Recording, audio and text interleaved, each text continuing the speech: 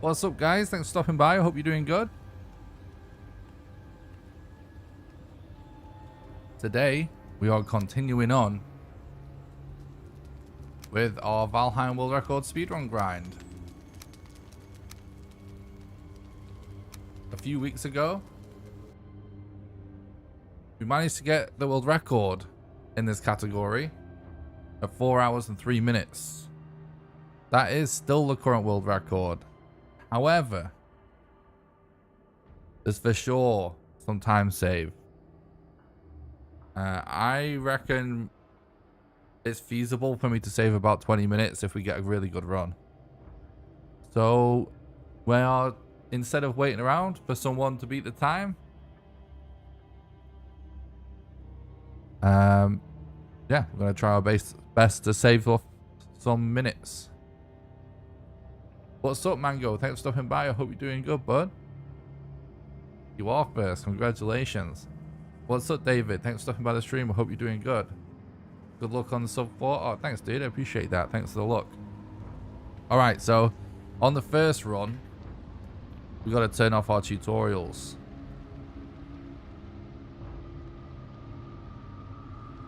That command will save, though. So we only have to do it on the first run unless we reset the game. Good luck today. I'll follow your journey to the end, brother. Oh, I really appreciate that, Mango. Thanks for sticking with the content, bud, and thanks for the look. Happy to have you. What's up, Galbatorix? Thanks for stopping by the stream. Hope you're doing good. A trim. What's up, dude? Thanks for stopping by the stream. Hope you're doing good. Okay, so at the very start, we can do some print seed commands in the chat box.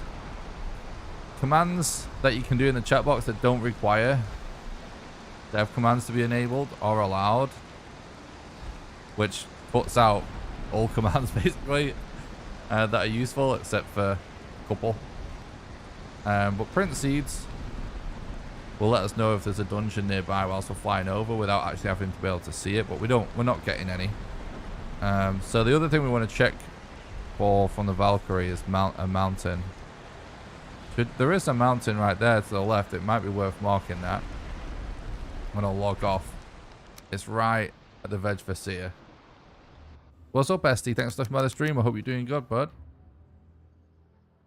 What's up, Sean? What's up, Pete? Thanks for stopping by the stream, guys. I really appreciate it. I hope you're doing good.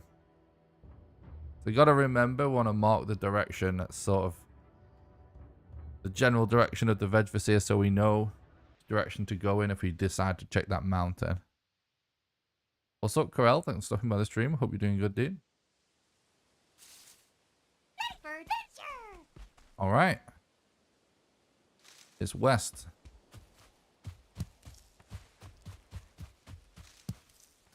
Mountain is to the west.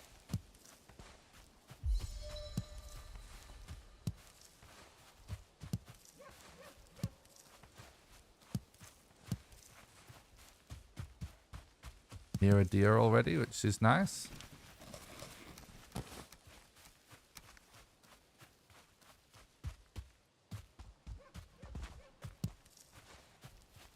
Hell yeah, Trim, I appreciate that. I like the energy, bud. Get a little bit of wood.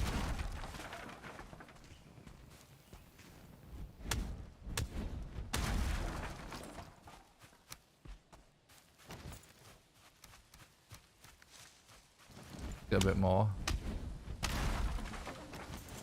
Even numbers are good because it's 2 wood. Place a cooking station. Thanks for the look, Kenneth. I appreciate that. What's up, Ali? Thanks for stopping by the stream. Hope you're doing good. Trophy, please. Hell yeah, Brett. He knows. Alright, here we go. What's up, Bill? Bill, thank you so much for becoming a patron and supporting the content and helping keep the dream alive. I really appreciate that, bro. I noticed you did it when I was off stream. I really appreciate that. Thank you so much for supporting the content and helping keep the dream alive. And thanks for stopping by the stream. And thanks for the look. I hope you're having a great day, buddy. Just reminded me seeing your name in the chat. Appreciate that, dude.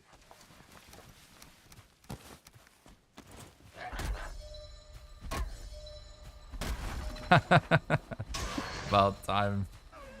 I appreciate that, dude. You've been with us a while now, right? It's awesome. Appreciate all you regulars.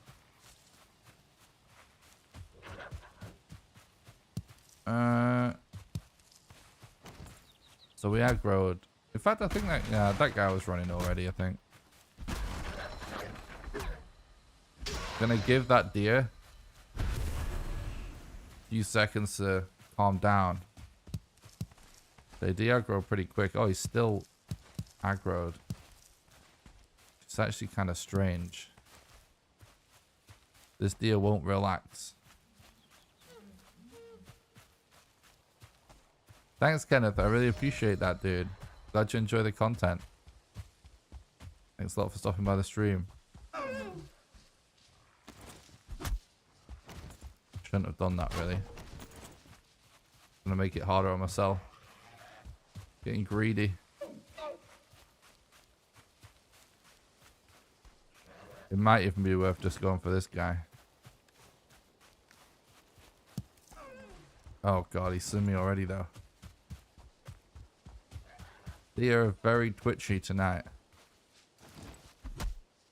Yeah, I keep making this bad decision to do that.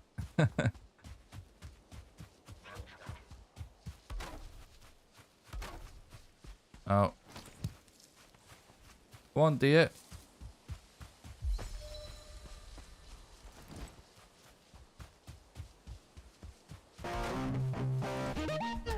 Trophy, please. Thanks a lot for the follow on Twitch.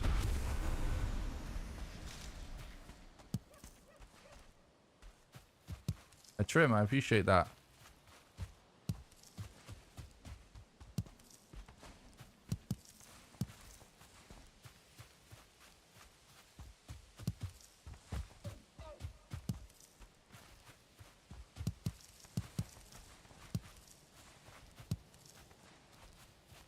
What's up, Shix? Let's stuff my stream. I hope you're doing good, dude.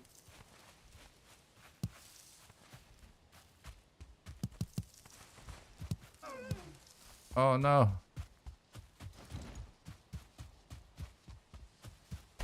Trophy, please.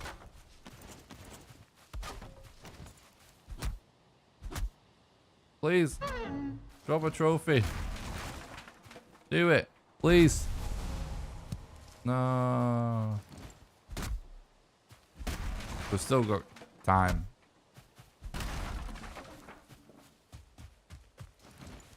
Keep it as the internal cooking station. I know what you mean.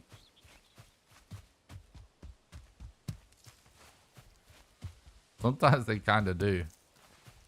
What's up, Fluffy? Thanks for stopping by the stream. I hope you're doing good, dude.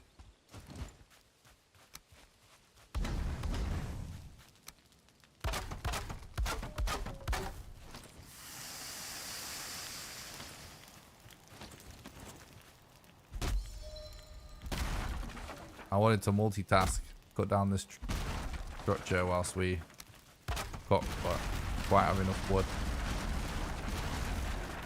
That's all good. That's what we're here for. Anything useful? Actually, yes.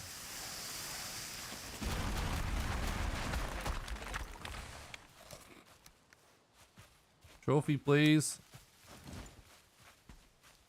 Where's the deer?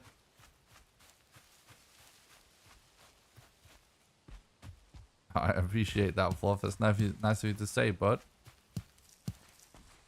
It's the highlight of my day stream for you guys, too.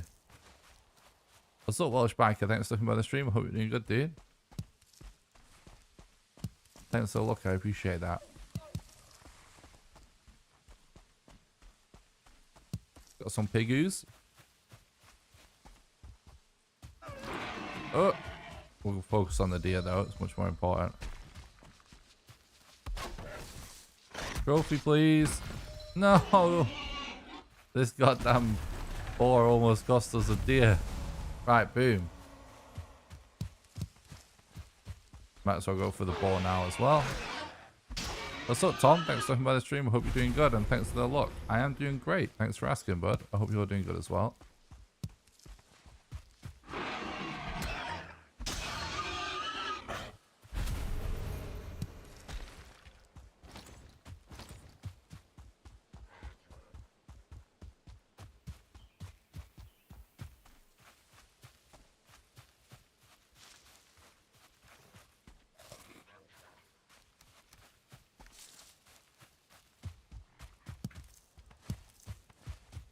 Hit another boar.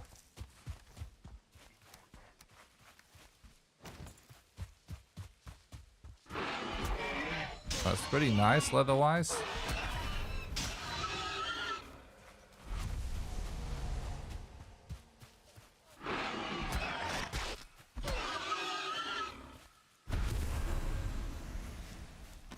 Okay.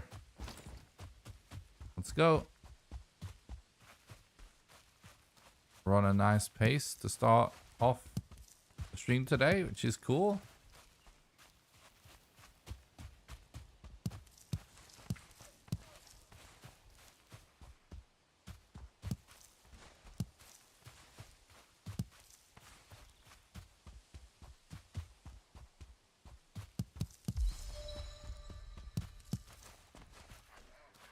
Very rarely really need 50 stone for each tier, but better safe than sorry.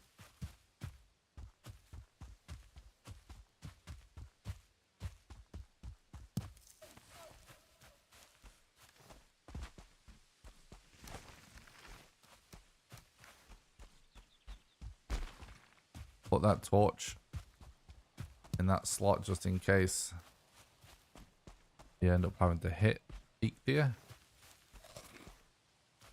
So spawns in the middle of forests are never ideal. Let's see what happens. Can still work out for sure.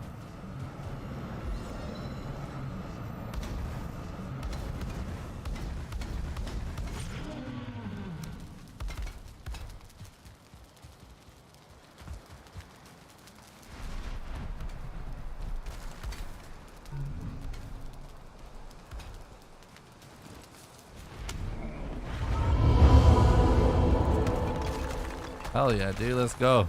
Minus 8 seconds off record. That definitely puts us on pace. GG. That was pretty much as good as it could go for a spawn in the forest. I like it. GG. Definitely don't want to take 50 stone with me into the Black Forest.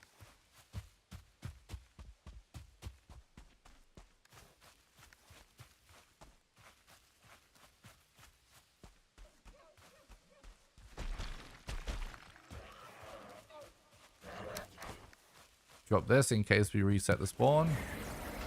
Get this so we can have the durability, but we're going to save it for climbing mountains or fighting Elder, depending on the situation.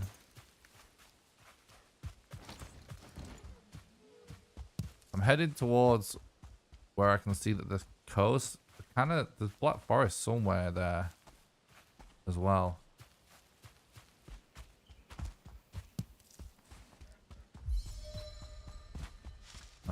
But yeah, the main reason I'm doing that is so we can collect flint, which we got 2 flint already from a chest, which is not a big deal, but a nice little bonus nonetheless.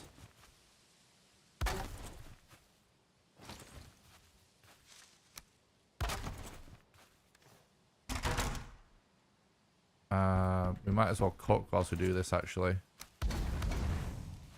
Didn't really need to stop crafting that because we've got a few things to do here, but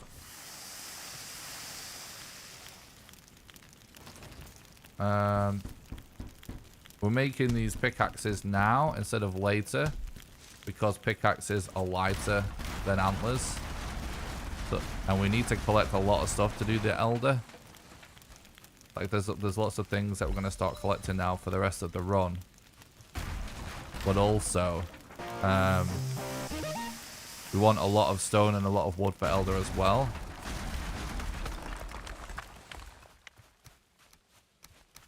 Okay. Let's go. Matthew Kielson, thanks for the follow on Twitch. I appreciate that, bud. I hope you're doing good. But yeah, I usually like to start building my pickaxes when I'm standing near a structure, because it allows us to recoup the wood nice and quick, because we still want a lot of wood. We've got a boar stone here, which is nice. 2 1 stars as well. So this is going to put us pretty close to having all the leather we need nice and quick. Which is sweet.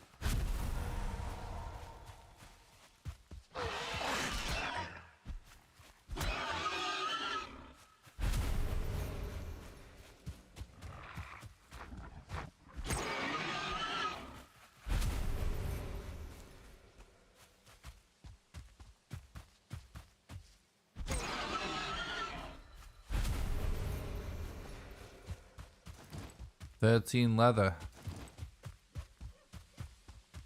Need 20. They're on, so.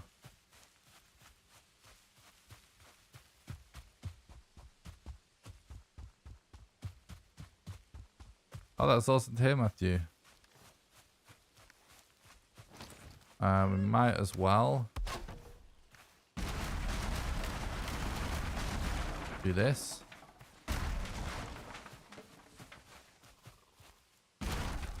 Yeah, you have to record the whole run. I mean, I personally just stream the whole run, and so that I've always got my, I can just upload my stream VODs for record, so that I don't need to record hours and hours of footage. But when I can afford to upgrade some equipment, I probably will record the whole thing as well. But yeah, like if you're not stream, if you're not, you need to record it somehow, whether it's using VODs or just recording software. What's up, Zephyr? Thanks for stopping by the stream. I hope you're doing good.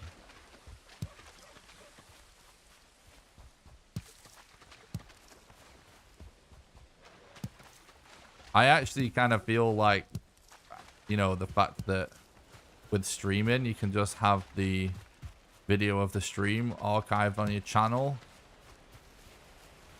And then the fact that you can go in and then edit that, especially on Twitch, you can just create a Twitch highlight and export that to YouTube. I feel like that's been an absolute godsend for me with submitting speedruns. And I feel like lots of speedrunners feel the exact same way. Exactly, yeah. Yeah, I believe there are some speedrun games that even require people to stream. Which, again, sort of makes sense in terms of it's definitely very... a lot easier to authenticate, of course, but... yeah, we don't do that yet. I feel like that is perhaps a little strict, but it makes sense. I can see the logic. I don't think it's common to require a stream, but I've seen it. We did see signs of Black Forest down there, right? But I feel like because we've got a mountain this way, we might as well go that way, because that to me looks like there's going to be a Black Forest anyway.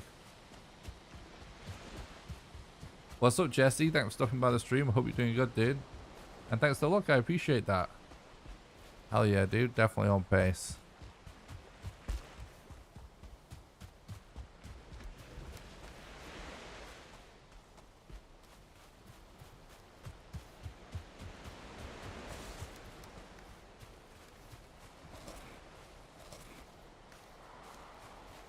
I want that little bit of extra stamina.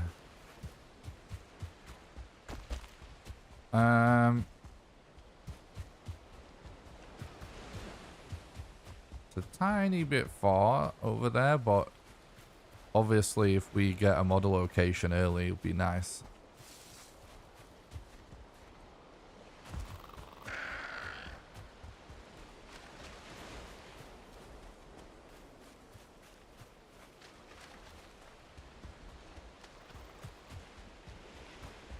We've got some boar here. Very rare for boar to be just on their own. I only saw one there, but I would just always assume there's more. So we only need 5 more leather for the whole run now, which is very sweet.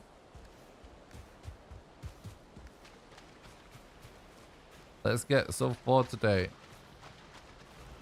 Hell yeah, dude. Thanks for stopping by the stream. Full blown Jan, I appreciate that. More boar, hell yeah. Let's go. If we get 20 leather without looting troll caves, it almost guarantees for me that I'm going to end up grinding for at least 15 bones in a burial chamber if we end up having to check a burial chamber to find the elder, which we probably will, because, you know, but troll caves are the best source of bones and of leather in the speedrun. Not the only good source, but they are the best. Usually you see boar around farms. That's kind of why I came here, but I don't see one right here.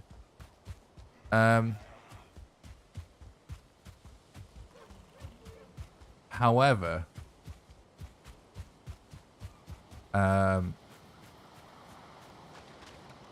this looks interesting. I guess we go this way.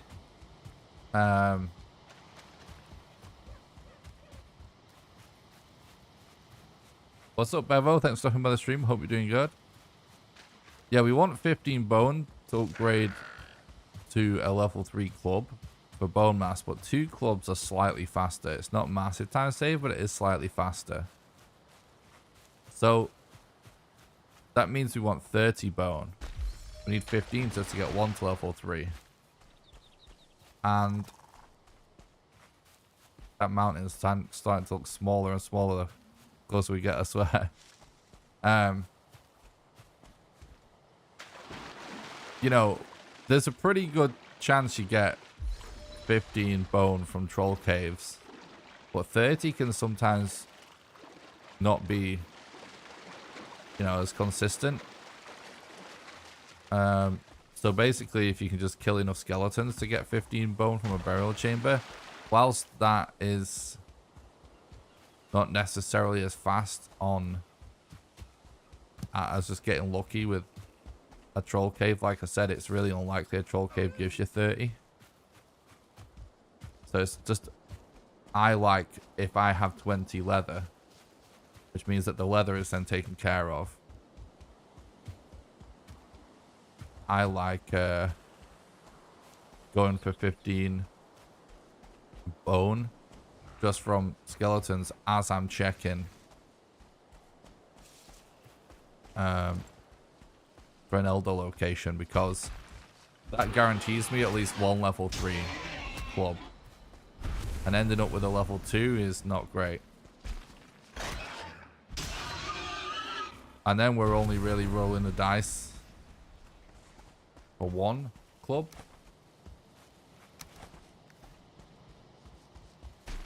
So here we go. This is our 20th piece of leather.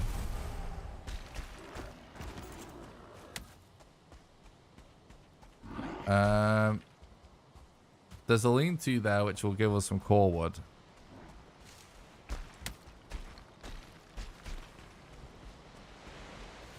What's up, Azul? Thanks for stopping by the stream. Hope you're doing good. Portals aren't really a thing in this speedrun category, and they're not a thing in most speedrun categories. But there are some categories where you'll see people use them. But I don't run those categories, so I couldn't really tell you how optimal that is. I kind of feel like most scenarios it probably isn't optimal.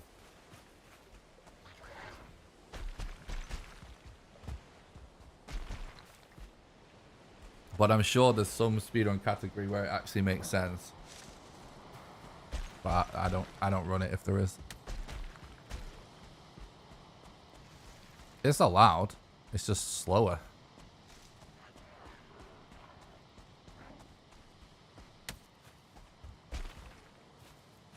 I don't know whether to check this mountain or not. I probably should. It doesn't look great, but it also doesn't look like so bad it's a write-off, if you know what I mean. Oops.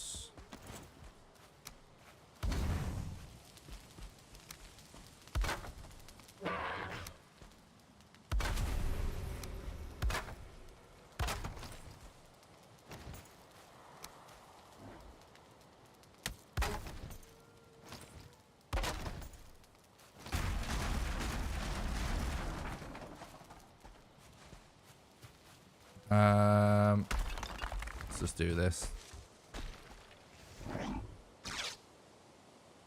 What's up, E-Rock? Thanks for stopping by the stream. I hope you're doing good.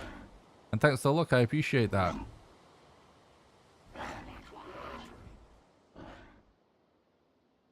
Oh, thanks, E-Rock. I appreciate that, dude.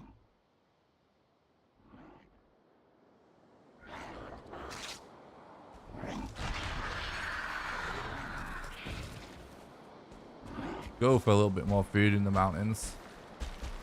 A little bit more meat.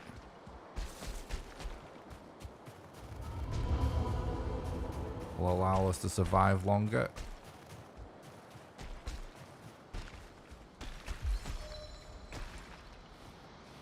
Yeah, that's what I thought. There could be a cave around here.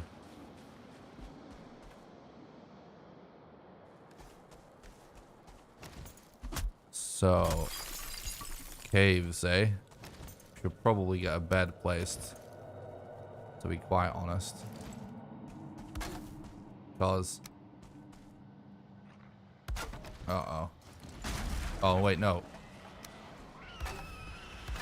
We should leave workbenches, actually. Oh, shit.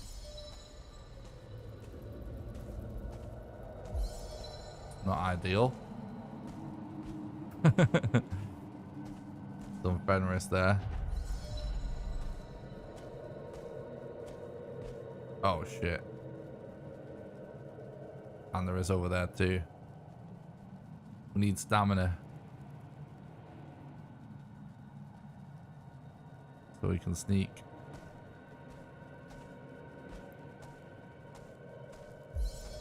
What's up, Genji? Thanks for stopping by the stream. I hope you're doing good.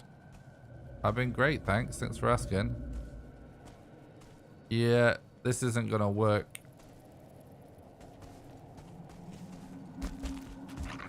How am I actually stuck? We need more stamina, apparently. Have to relog there so we don't die. That's unfortunate that this mountain cave didn't really give us a mod of rune.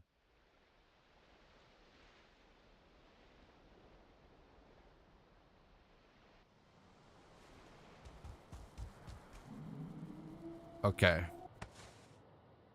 Yeah.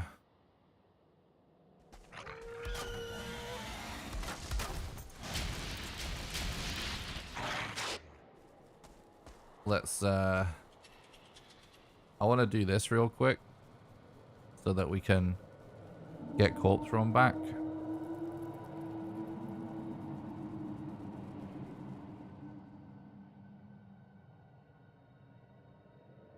I placed those workbenches. Just no.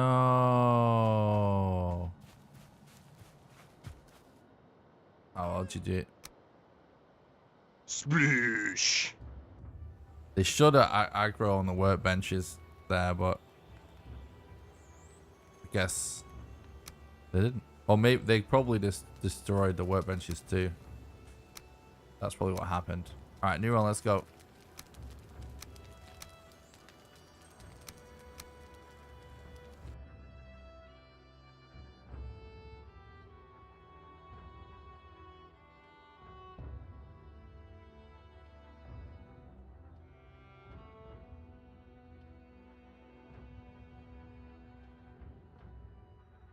At least I can finish my coffee. This is one. Hell yeah, let's go.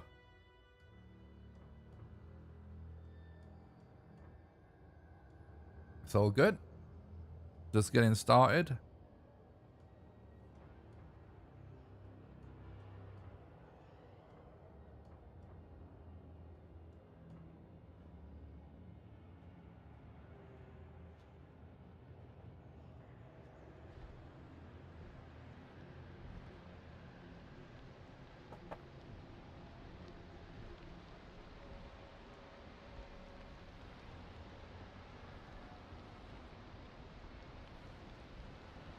Any reason you didn't sleep before you went up the mountain? Yeah, it doesn't really do anything. Right, let's see what we get.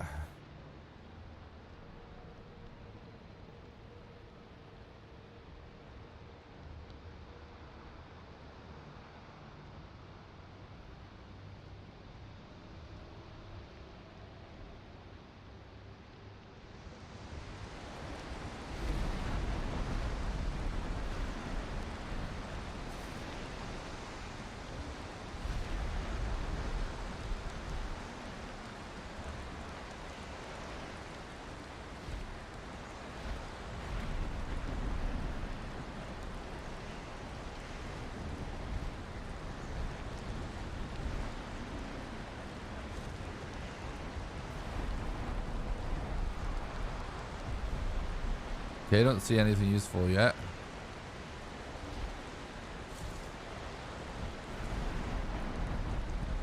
What's up, Mitch? Thanks for stopping by the stream. Hope you're doing good.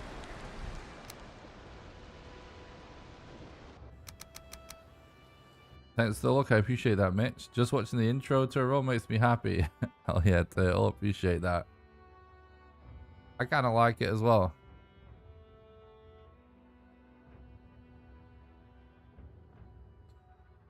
Yeah, sleeping to avoid the night does make spawn rate slightly less, but that makes no difference 99.9% of the time. And sleeping does take more time than you think.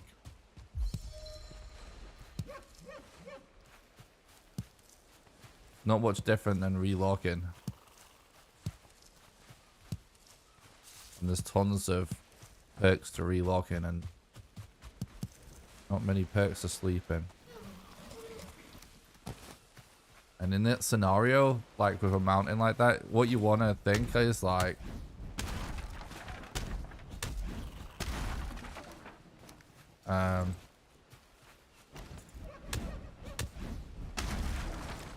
we got up that mountain really quick.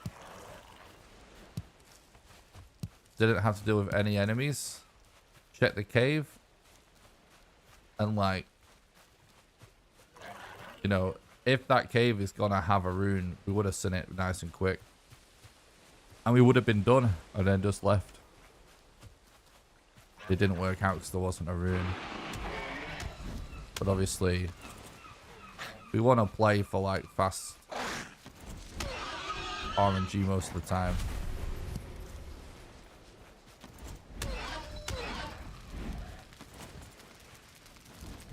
Because that's how you get more optimal runs.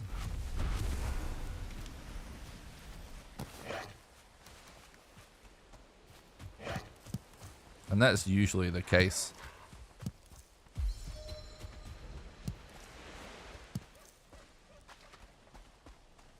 And also, just because there's loads of mobs doesn't necessarily mean it's over, right? We just to run from them, we relog.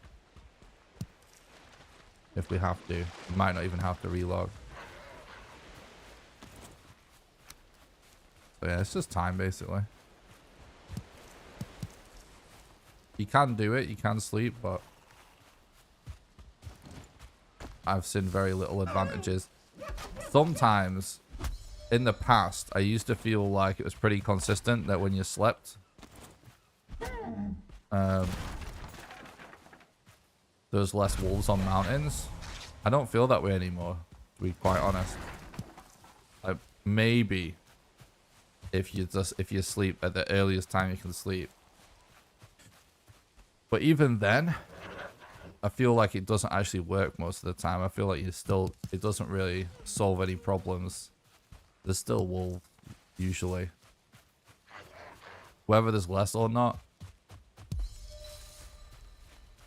I don't know. It seems very inconsistent to me now.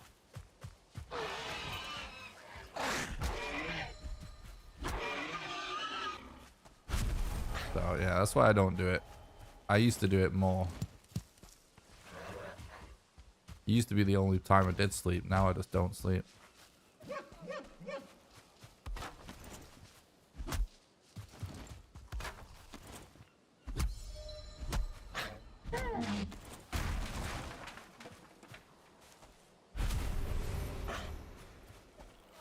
Well, even raised in swamps, like, the reason why, like, sometimes it can be worth sleeping in swamps, and sometimes they do it, but the reason why it doesn't happen often is that 99.9% of the time, it doesn't actually matter.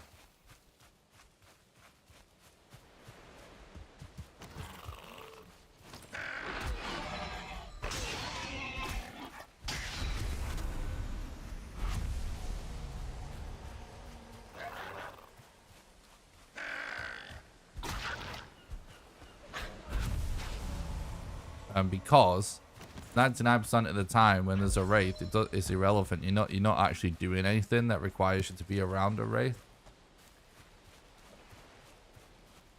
Yeah, yeah. They can be raised in the daytime, and you know, also you can count on the daytime for certain wraiths to disappear. But also, it's the main reason is that you need to think of anything that takes time as serving a purpose, and like, what is that purpose? Because 99.9% of the time when you're in the swamps, all you're doing is running into a crypt, and then there's no wraiths, right? And then even if it's nighttime, you have to get unlucky, really, to get surrounded by wraiths. So you're just not really around wraiths, even if it's nighttime most of the time. This is annoying. I relogged. Yeah, so that's the main reason, is that usually you're just going from A to B, and just like they can't, you lose their aggro when they go in crypts anyway. Then there's like the fact that you can just kill them as well, and sometimes you can do it really quickly with fires and bonfires, which is a really good solution. It's better to do the thing that 90% of the time is effective, and then just have a workaround for the 10% of the time, instead of trying to be preemptive by doing things slower 90% of the time for a problem you only get 10% of the time. You know what I mean? Good luck with the stream tonight. I'm multitasking with you and Liverpool Ajax. Oh, awesome. What's up, Menno? Thanks for talking about the stream. I hope you're doing good, bud. Alright, we've got 2 trophies now. But yeah, same applies to many things in the speedrun.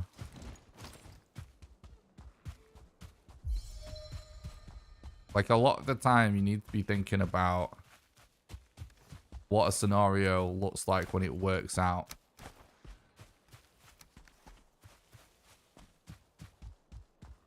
And not what it looks like when it goes wrong.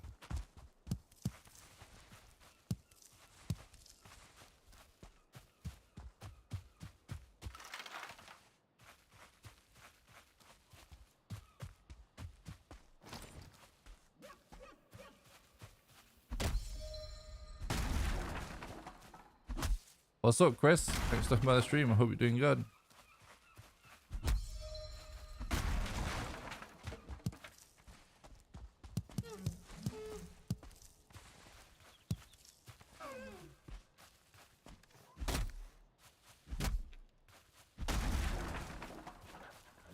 It is always relative, I should say, to how common each scenario is. It's like Desquitos. Whilst it's common for there to be a problem, it's easy to see the glasses half empty all the time and think of the amount of times that we die to them and lose time. But at the end of the day, 90% of the time, 90% of Desquitos is zero problem for us. We just shoot them.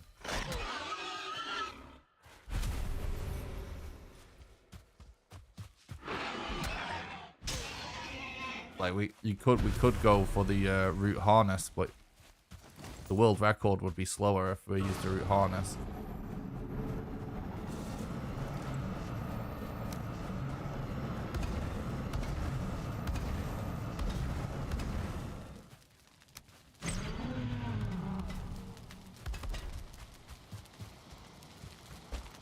Let's go.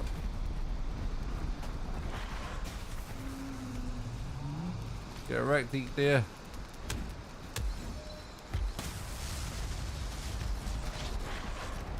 Die. Hell yeah, 40 seconds ahead. Let's go.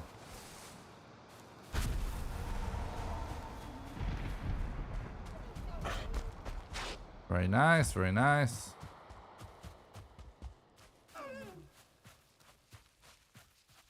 Thanks, Christian. I appreciate that. Thanks for the look.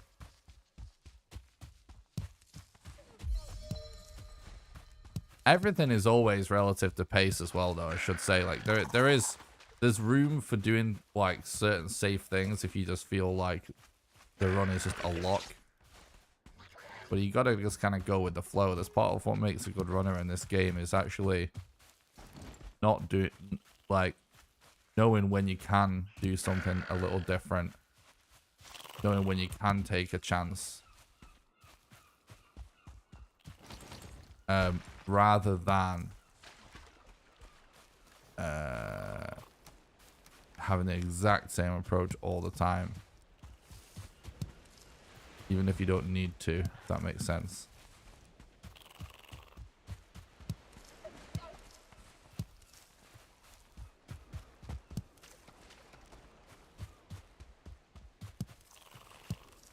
That's a little bit flint.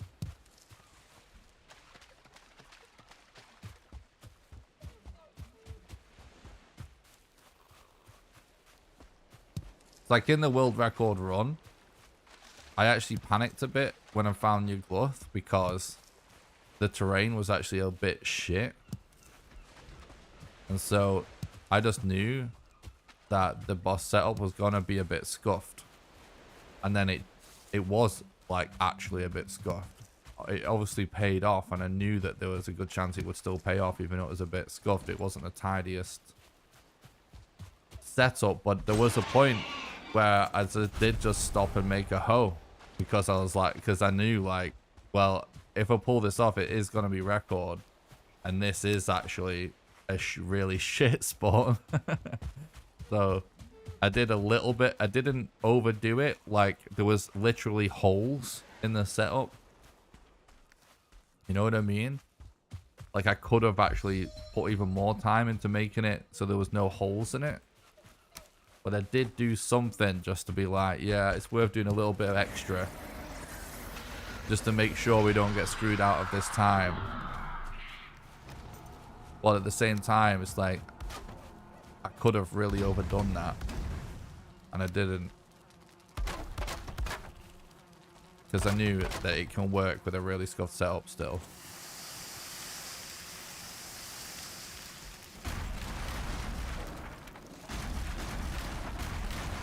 Let's go with some extra wood.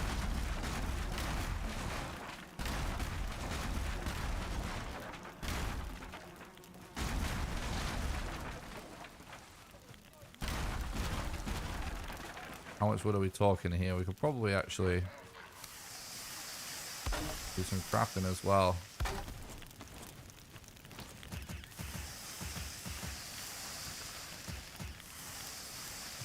Extra bit of multitasking.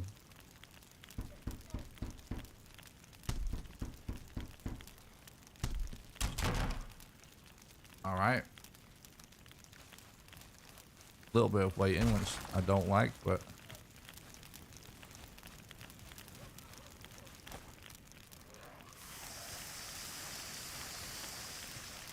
not a lot of time.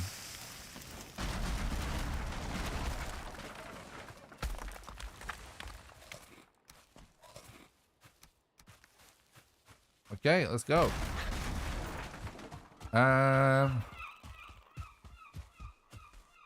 We didn't see a black forest on this island, at least flying in. That is a different island over there. So I want to go somewhere we've not explored yet. On the basis that, like I said, didn't find quite what we're looking for on this island. Still need quite a bit of wood actually. We actually went for that fight with quite low mats, which is actually great. It's optimal, but you always end up having to gather extra mats if you do that anyway, so it's If you was doing each day percent, you could go in with way less mats. That's what we want. Plenty of mats. So this is actually a really good start.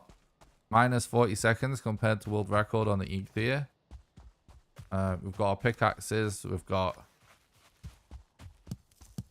you know, our wood. Plenty of stone even. And we've got half the leather we need. I just heard a boar somewhere. So I feel like this is an interesting thing to talk about. So there is actually a tendency to obsess over boar in this segment of the speedrun. You really don't need to. Like, as long as you know what you're doing, there's plenty of leather in the run to be found. Yes, it's nice to get it early, but it isn't time save. You don't need it until swamps. We see there's a black forest over there, but it means us navigating this giant stamina stat. So I'm just going to try and go around a little bit.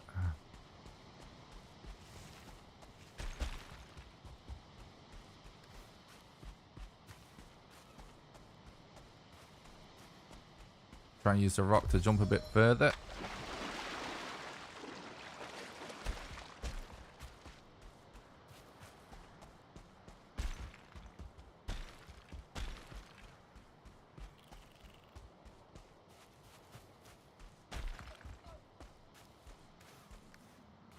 Okay.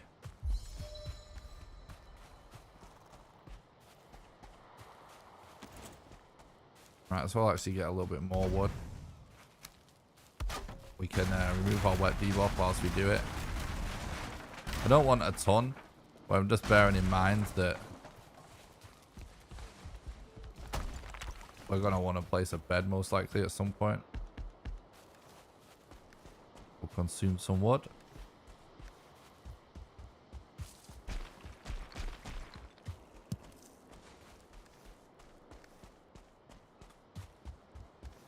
Rocks are the main thing that I'd say you need to be careful of over looting.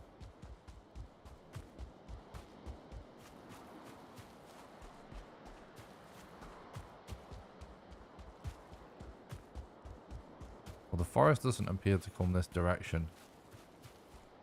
We'll head towards what we marked. Yeah, rocks are just really heavy, that's all.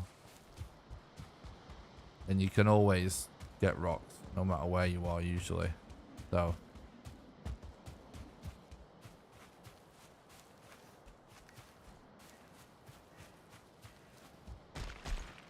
thanks gaming, I really appreciate that, bud. Glad you enjoy the content. Appreciate you saying that, and thanks for stopping by the stream. I hope you're doing good.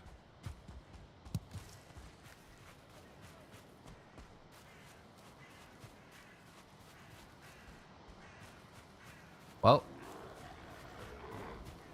there's definitely burial chambers here. See one?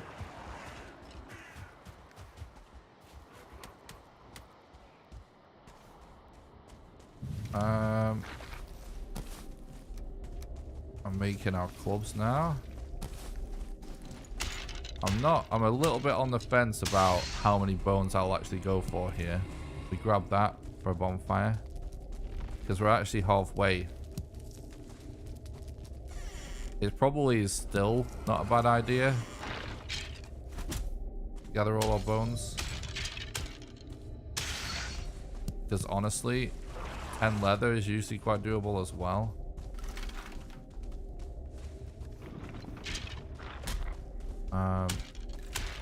Control cave. Uh-oh. Yeah, we're out of here.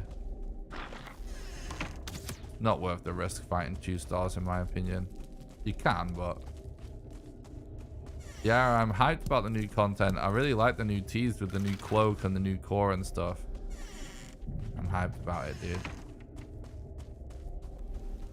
What's up, engineers? Thanks for stopping by the stream. I hope you're doing good, dude.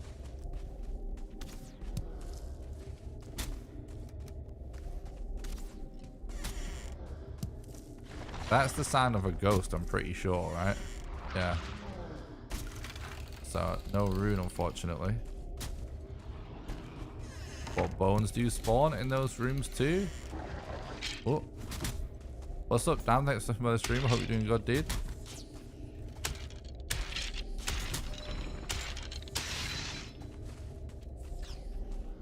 Okay.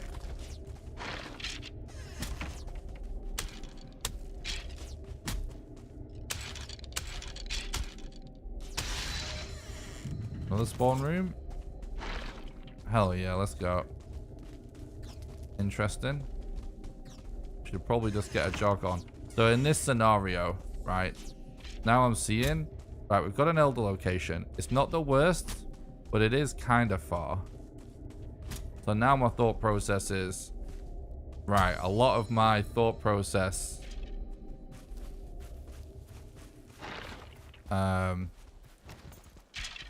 about needing to get in mats sooner rather than later now is changed. Now I'm thinking, right, it's a long distance. Odds are we can get a lot of mats just on the way instead of focusing on where we are right now for mats, if that makes sense. Wait, ghost means no rune or unrelated? Ghost means that room type is nearby, and that room type has a chance to spawn a rune. And it also has a chance to spawn cores and bone.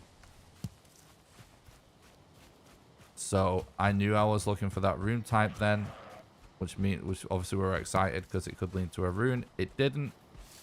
We already had our core, so we didn't need the cores that were in there, but we did get bone, which we do need, so still good.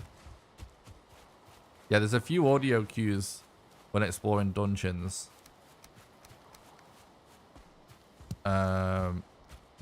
That help search for the rune. That it's never a sure thing, but it's usually ways of identifying a rune type.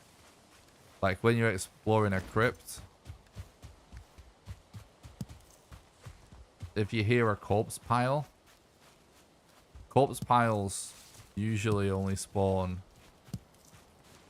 Well, corpse piles do spawn. They spawn in other rooms too, but corpse piles spawn in rooms that have chests, and in rooms, one of the main rune types that can have the bone mass rune in it. So when you hear a corpse pile, you tend to start trying to head towards it for that reason.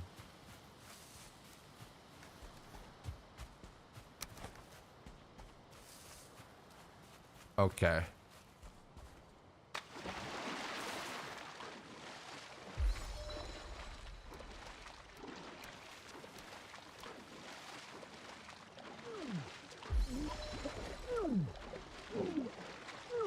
I actually never have played Conquer.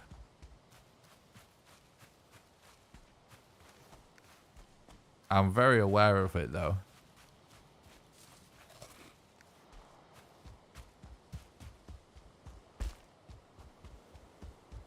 Most speedrunners will play through every night. Some might sleep occasionally.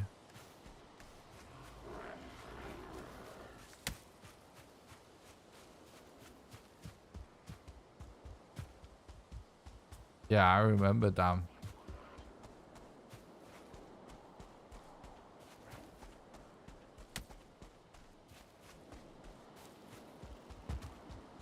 Do you have enough time to get there and it still be a really good pace? Yeah, I've heard people say that, damn. It's pretty funny. I never played it.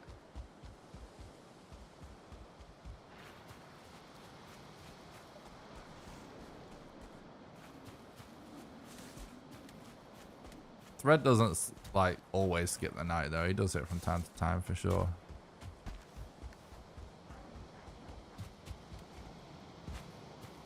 If he can.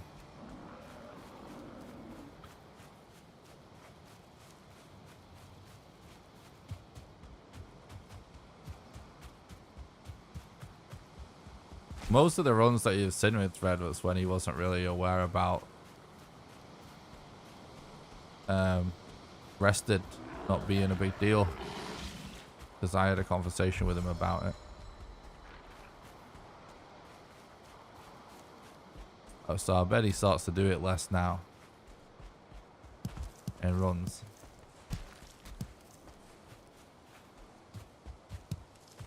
Because some people rest asleep to get rested faster. But that's mostly runners that aren't aware that rested actually is slower most of the time. Unless you're actually going to do some melee attacks or something. Or you're running it like you can guarantee running for a long time. No pauses. Which rarely happens in this category. Right, let's see what we get from this troll cave.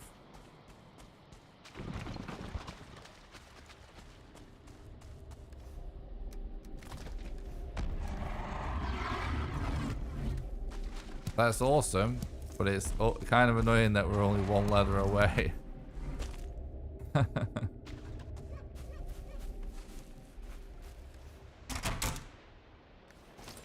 We might as well do level 2, I guess.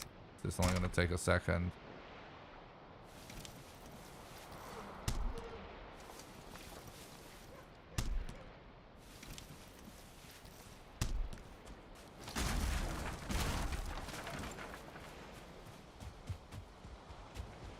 Thanks a lot for the look, Bradley. I appreciate that.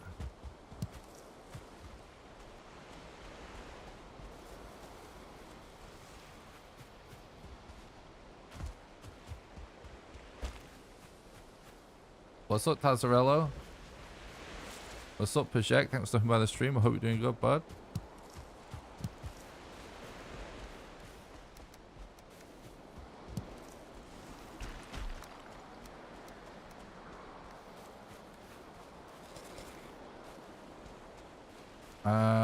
Yeah, so we just need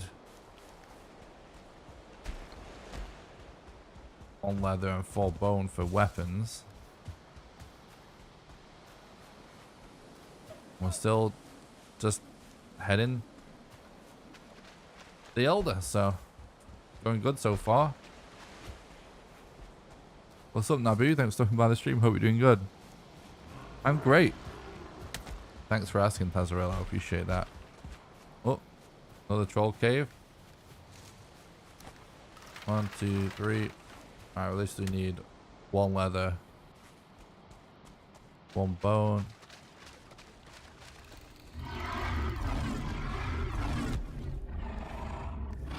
Yikes. This is a troll cave. That's the other kind of troll. But it's all good. This is what I'm talking about. Like we gotta go quite far anyway, so odds are we find what we need en route. I might check this for a chest because we have no arrows yet.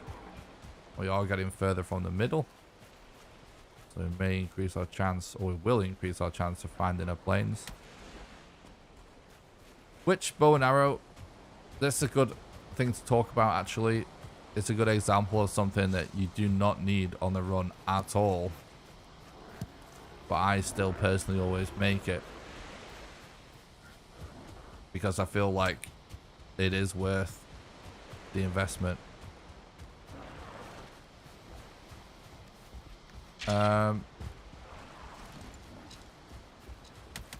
If we just wait for these to fight, we'll get a piece of bone extremely easy.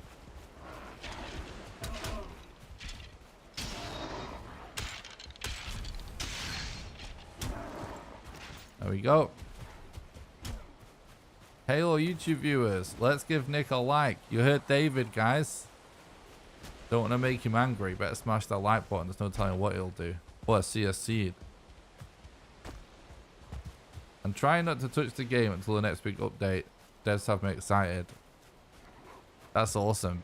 Damn, yeah, that's probably a sensible move. You'll be so hyped when Mistlands comes out. I gotta say, the latest tease they showed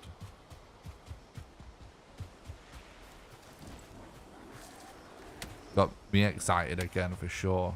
I am just excited. I'm hyped for Mistlands. It's going to be...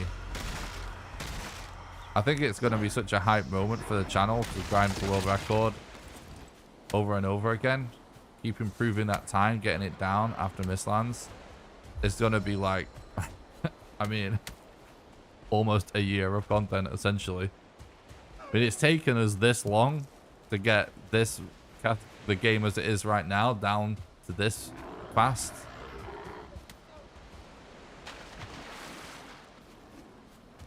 It's going to be a big grind to get it down again after Mistlands.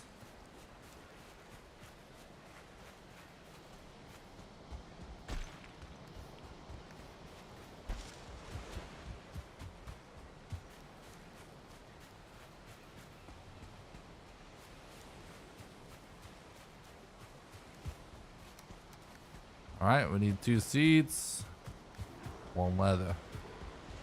Wait, I think I hear a seed. Yep. I wouldn't be surprised if we end up in a meadows at some point.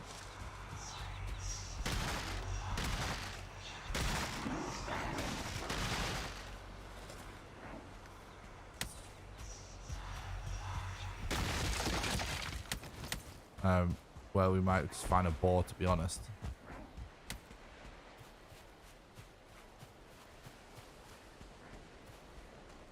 Yeah, not sleeping through the night. Yeah, that's true. Seeds are definitely easier to see at night. Or we might get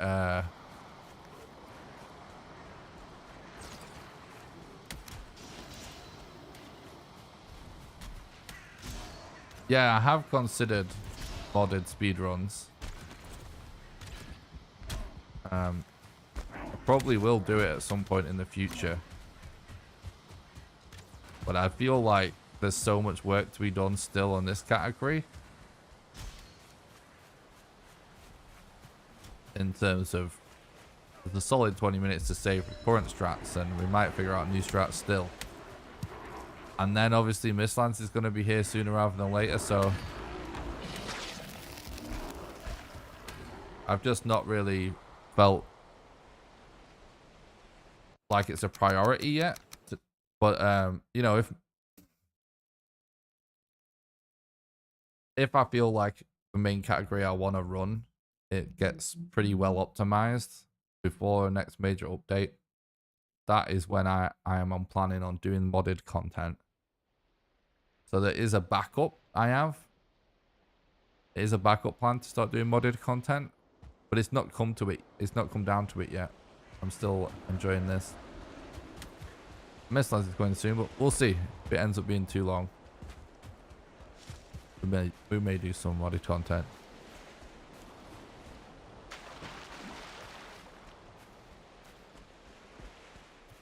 What's up, Wan? Thanks for the stream. I hope you're doing good, bud. I'm great. Thanks for asking, dude. I definitely hear another seed. There we go. It's up there. I did do a speedrun with a mod actually a while back where I think I did a set seed new game plus run in first person. So that's the only modded speedrun I've done. But it was cool though, it was fun.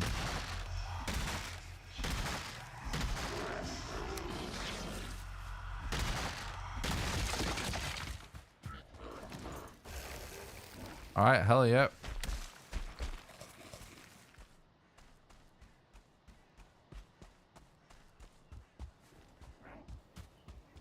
Yeah, I did also do the swamp only challenge, which also used a mod. But it just wasn't a speedrun, that's all. So yeah, I've done a little bit of modded content, but not tons of modded speedruns are out.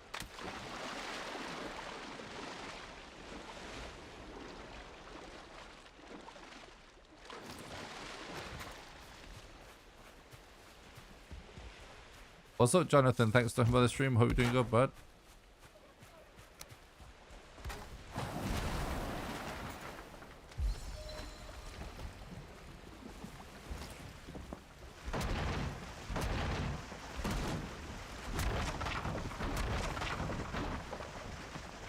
Yeah, the run's looking good so far, thank you. Oh, we're on pace, I would say.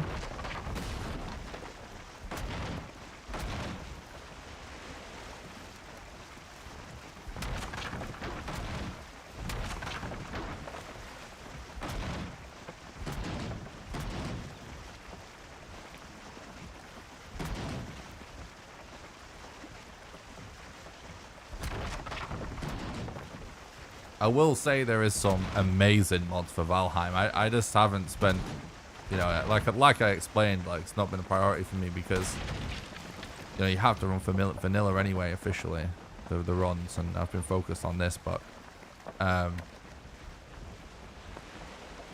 do occasionally explore the world of Valheim mods, and there's some amazing mods out there.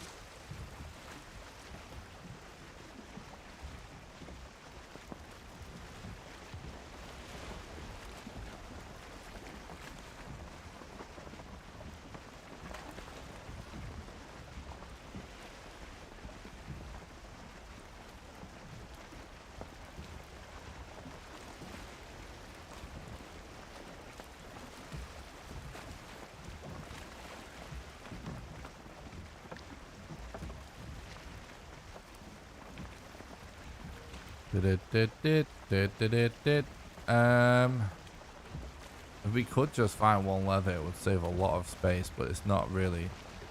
So, one thing as well that I feel like really takes the runs to the next level is just when you stop being so particular about things. It's really easy to get hung up, like on a situation, one more leather.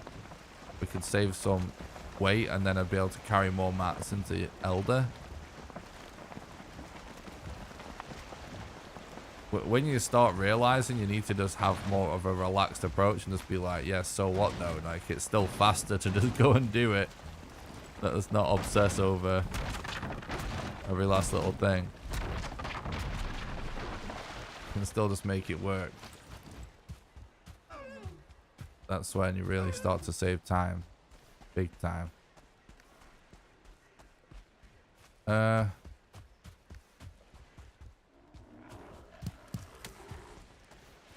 Yeah, we're not quite going to be able to have another 5 stack. It's not really worth worrying about.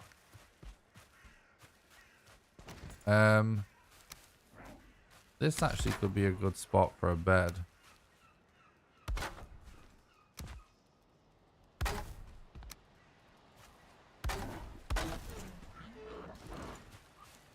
Gotta remember we have level 2 clubs. It's not nothing in the Black Forest.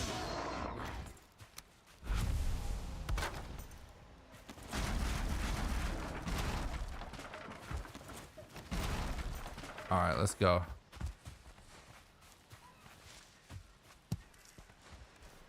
Yeah, that extra little bit of wood.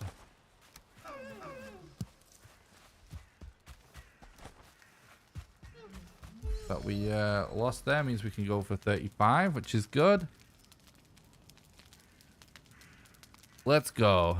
We've got 6 minutes to kill this guy to be on pace. If we beat 43 minutes and 34 seconds, then that is an extremely good Elder.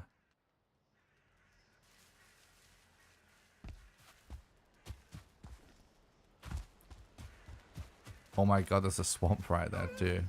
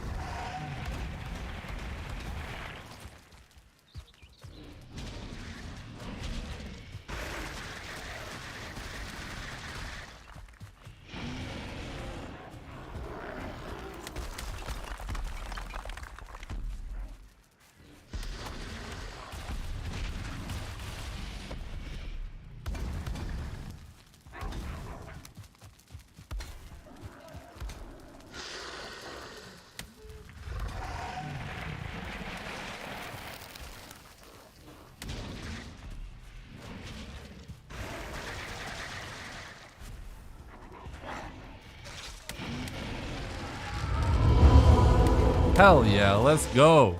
Sober 40-minute elder. Holy shit.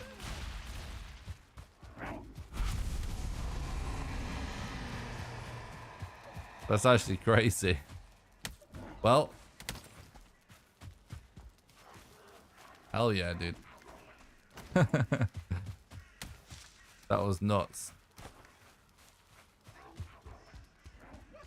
We actually just need wood because there's a freaking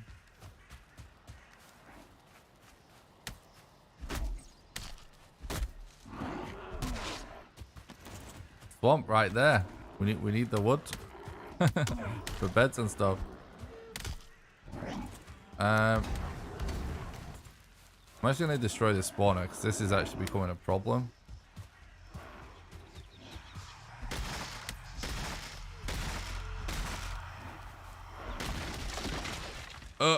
Yeah, I knew that was coming. World records back on the menu. Hell yeah. What's up, Asgard? Thanks for the stream. Hope you're doing good. True, Mitch. True. So it's actually worth focusing up a bit. And maybe even using the corpse run actually in this scenario to just kill these enemies. We need a lot of wood fast. So they are like a bit of a problem.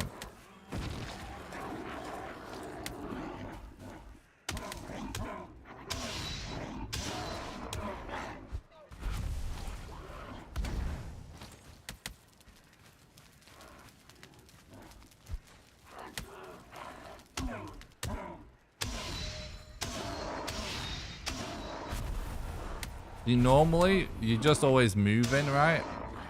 So these mobs wouldn't matter. We'd just run into the swamp. But we need to stop and get wood.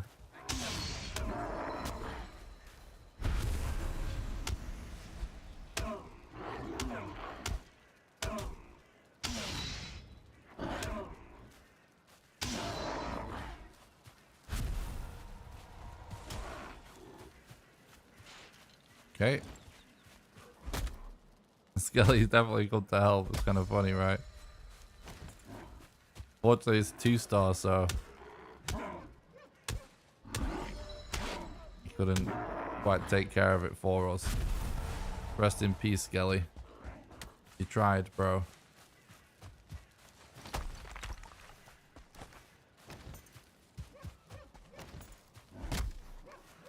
Yeah, we do want a little bit of stone, just in case we have to kill a wraith. They're still coming. Alright, we can probably just go at this point. That's enough. Actually, yeah, I don't know, dude. Let's just see what the situation is. We can get by on this amount of wood. The thing is, as soon as we get one leather from a scrap pile or something, we're gonna want to craft and then we're gonna be low on wood. Let's not get ahead of ourselves.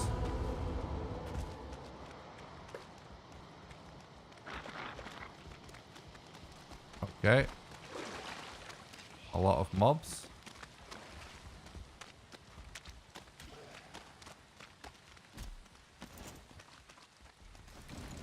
We might get a shack or something that we can just chop down.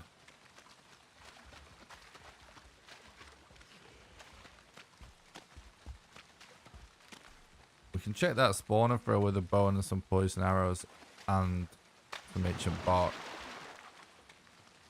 I don't really love checking spawners because of the mobs that can spawn, but rip. It's honestly worth it.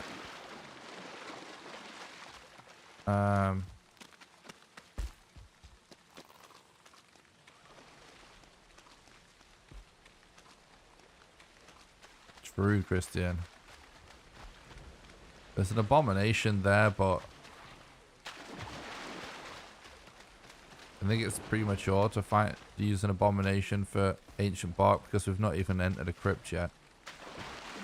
Could just wind up being time loss. Yeah, the swamp is actually pretty big. I'm a little worried at how shallow it looks, but I don't see a ton of useful things inside it yet. Alright, I see a crypt, so that's good. Where do you think runs die the most and lead to Valheim speedruns?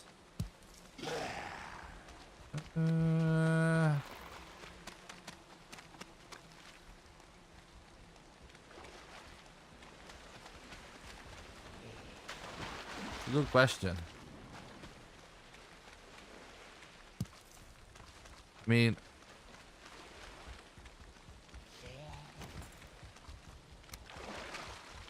most runs are only a reset because it's off pace or because a boss spawned really far away. These days, as long as the boss arrangement is decent enough, like, I'm able to play a run really consistently into the plains. And then it'd just be an issue of if we find Yag or not. But the thing is, it's probably more common than that for there to be something that means it's a reset before that point. Like just a boss being too far away.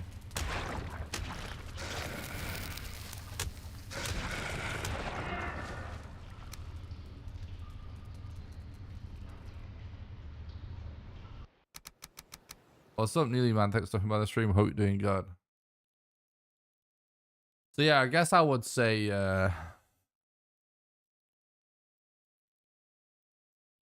seems to me it's a lot of things. Well, that's not true though. Serpents, not real. Extremely rare. Bad eggs. Usually there's enough eggs. Yag being,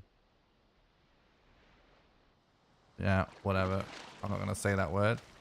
But yeah, like, yeah, it's every run, most runs it's likely for Yag to be really far away. All the other things are actually kind of rare. Bad eggs a little bit more common.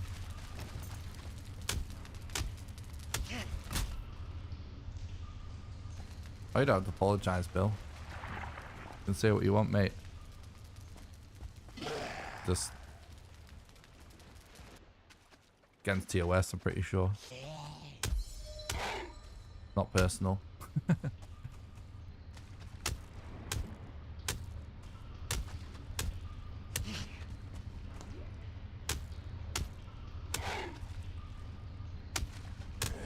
Yeah, but all these things aren't what most runs died to. Most runs are just a reset because of either it's just some RNG that makes it take too long, like trophies, or the Elder's too far, or we don't find Yag. I would say that's most of them. Actually, kind of an empty crypt, unfortunately.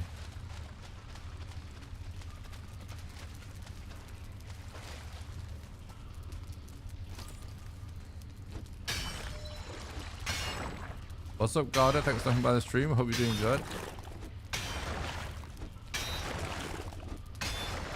The easiest way to find your gluth? Unfortunately, there's no super easy way to find your gluth, but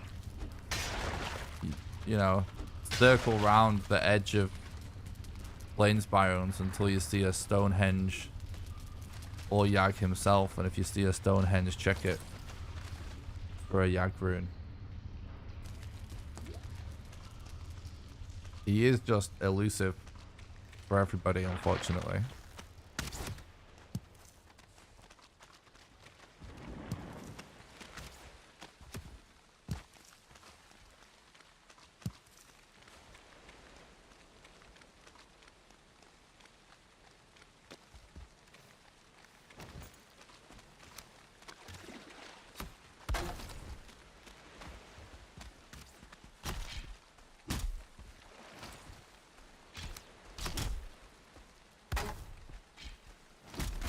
know what? We don't really have a ton of wood. I'm not going to make another bed.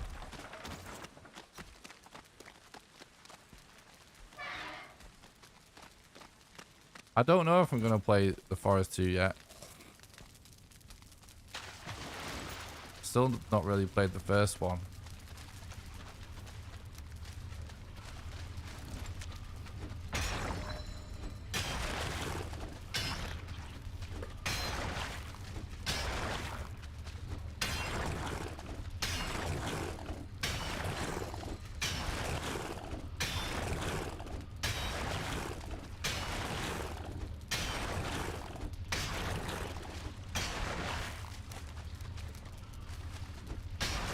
Right, we have the mats.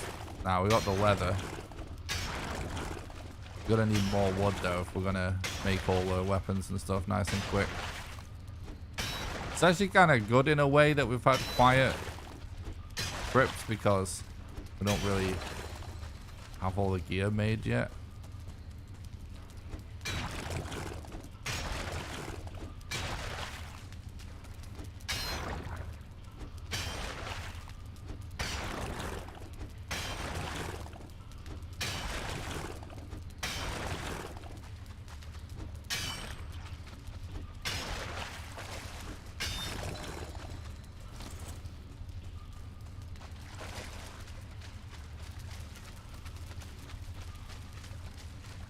No way. Hell yeah, he's nice and close. We got a live one, chat. Why is boss 3 not counting down? What do you mean? Timers count up. Do you mean it's not telling us the time save yet? If that is what you mean, it's because we're still too far out for it to start doing it. It only does it when it gets so close. It'll always tell you afterwards if you split early, but that's essentially almost always a gold if it's not started counting down yet.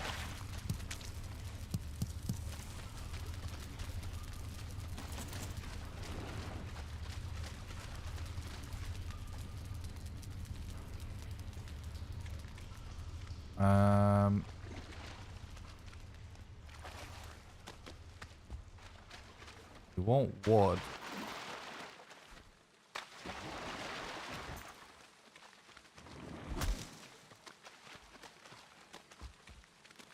What do you think of Thor, Love and Thunder? I don't even know what that is. Sorry, Britt.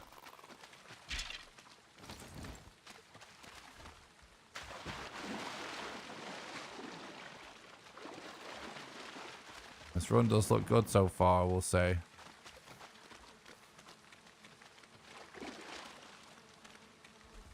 Oh, I've not seen it.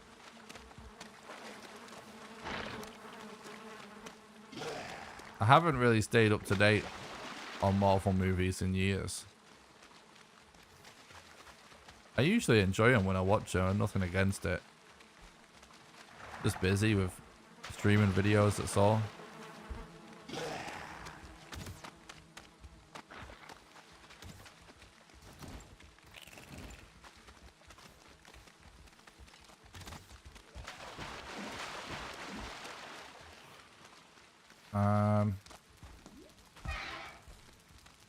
I'm kind of thinking of, usually, right, I would focus on clearing crypts early. Make sure we have the withered bones we need before we got to bone mask. But because we don't have all our weapons made, I'm considering just counting on finding what we need in the swamp that bone mass is in. It's slightly riskier, but it's also still likely to pay off.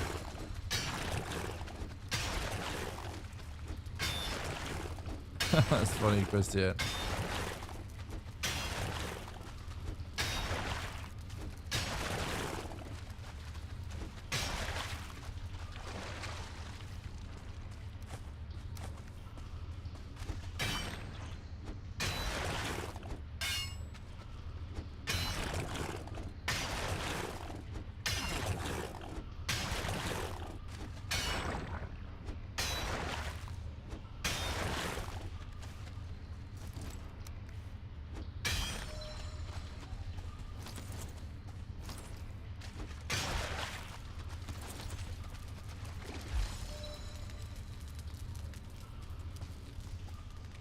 Still doing pretty good without weapons and stuff.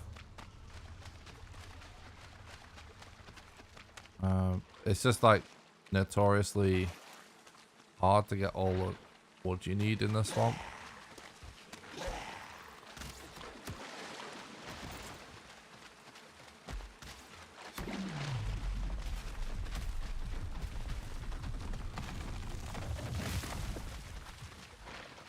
Not too worried about this abomination either.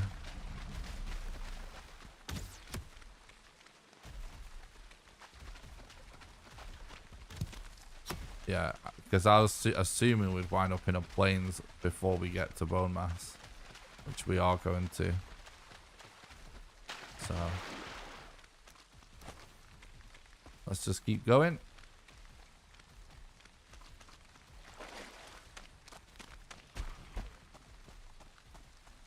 I could go for that structure for wood, but probably not going to need to. Rather just lose as much of this aggro as possible.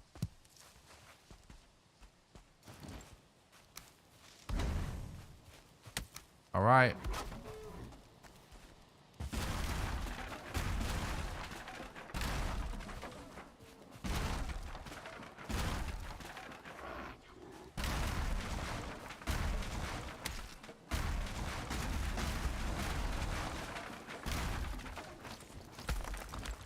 Should be pretty good for wood now. We are.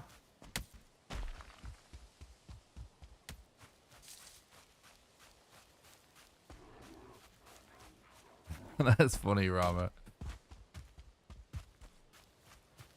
I really enjoy all the speedrun strats in this game. I think they're fun, like all the ones to deal with bosses and stuff. But yeah, obviously, when I first played the game, I just didn't cheese it either.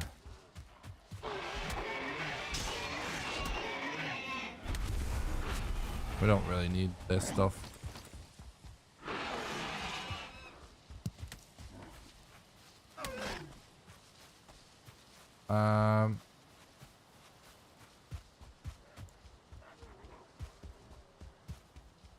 This mountain doesn't look very good, really.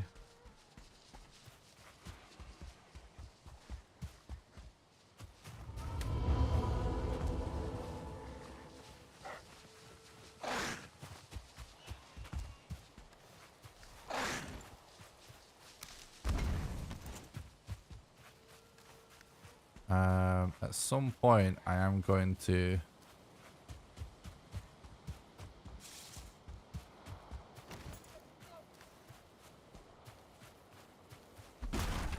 stop and craft. What's up, Patrick? Thanks for stopping by the stream. Hope you're doing good, dude. And thanks for the look.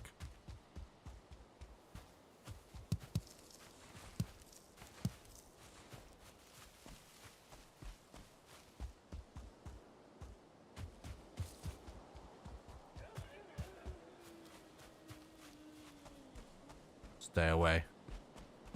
Oh my god, this mountain is such an odd shape.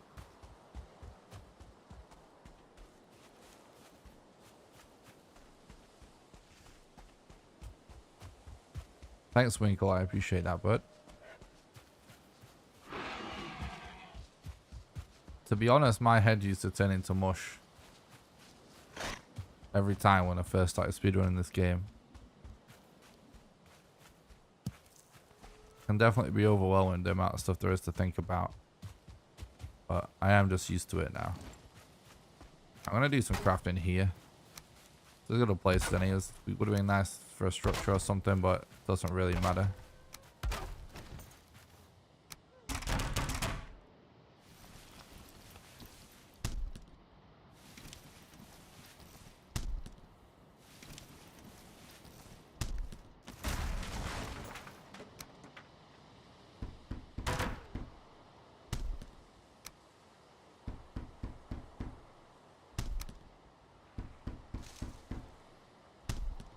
Okay.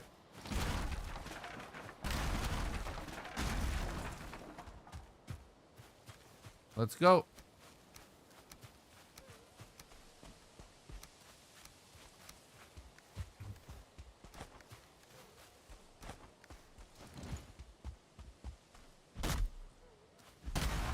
A bit more wood wouldn't hurt still.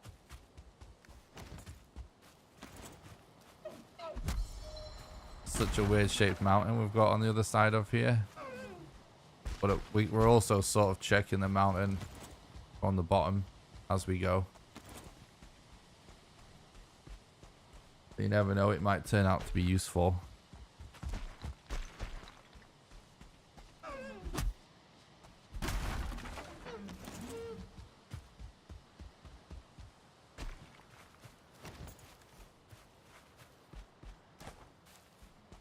We are stacked with arrows as well, which is awesome.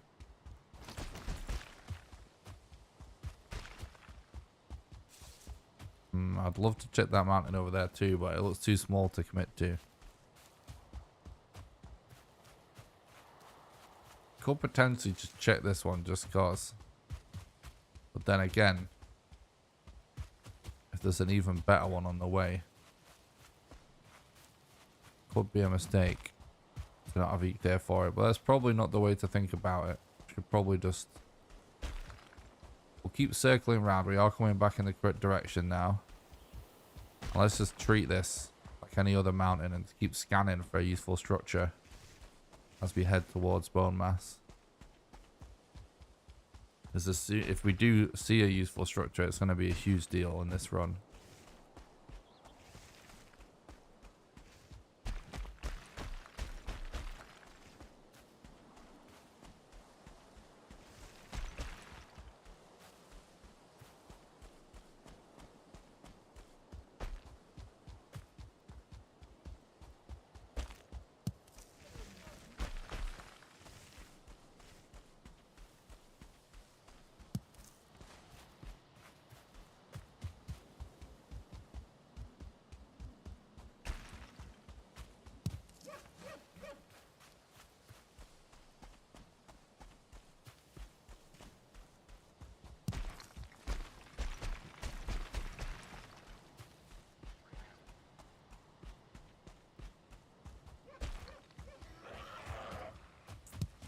Just trying to really check this as good as we can.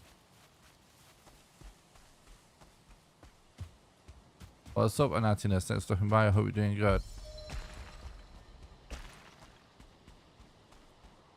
I don't know, we kind of might as well just go check it, I think. At this point, it doesn't look like it's going to get better. Does it? We sort of need to start heading away now for the fastest route, so I think now's the time to just go for it.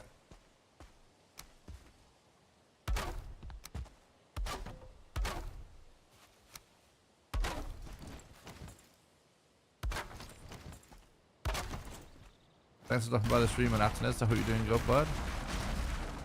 Thanks for the look, I appreciate that. Yeah, this run's going really good so far. We're on pace.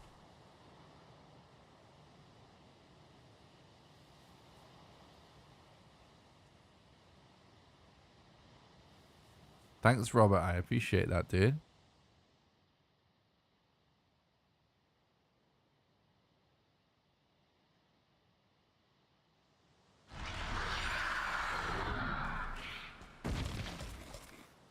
Okay, let's go.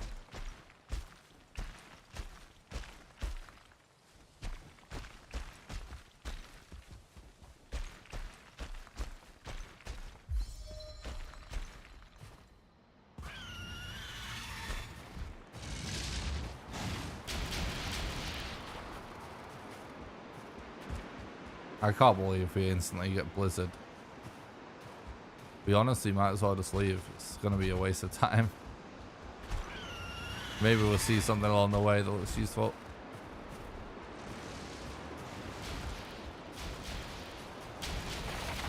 What? Oh my god.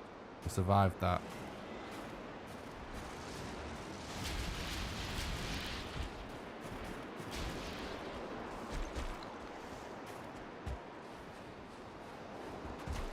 I mean, we can't really see anything. I mean, the little part that we can see doing this, we can check, but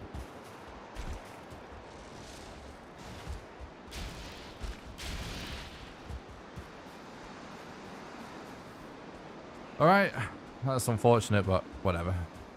It's worth it.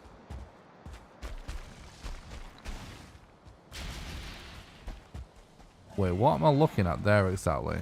Is that all swamp? All the way to a different island or something?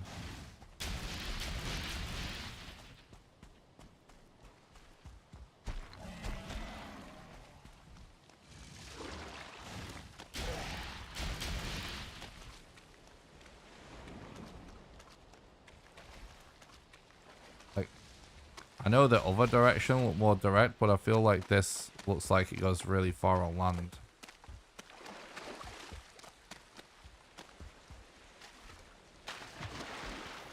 Right, we've got a structure here that we can get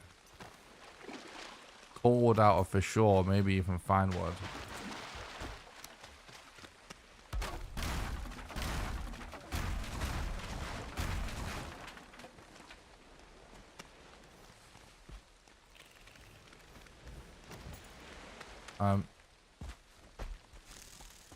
Hello?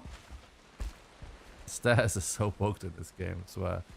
Right, yeah, there's a table there.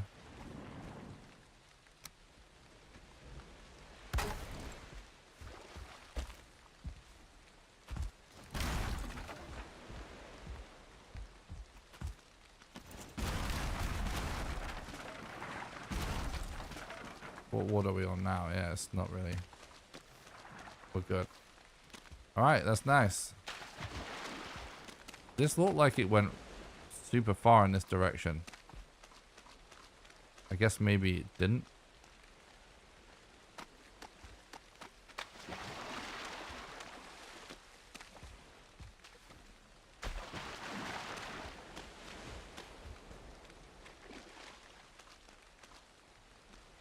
I kind of feel like it might be worth sailing to that island, you know, seeing how close we can get on land.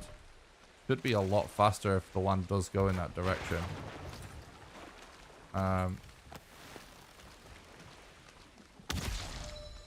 We don't need to do this on land. We can just go and shoot them as we sail. We just won't pre-break the boat until the leeches are taken care of. Leeches almost always come back, so.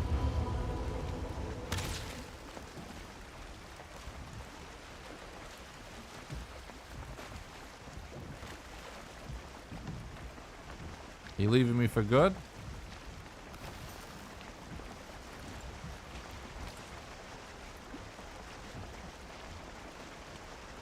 Yeah. RNGesus with the blizzards, bro.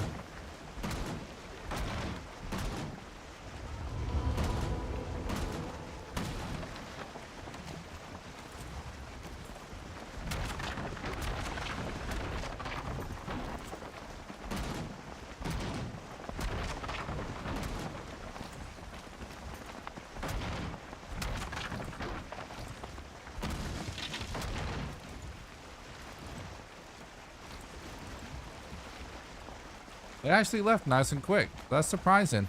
That's cool. Well, praise Odin, I guess.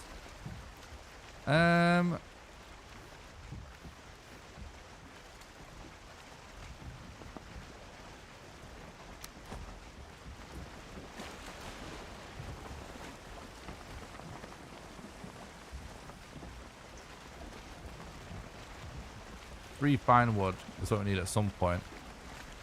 We'll see 5 with the bone to summon bone mass. We will need more wood for the bone mass fight. But other than that, everything's looking up. Ooh, is that maybe a plains? Can't quite tell from here, but it looks like it could be. One thing that I will say that's kind of weird about the runs lately is how it seems common for our mountains to be really long and stretched out recently, which that used to be rare, I felt like.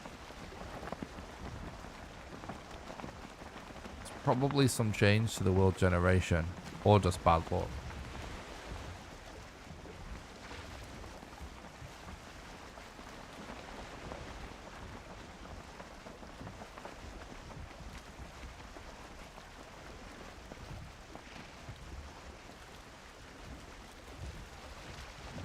Yep, it is a plains.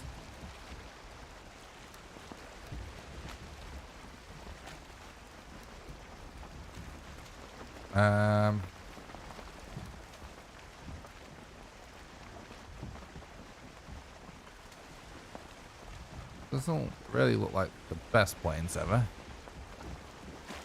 The land does go in that general direction towards Bona, so that's actually good.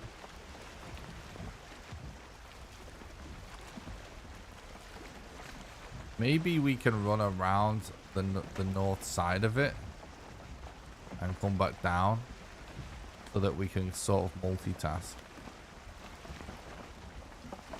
Always run down this side of it. It's probably better to run down this side of it, but going the other way, I feel like we get to check more planes,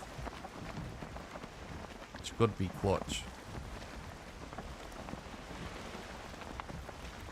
One of the things I will say about the run that I feel like one of the reasons why I'm getting quite a lot more consistent lately with the pace is I'm approaching plains a lot differently to other biomes. With the plains, I have sort of just been finding a plains and just searching it. Oh, there's a shipwreck over there. Let's go to that. You know what I mean? Like, unless a plains looks really small, if the plains looks really smaller, I am just running through it. But other than that, if I find a plains, I'm kind of just checking it. And that has been pretty consistent. Yeah, we've got a camp there. Yeah, we're checking it and we're going around the north side of the mountain. Thanks a lot for the follow, Martin. I appreciate that on Twitch. Hope you're doing good, bud. So that shipwreck is going to keep us fine wood that we need.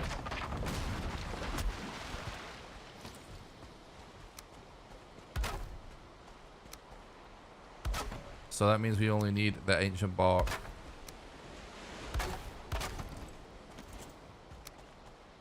For a bonfire.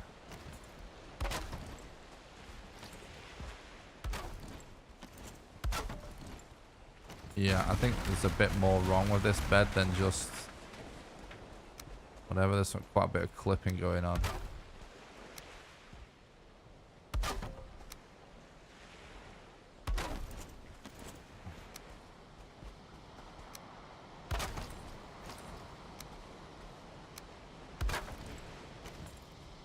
What is happening here?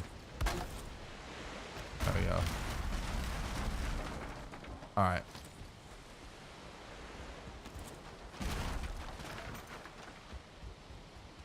$37. Plains are actually pretty good for wood because of these little trees. They're actually kind of handy. It's really just the swamp that's the problem.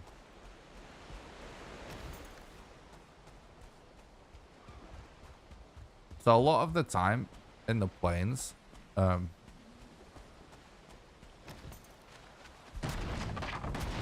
walk around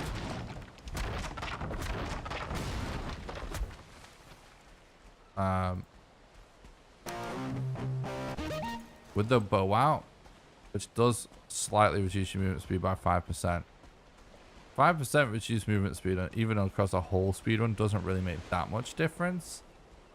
But obviously it's not worth doing it for no reason. However, I find you save a lot more time just being ready to kill mosquitoes than having 5% more movement speed.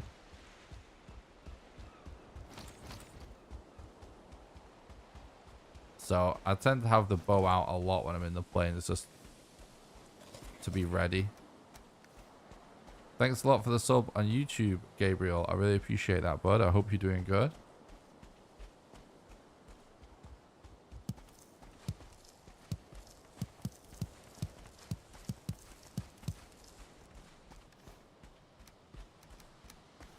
Right, now we're going to go check this. So I see one totem spawn on the left bonfire.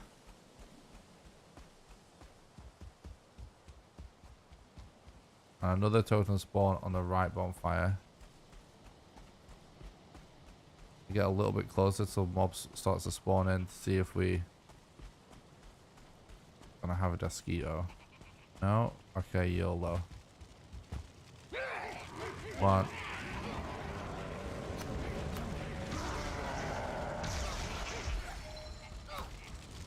shoot. Alright, let's just reload for the stamina. Is there a tactic for going to your glove before the elder? Also, hey, how are you doing today? Well, yeah, you can just go and do your glove before the elder, really. It's not, I mean, in the speed run, you just want to, you don't want to necessarily commit to doing the bosses in the same order every time. You just want to do them in whatever the fastest order is on the specific seed. And even then, it's not, doesn't even really work like that. It's more like, you know, as you find them, you just want to do them. Like whichever one's closer to you at the time should be your next boss, basically. So, you know, I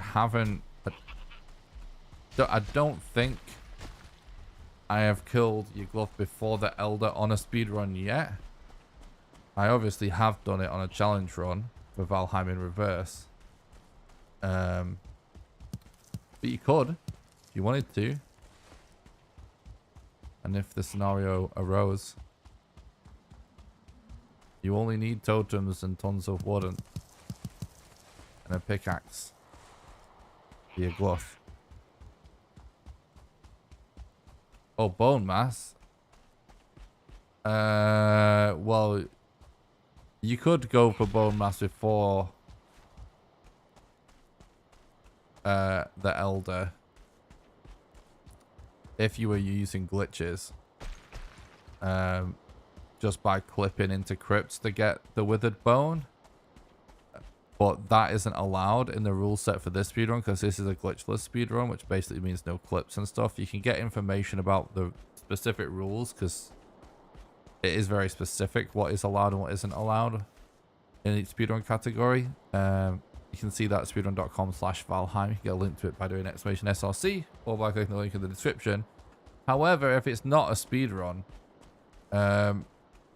yeah, you can just focus on looking for the bone mass room in towers that are above ground, and then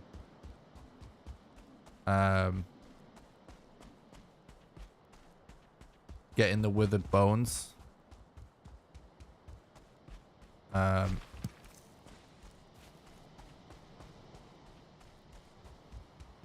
From scrap piles underground, which that's probably less likely, but and from chests.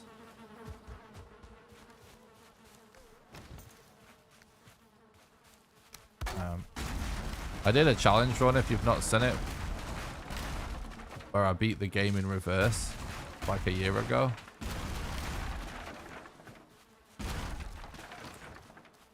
So I've literally done the whole game in reverse order before, so it's possible.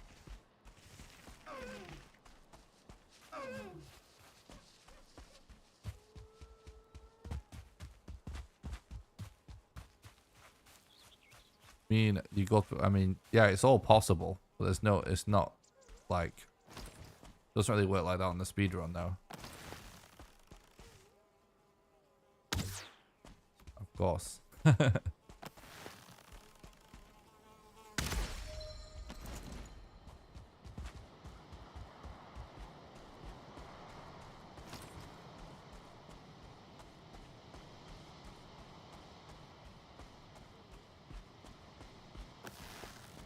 Clipping into crypts isn't faster.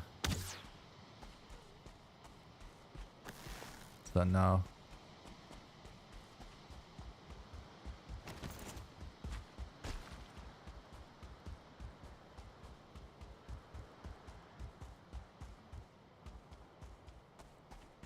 The rule isn't actually about specifically clipping into crypts, it's just clipping in general as well. And that isn't correct anyway. Like, it's not artificially increasing a run. It's a different category, bro. Just like in every speedrun game, there's a glitchless category and a glitched category. It's just no one does glitched runs in this game because it's not faster to use glitches. the same whether you use glitches or not. But if you allow glitches, just means stuff like the Elder just be a bit less interesting. Like you could just like clip inside the posts and stuff like that. And yeah, it's glitched runs really. There's not really any interesting glitches that save time in the game. But the rule isn't that it prevents clipping into crypts. The rule is that clipping isn't allowed, period, in terms of, you know, you can't like body clip your player in the glitchless category, but that's just that category. That works the same for every video game. So then like if actually glitched runs were actually cool, people would actually be doing them, and then we'd just have a different category for it. We actually used to have a category page for it, but no one ever did one and no one ever submitted one because it's not faster. So it's actually, in a weird way, sort of the opposite. If you're doing a glitched run, you're just artificially adding glitches with no time save. Bone Mass is the main fight that has a little bit of time save. If you allow clips, because you can clip into the skull. But it's very minor.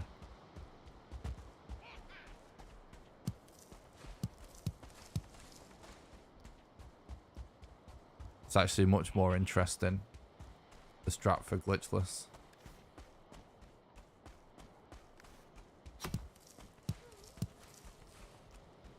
But yeah, I actually think it would be cool if there was more glitches that saved a ton of time.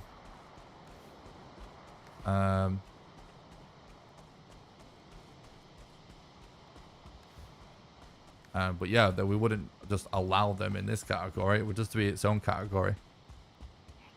Just like in every game. It's actually really important in the world of speedrunning that you have separate categories. For glitched and glitchless, it's a huge part of the culture.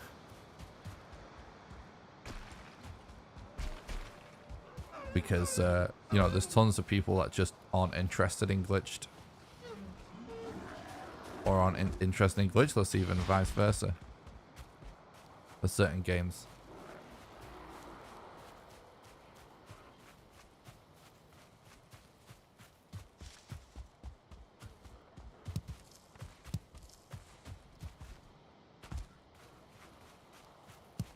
But yeah, it's also somewhat common as well for speedruns to just not have a glitched category on the leaderboard because it just isn't really a run that people do, and that's typically because that typically happens when there are glitches, but the glitches aren't big time save, if that makes sense. Like there's some Resident Evil games, for example, that's like that, I believe. But obviously Valheim is still a new game. I personally do think there will be glitches that end up being big time save that make glitched runs a thing eventually.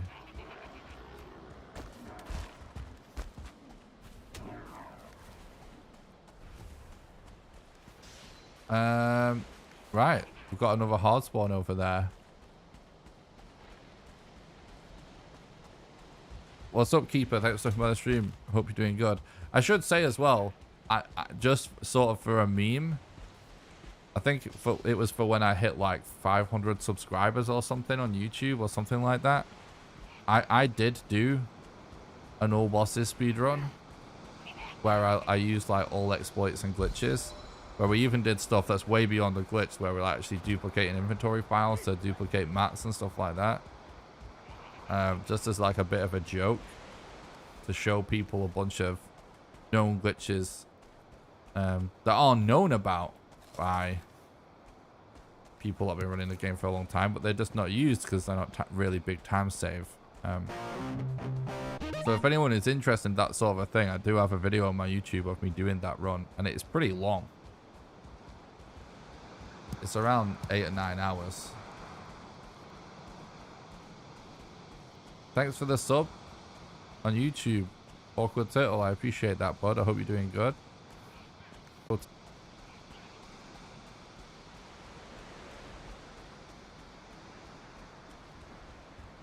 not going to be over there, apparently. I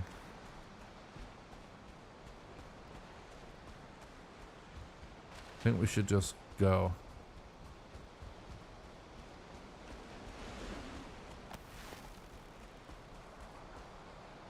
Kind of being overly cautious trying to kill this guy. He's not even going to aggro on that. He's quite far away. You never know. Sometimes the Desquitos have the mind of their own and just decide to come over from so far away. But, let's go anyway. Looking good so far. Pity bunny hopping is so stamina draining in Valheim. It's a major time saver in games like Portal. Yeah, well, yeah, all those Source Engine games.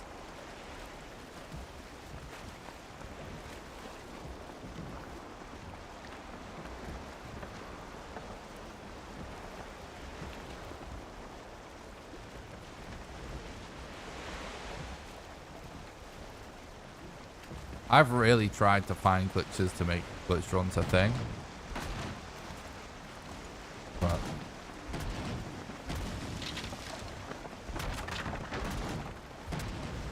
and there's cool stuff, but nothing major yet. One day though. Valheim's still a very young speedrun game.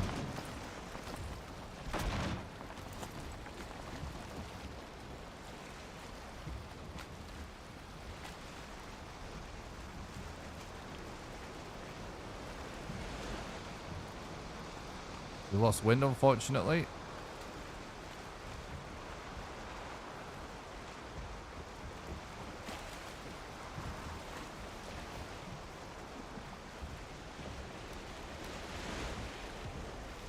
We could hypothetically abandon this boat when we get to shore, but really we're going to want the wood to build the structures for the boss fight. What's up, Skeptic? Thanks for stopping by. I hope you're doing good, dude.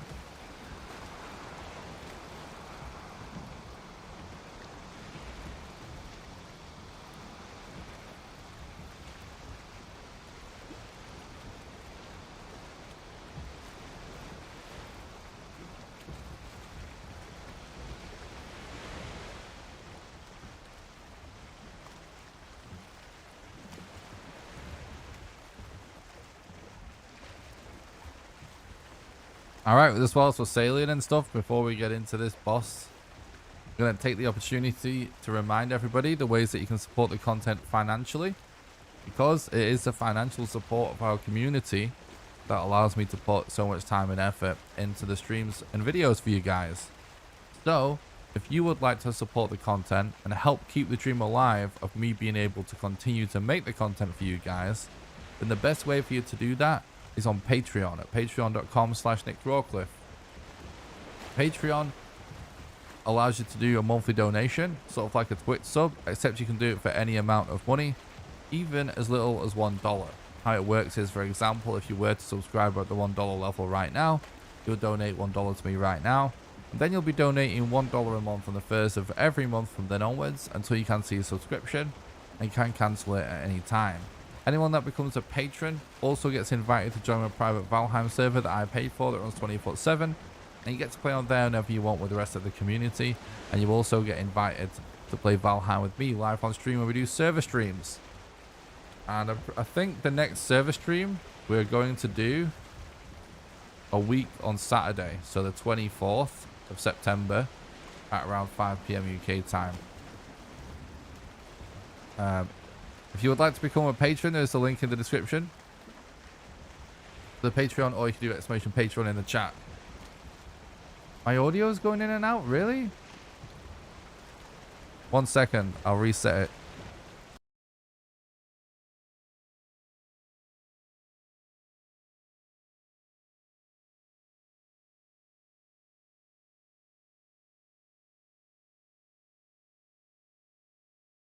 What's that?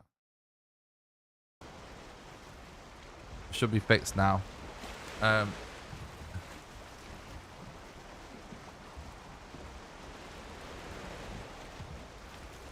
Anyway, the second best way for you to support the content is by doing donations. There's a link in the description to that as well, or you can do exclamation donate in the chat for the link.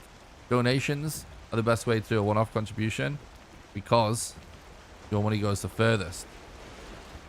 And last but not least, you can support the content financially over on YouTube by doing super chats during the live streams, by doing super thanks below any videos, or by smashing the join button below the stream and becoming a YouTube member. And members get access to monthly exclusive behind the scenes videos. Also, don't forget to join the Discord. It's the #1 best way to make sure you don't miss any live streams or videos. Exclamation Discord for that, link in the description as well. And I do stream on Twitch and YouTube at the same time, so if you're watching on YouTube and you'd rather be watching on Twitch, do exclamation Twitch in the chat or click the link in the description for that. And regardless of what platform you're watching on, the absolute best way for you to support the content for free is to smash the like button on the live stream and subscribe to the YouTube channel, because doing that makes it more likely for the content to be recommended to new people in the recommended feed. So if you're watching on Twitch and you'd like to help out by smashing like and subscribe, you can do exclamation YouTube in our chat.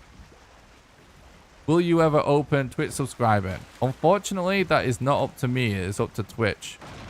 Basically, Twitch have an exclusivity clause in their contract that doesn't allow me to stream on 2 platforms at once if I want Twitch subscribers.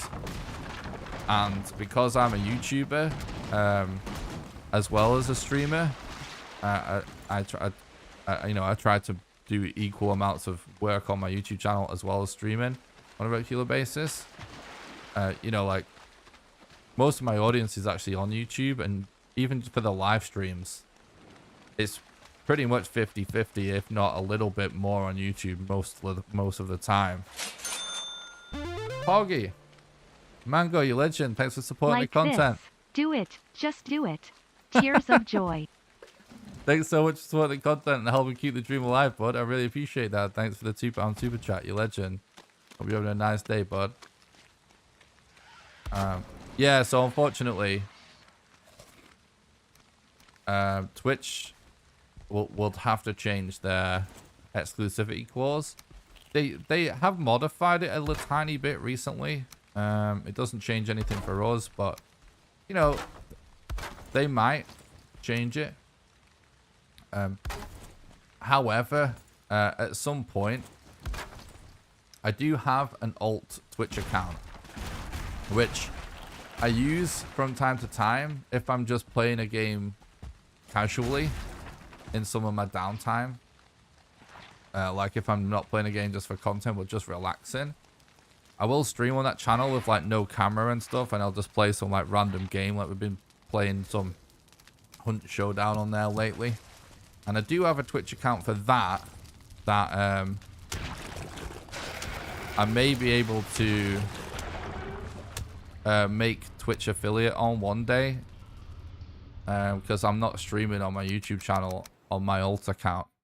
So there is a chance that we'll be able to do Twitch subs on my other Twitch account at some point. If you're interested in that, do exclamation no cam in the chat. You'll get a link to both the alt Twitch channel, which is just occasional no cam streams of me just relaxing, playing something when I'm just chilling, and it'll also link you to the YouTube channel, which I've just started uploading VODs on. So if you want to catch up on previous no cam streams, you can on that channel.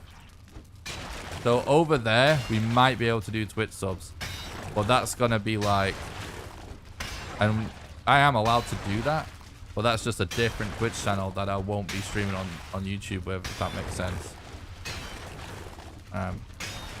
At some point, we may make affiliate on there. I just need to stream on it more, but it's hard to make it a priority.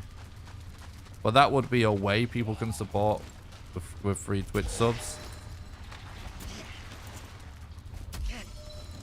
That might happen eventually.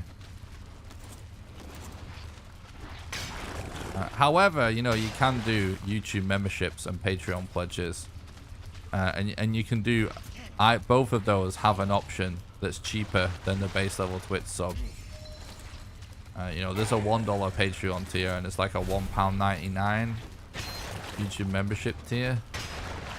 But I know most people switch subs are just free, so I'm just saying if you're someone that pays for Twitch subs, you can do that on YouTube as well, or Patreon.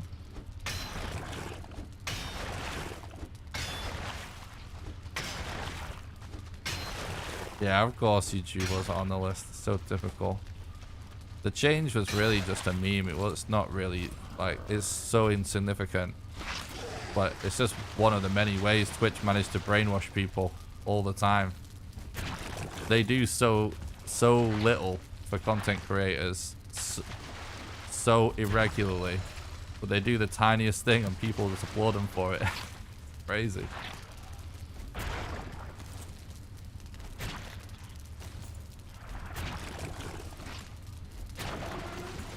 Alright, we're doing really good, but with a bone so far, which is why we are here.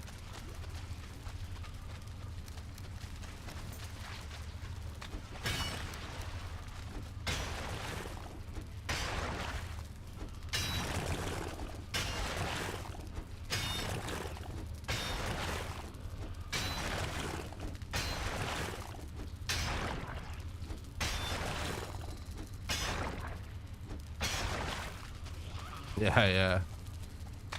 Oh yeah, for sure. I know what you're saying, Mango. But yeah, there were people that like going nuts, like, oh hell yeah, no exclusivity. Nope, not true. No one read past the first paragraph.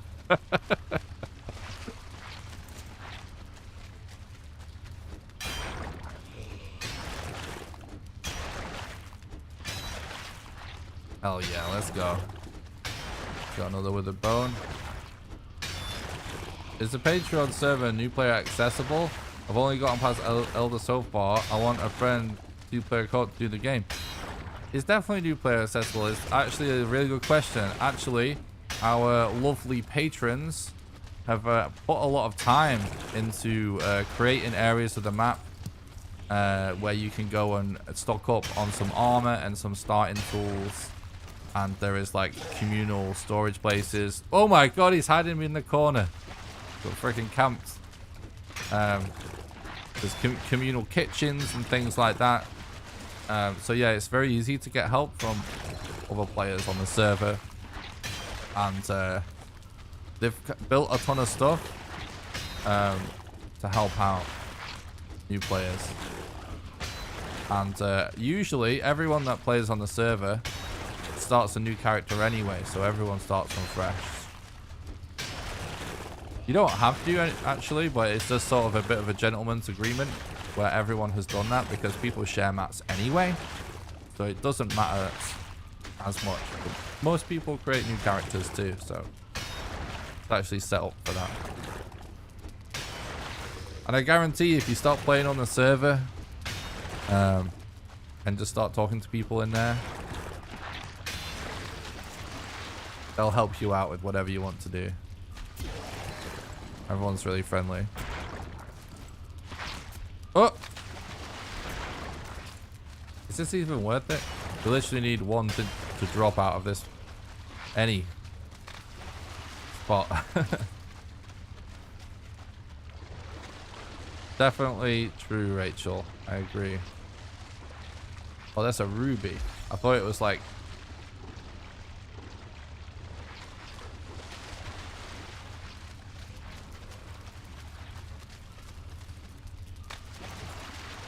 I'll save my plot of land for a smile. Haven't been on in a long time, but it's a great community on there. Great people. Yeah, they're awesome. I know Dana and Fluffy have been working on something new. Be interesting to see what it is.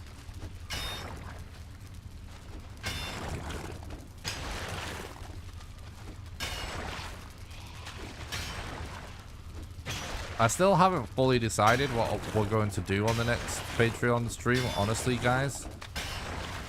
I was thinking, like, I might do a longer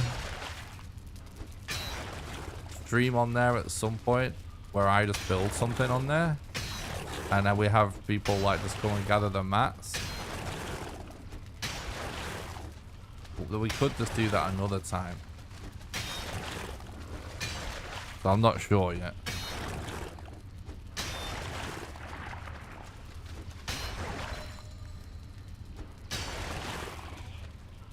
Yeah, it's all good, Flo. Take your time.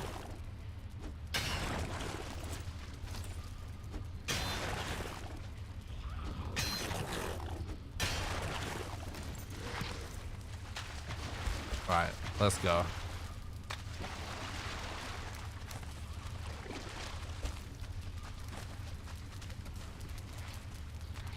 Better than speedrun. Don't know. Can we do that on the server? I'll have to think about it.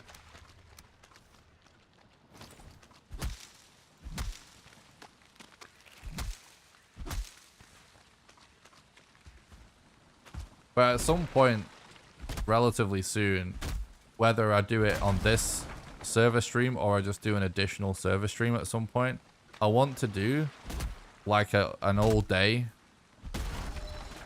Valheim building stream where I just build whatever I want on the server and people will be able to join in. I want to do that at some point. I've just not decided if I'm going to do it on this coming stream a week on Saturday or not. And frankly, it kind of depends when my dad is visiting. Because I know my dad's due to visit. But yeah, we'll definitely do a stream a week on Saturday anyway on the server. My dad usually comes on Sundays. When he visits.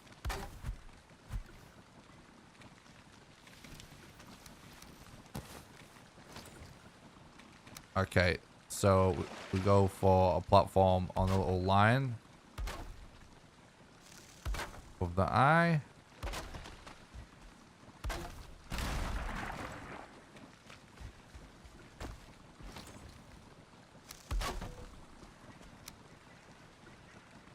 One, 2, 3, 4. 1, 2, 3, 4.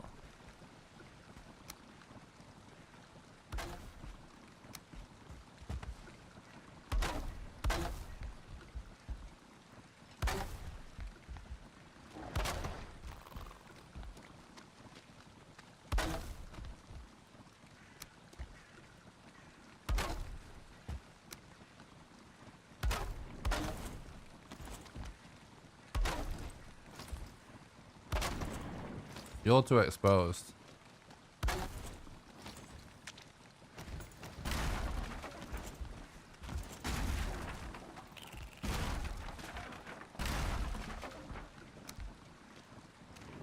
This bed can be so annoying sometimes.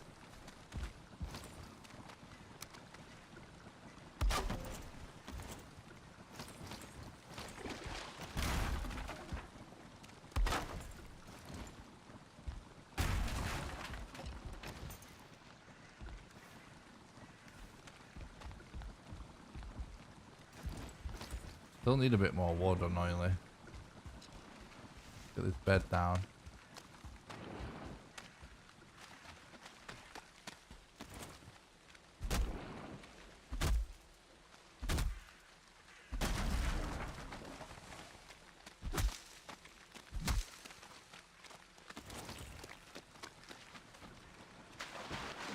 One best speedrunner 9 trying to keep up.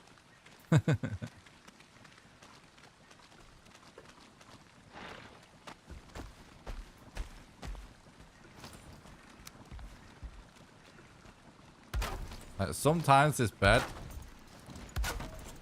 behaves and it's really simple, and sometimes it's just annoying.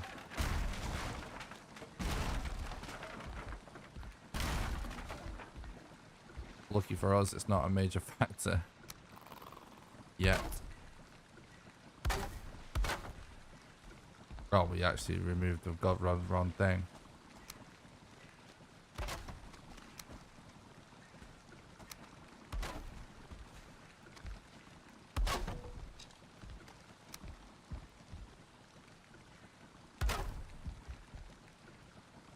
Okay, dude.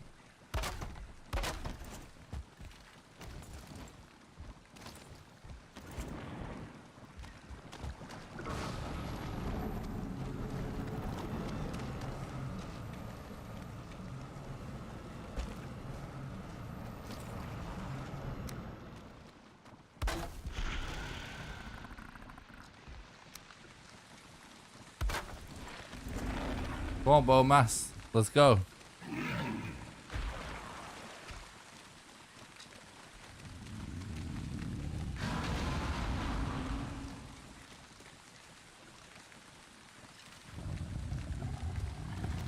I'll just say that like glitches in video games throughout the entire history of video games are actually like, it's quite a subjective term. And when it comes to speedrunning,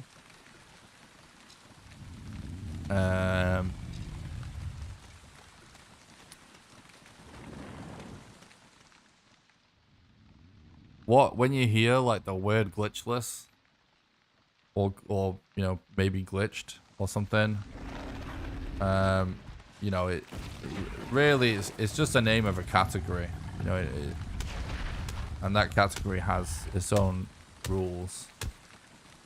When it comes to Valheim specifically,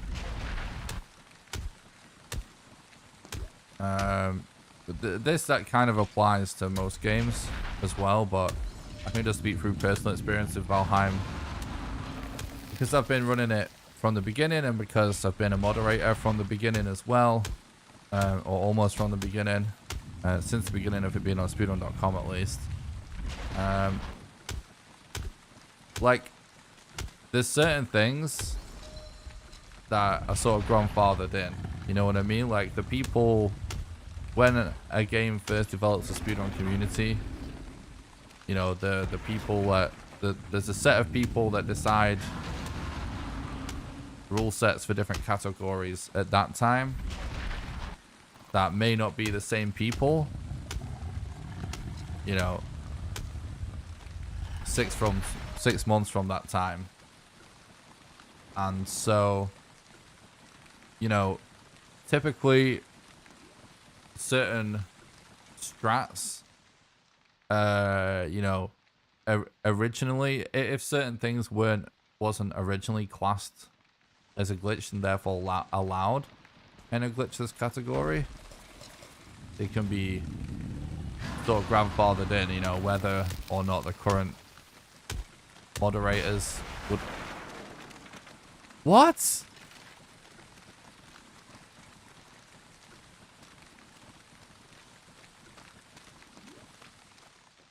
What the hell?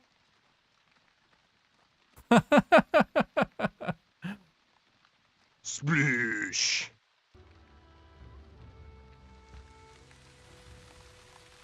What the hell? I've never seen this happen before.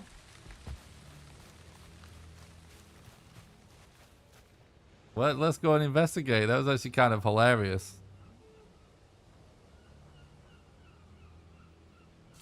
Oh, we actually didn't do anything wrong. That actually is just interesting. I wonder if the ground was slightly raised at the, and he could still reach us or something from it. That's interesting.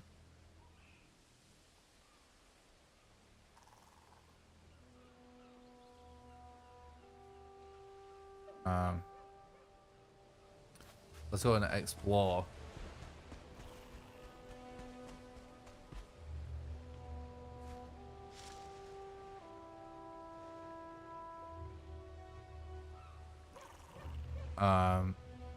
Oh yeah, so in speedrunning, yeah, I've seen your example about like the AI. In speedrunning in general, that was called AI manipulation, and AI manipulation and glitches are two different things. The problem with the conversation around glitches and stuff really just comes from that it was. He must have been able to just reach from this slight mound. So if we're on this side, maybe actually would have been fine.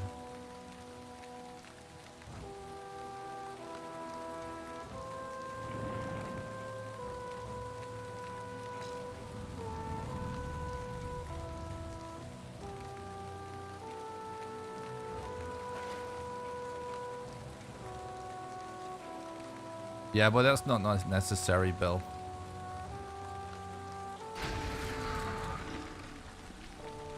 Like, we should have just built on this side in retrospect.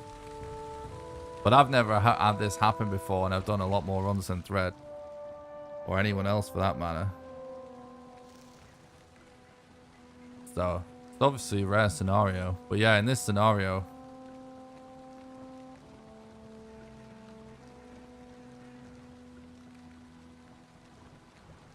I've never seen this happen. But obviously, it's a thing, I guess. I know we have learned from this.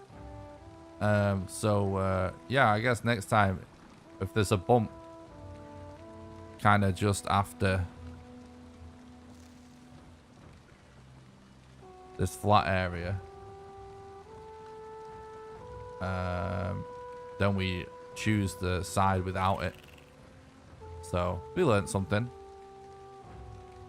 Yeah, we can look for the other bosses on the map if you want, chat. Find Dragon Queen 5. Oh well, it wasn't going to be record anyway. These are all of our modders, which are all totally out of the question. Find Goblin King. Right, yeah, they're all also out of the question. Alright, so really this run has put us out of our misery.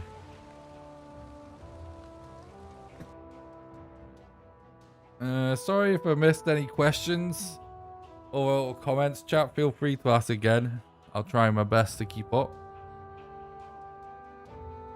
Boatmaster's was actually being a homie. True. I'm resetting the game just to make sure we have no illegal commands activated. Yeah, there's a couple more things I wanted to say about the glitch discussion, because so first of all,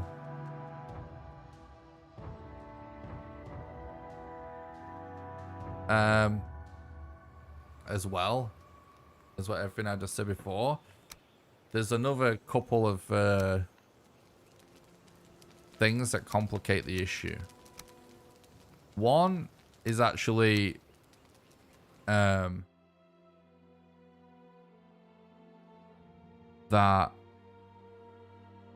there are a lot of times where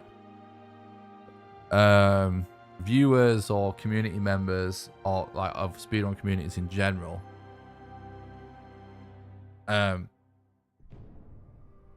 of like, there's certain things that really aren't glitches necessarily, that people just think of as glitches, because I guess to some people a glitch refers to something that's really quite general, whereas whilst the term glitch is kind of general, there's certain things that would never be really consist of a glitch, like AI manipulation or something like that, if that makes sense.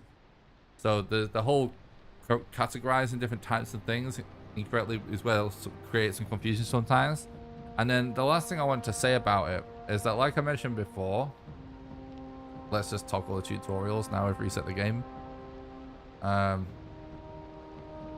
Like I mentioned before, despite what I just said, when it comes to the realm of things that are glitches, like what is and isn't a glitch is largely subjective. And unfortunately,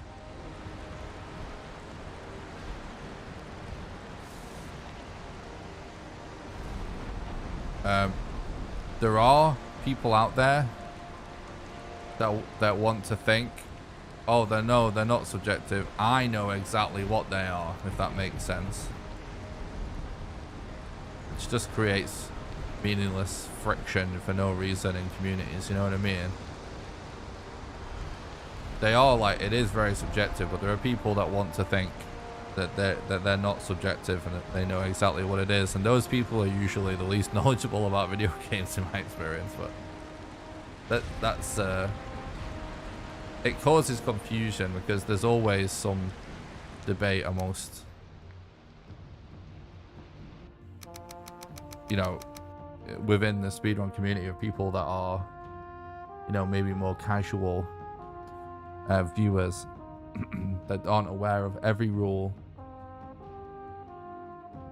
that may say things that are incorrect and confuse other people, if that makes sense. So the simplest way to think about glitchless as a term in speedrunning is it's just a category. Could call the category Dave% if you really wanted to. It's just, it wouldn't be a very informative category name, which is why it's glitchless, but it's really just a set of rules people agree to run with. That's all it really is. I will say, as the person that kind of initially set up the speedrun.com page, there's like a ton of stuff in there that I may have considered a glitch that was already being used in glitchless runs at the time. That was the sort of grandfathered in, but there's an aspect to my decision making when it comes to the creation of rule sets as well, where it's kind of like, is this entertaining for the viewer, and is this something runners are even going to want to do? That also factors in. You kind of want, like, at the end of the day, everyone knows there are good speedrun games and categories and there are bad ones.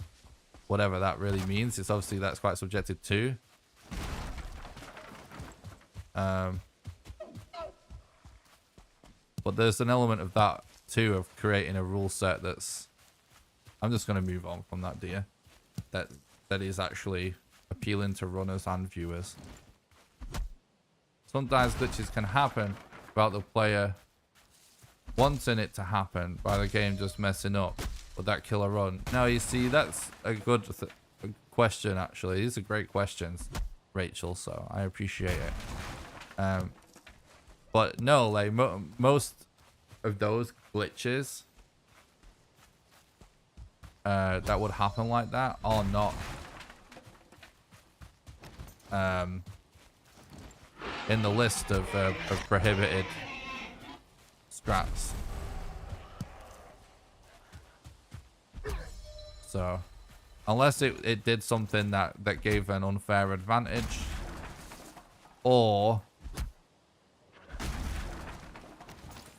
it's something that happened accidentally that was prohibited, ultimately that would be down to the discretion of the moderator when that run is submitted, because everyone has to be approved by a moderator. But, you know, basically, you know, that wouldn't happen in most cases in Valheim. And that's actually a good reason why. That's one of the reasons why things work how they work. You don't want it to literally be, because this is the thing. You see, when it comes to something that happens, like, I'm trying to think the right way to word this. Many of the things that would happen completely unintentionally in the world of video games outside of speedrunning would be considered a bug and not a glitch anyway. You know, there is all these things are a little bit vague and a little bit open to interpretation. But in general, like, a bug would be something that happens without the control of the player, that is unintentional by the player or the developer. And a glitch could be something that the player can choose to do on demand that was not intended by the developer. But it is all a big grey area. But yeah, when it comes to stuff that just happen, most of the time you're not going to get disqualified for it.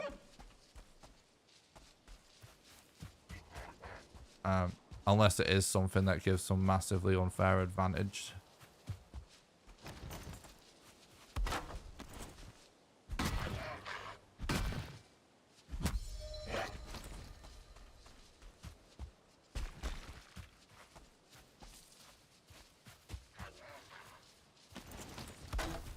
Like, even clipping, for example, like, you know, there are times where technically your player may clip through a rock or something. Like, if a rock is obscuring a dungeon, but you can still get in the dungeon, so therefore you sort of clip through it to get in and out.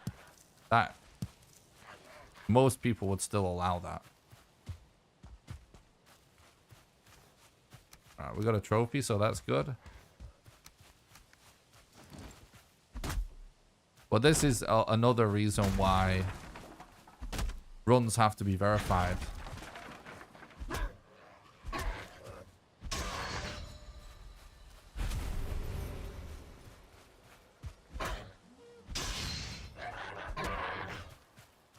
Defining a glitch is always so much more difficult than it would seem. Yeah, it's very true.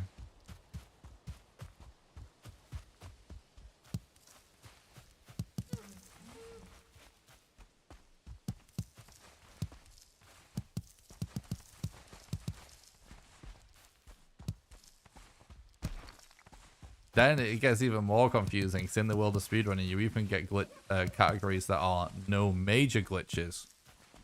Which is interesting, because I've even had people bring that sort of thing up to me, which is actually totally irrelevant. And I'll explain why.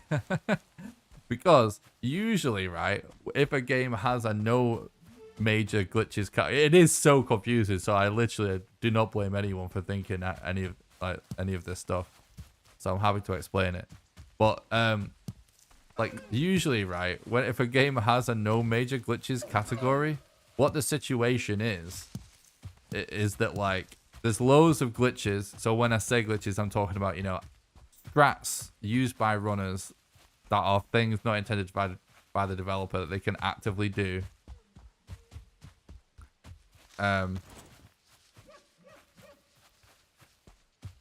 So usually when no major glitches is a thing, it's a game that has a set of glitches like that, like many of them, that are all time save.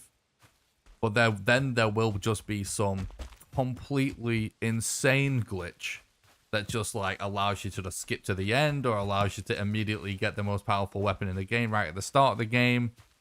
And so that is just an indication of a game that's, like, has so many glitches and is so glitchy that, like, they create a category that's no major glitches, so they can just take out the ones that essentially just take all the fun out of it. And of course, then it can be categorized, like, there can be one that allows the major glitches too, right? That's usually what's going on. So those runs are still usually way more glitchy than what a Valheim run looks like right now in games. You know, they'll still involve, like, clipping through walls and stuff like that.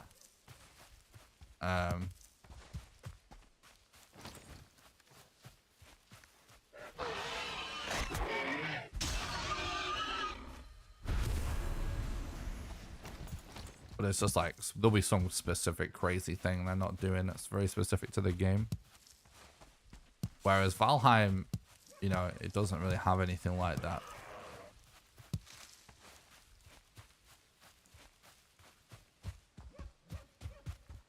Super interesting one would be, you fell through the floor and had to use fly to get back out and disable it. If it doesn't grant time advantage, I imagine it'll be improved as legit. Nah. If you actually did a command that was prohibited, it wouldn't be allowed, in my opinion. And I would count that the equivalent to a recording failure or something. That would still be it's unfortunate, but, you know, still wouldn't be allowed.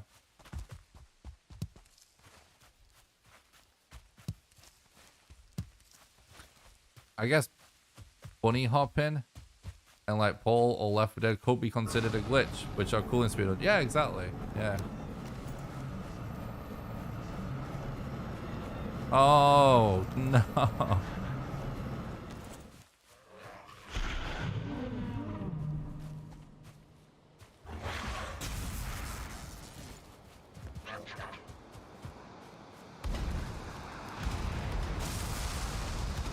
That's not a good spawn, by the way, if you couldn't tell. It's really unlucky. Spawns on top of the rock, so we get a suboptimal fight no matter what.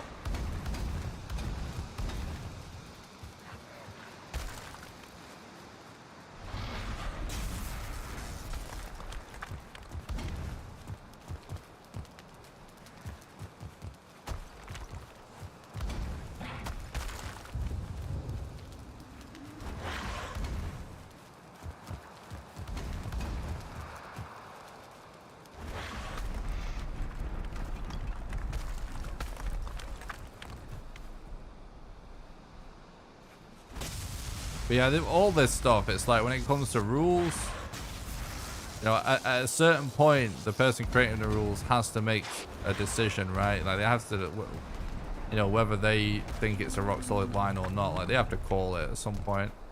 And then there's a certain amount of stuff when it comes to run verification that, you know, it's down to the person verifying the run ultimately.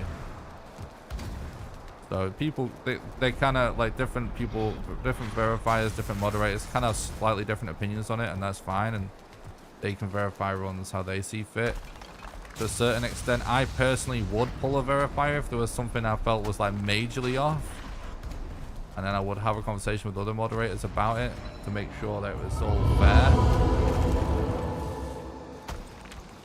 But there's only been one time where I feel like a run was verified that I thought I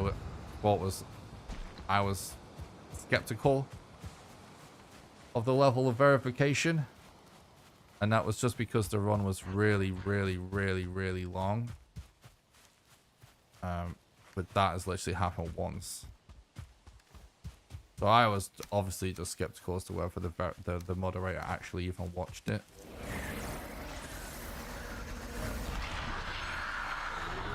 There's no evidence of cheating or anything, so.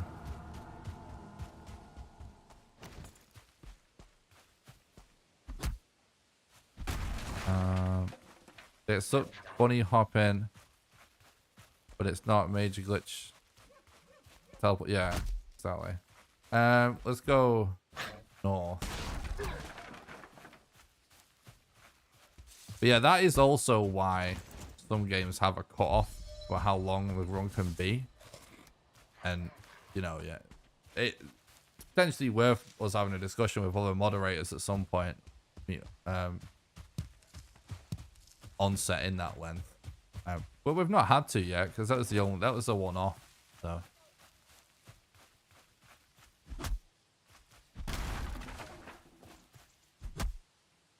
Yeah, exactly, Rachel. You ever had a bowman spawn in a tree? I have, unfortunately. As a moderator, you have to watch the whole recording before it's accepted. Yeah, you should do. That's the idea.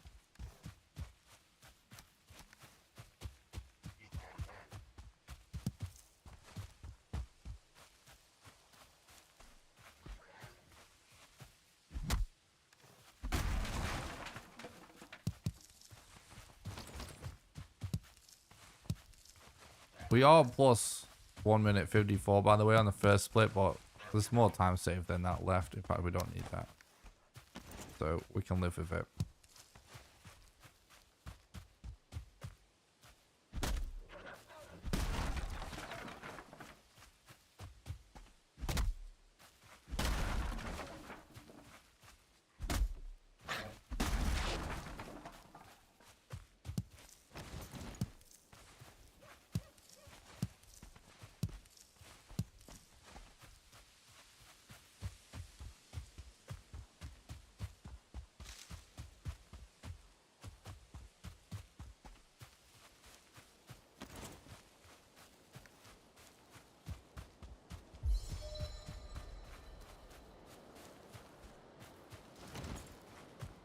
Yeah, I think it's worth going to that shack just for the woods.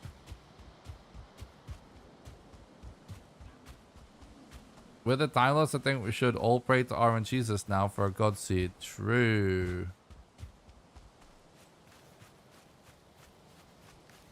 Guys, I don't know why my sound card like randomly hits the bed and the audio starts cutting out. I actually did change USB port and everything, like I said, because I thought it might be a power issue.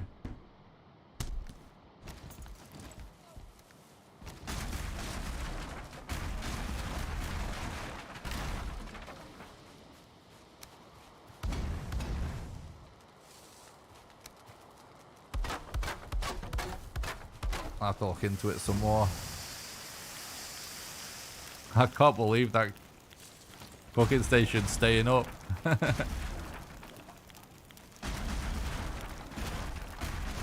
The audio, so the issue we're talking about, Rich, happens on both platforms when it happens. Technically impossible for it to happen on one and not the other, because it's actually like the actual sound card. So if you're not hearing it on Twitch, it's because the issue is not happening anymore, and that's most likely because I just fixed it already, because it is quite quick for me to fix. And the chat delay, like there's less delay on Twitch, so you're seeing it on Twitch sooner than you're seeing it on YouTube as well. So it will just like seem fixed much faster on there. Yeah, it's not possible to be on one platform and not the other.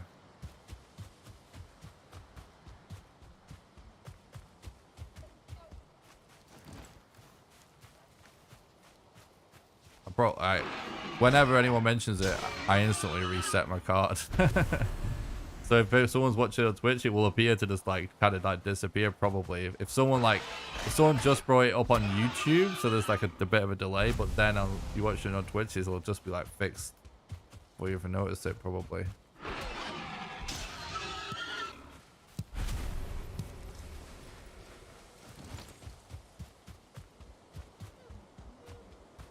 It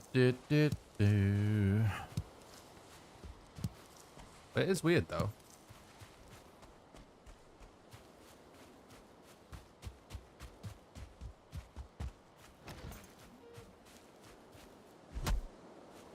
Yeah, I wonder if it's actually just a cable then, Mango. Because it definitely is sound card related.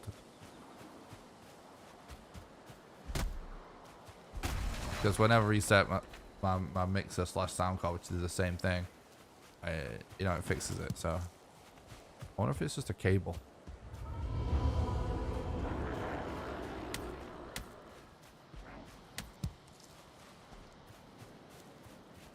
I have no idea, Mitch. I wish I knew. Oh yeah, there was lots of crypts in this area.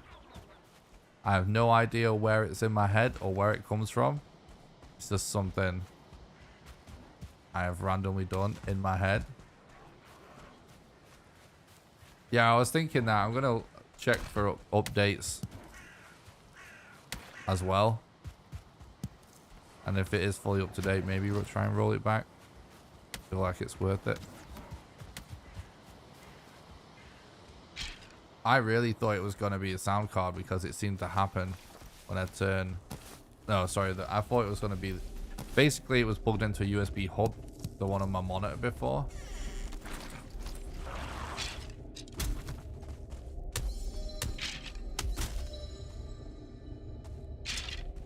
I thought that was going to be it.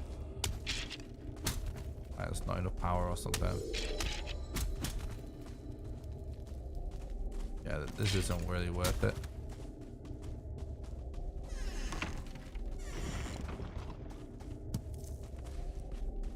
Okay, core.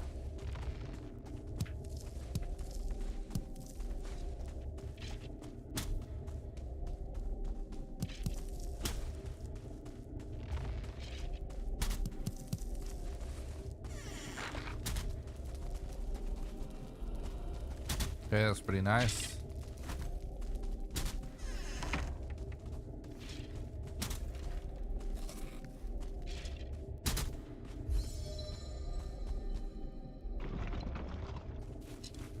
Kind of low HP at the minute, so I don't know about grinding for skeletons quite as hard.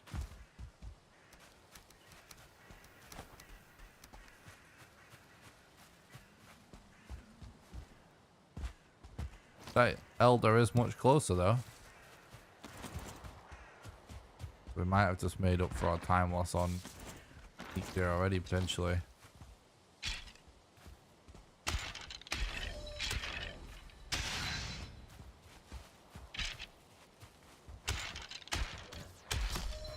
Honestly, yeah, it's not really worth grinding too hard for bones anyway, because we only have 7 leather. So most likely going to be checking more than one troll cave anyway.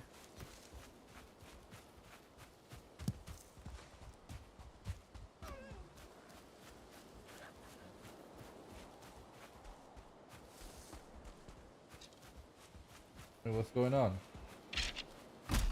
Wait, no.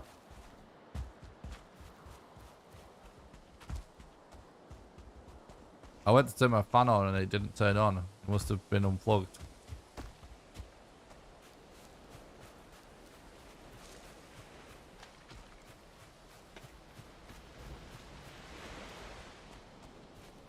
I'm starting to melt.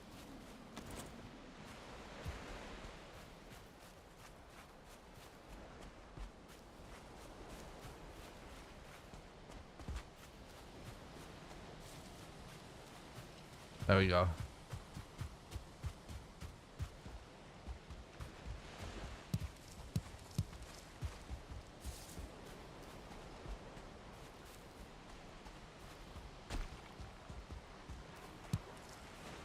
Gotta say, I never used to stream with any fans or anything like that. Never used to enter my mind. I just used to get so sweaty and gross on stream all the time. It's such a luxury to have fans. Who'd have thought?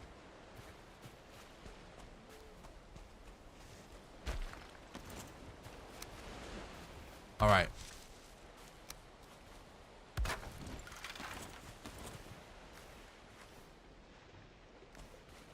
Oh yeah, we don't actually even... Yeah, we didn't even get flint, so... We're getting flint later anyway.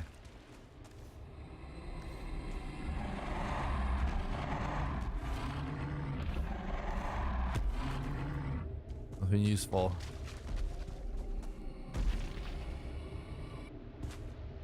Oh, it's because of the amount of sound reduction going on. The Go XLR... My favorite thing about it is it has, which is the mixer slash sound card I use, has a completely insane noise gate, first of all. That is the most responsive noise gate I've ever used on anything. Crazy how good it is. And then I have noise suppression on as well that filters out noise. And that combined with auto compression and EQ, it's actually just so insane. It's actually kind of unbelievable how effective it is at cutting out even fans, because this room is loud. I will say though, when I'm recording videos,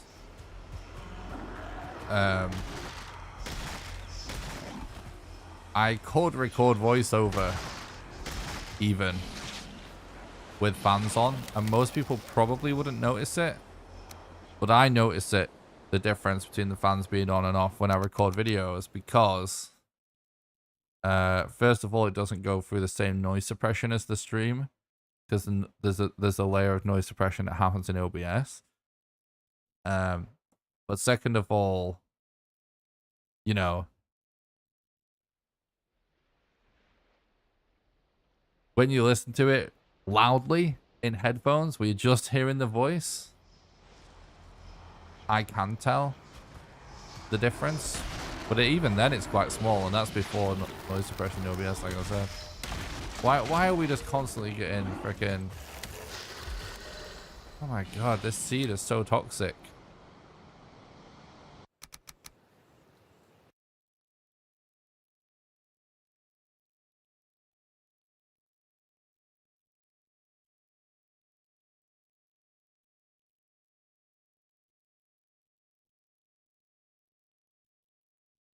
But yeah, it's a luxury having fans on stream. So good.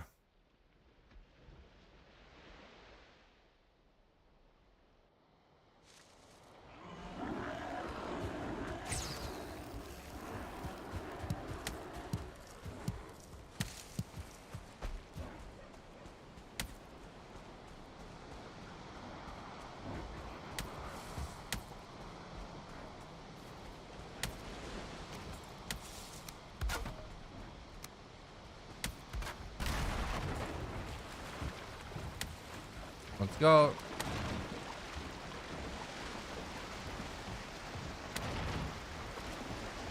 Shame when I toxin at the sea. True.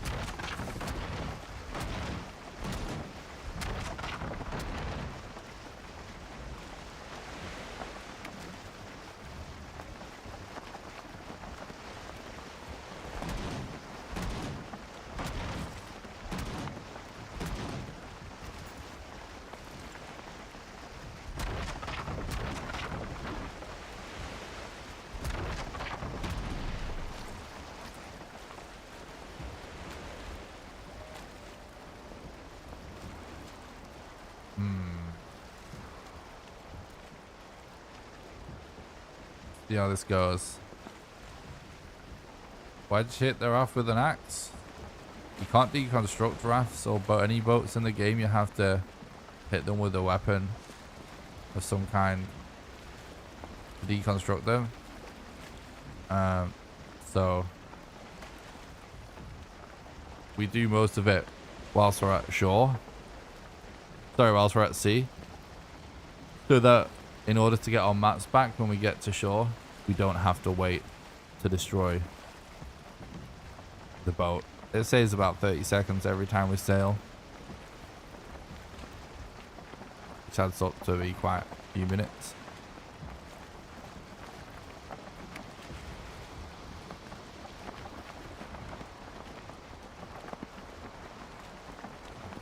Yeah, that's a good suggestion, Austin. If you're new to Valheim speedrunning, the #1 video I recommend to watch is the FAQ video, where I answer the top 5 most frequently asked questions about Valheim speedrunning.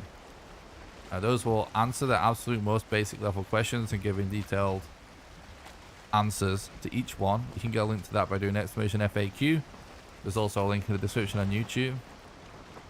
If you want a more complete explanation of the speedrun that will answer literally 99% of all questions about speedrunning ever in this game, specifically the speedrun category specifically, I recommend the Valheim World Record Speedrun Explained video, which you can get a link to by doing !Explain,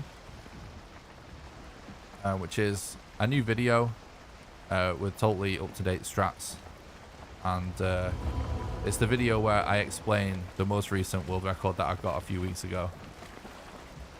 And I go through all of the major strats in it. There's a few strats that are missing in it, but and then if you really want more content like that, there is my old Valheim new character speedrun explained video, which was about this speedrun category, you know, but it's from like several months ago when the strats were slightly different, but all those strats in that video still work,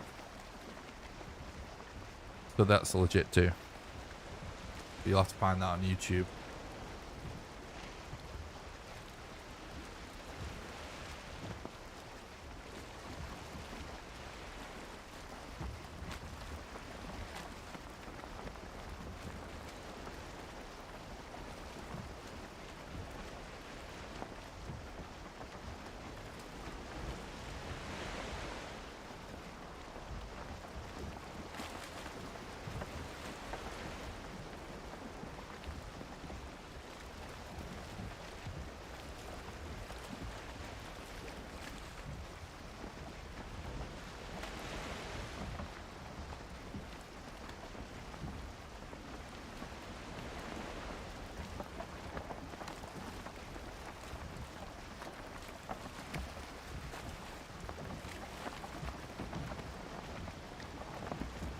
Thanks for the look, Elizabeth. I appreciate that.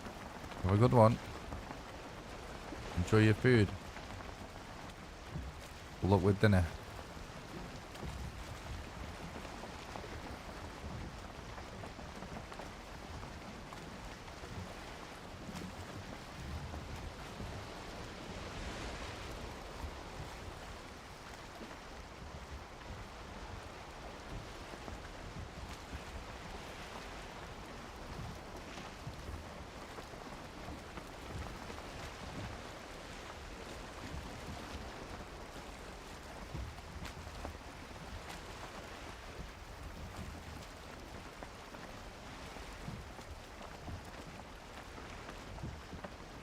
Right, hopefully we can find 2 seeds nice and quick.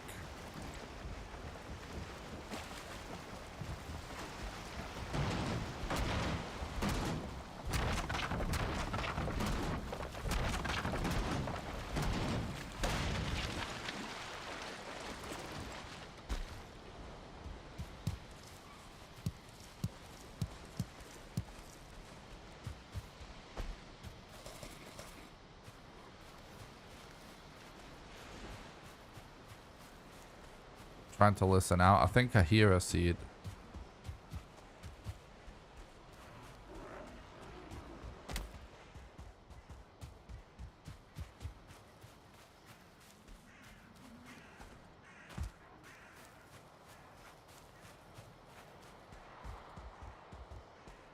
I mean, I definitely do. I just can't see it. Oh my god, the fog's coming in at an annoying time. Here we go.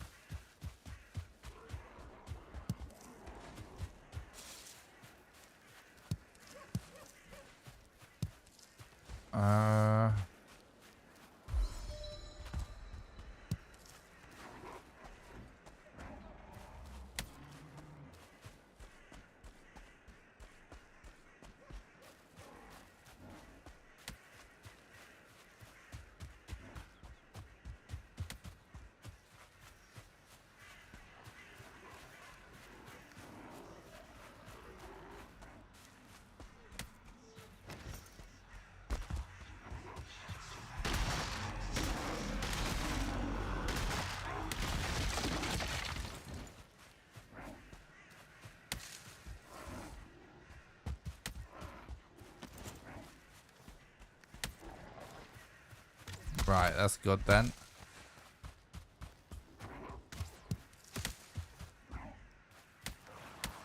We can still get a lot of mats for the fight because we skipped Flint, which is one of the reasons why I'm always willing to do it, because it's actually kind of nice to not have to worry about weight. And most of the time it works out just fine.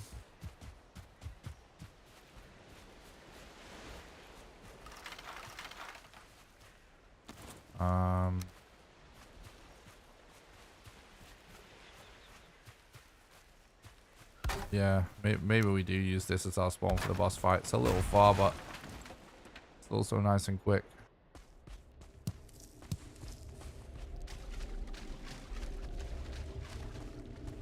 Really?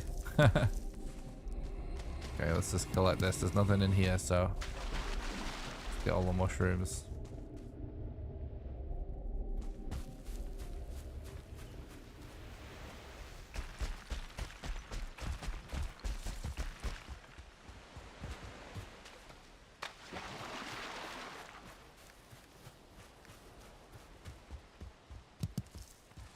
Very good.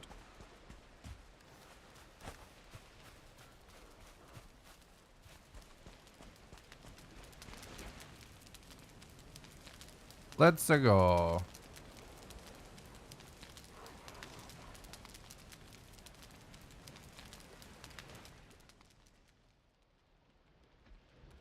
What's up, Soran? Thanks for talking about the stream. I hope you're doing good, dude.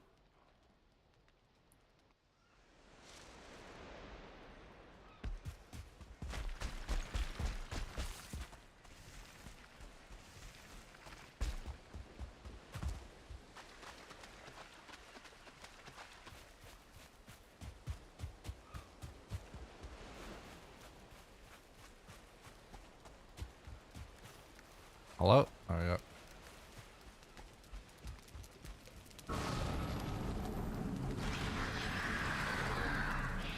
Of course, grey doors to start flocking in out of nowhere.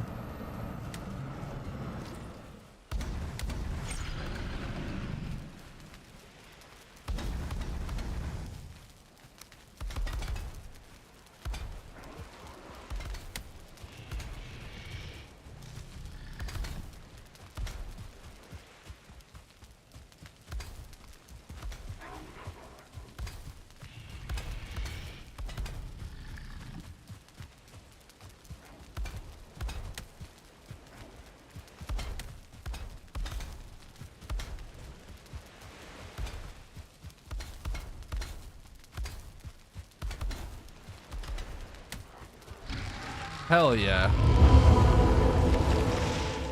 Freaking one cycle elder, dude. That's rare. That's awesome. That's literally it. That's the perfect elder fight right there.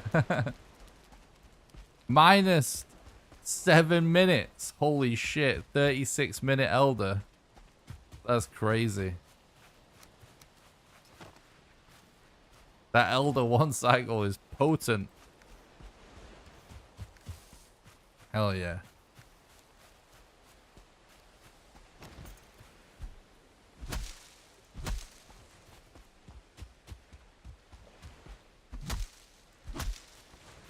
Back good elders, true. What's up, Shoes Still? Thanks for talking about the stream. I hope you're doing good.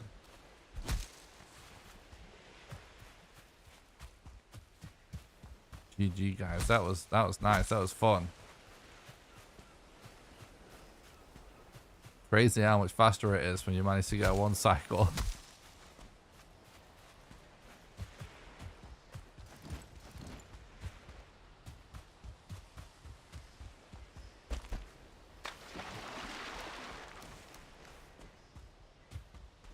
Oh, here we go.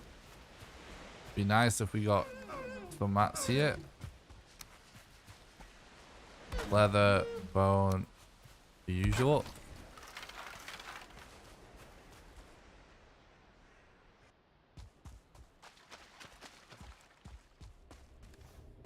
Oh my god, really? What a troll. More ways than one.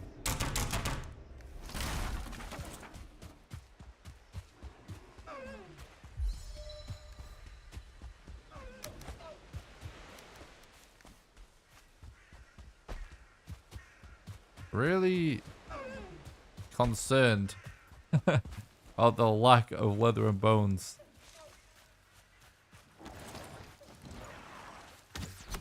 Maybe I will. Now you know what? There's still no point in just focusing on skeletons because we still have to check more trolls. Because we still only have 7 leather anyway, so it's not going to make a difference if we get 15 wood, 15 bone. So we might as well still go for what could be faster potentially. Did we get leather there? Nope, of course not.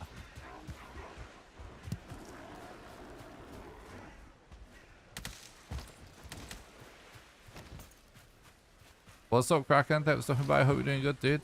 I have, thank you very much.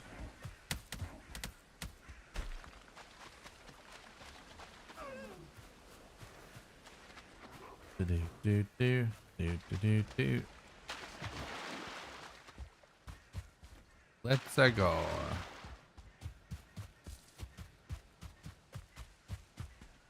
Alright, another troll cave.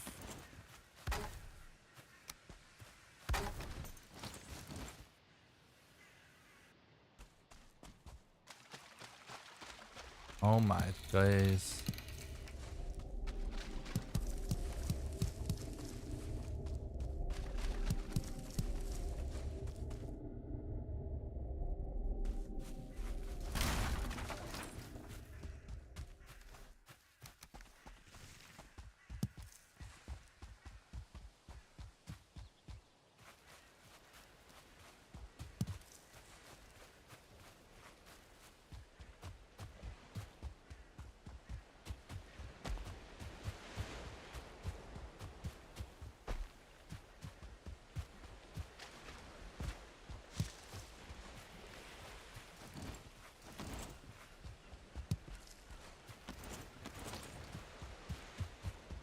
Quite far from the middle for this early in the run, which is interesting. It's not inherently good or bad at this stage. It does open the door to some potentially interesting scenarios. Right, we want to make sure we get all of the flint that we need here. Could be a while until we get to another meadows. But this is a really good use case for the skipping flint. Like, I am a fan of it. It just is kind of risky. But obviously, I think the way we're doing it right now is the correct way. Because I'm only skipping flint if it's faster, right? Obviously, that makes sense. Like, it's... if there is just no sign of a coast on the way to the Black Forest, and we don't need to waste time looking for one. We can just hope we find one later. Which makes sense to me. But still, I do kind of like it when it happens. It does feel right. I think... nah, you know. We're good. But yeah, no, we could have got more wood than that, actually, because... we might as well go circle that mountain. I was going to say we could have actually got more wood there as a backup, because the stone is not essential anymore, because we've done Elder already.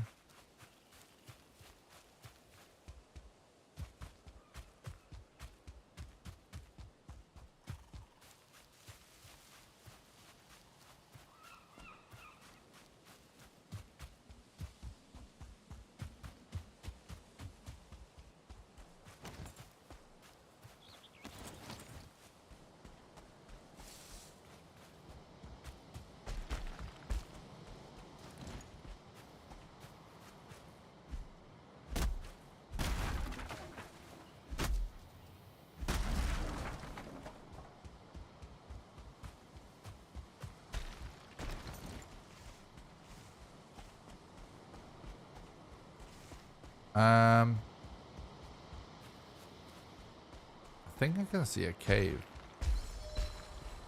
That's a cave right there.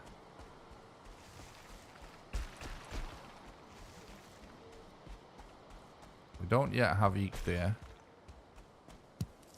but we could get there with Corpse Strong for sure.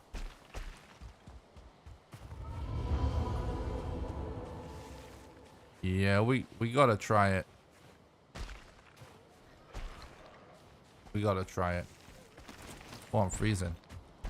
We are far enough in to freeze.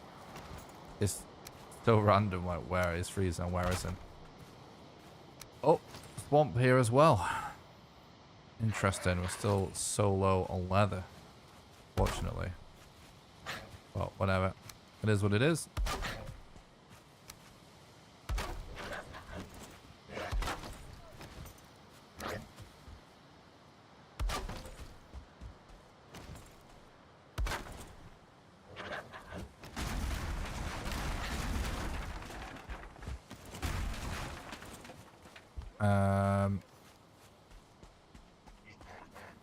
Yeah, I guess we do it like that. We could have cooked whilst we did that, but I'm looking in the wrong direction here, I think. Yeah, it's there. Sort of southwest, I guess.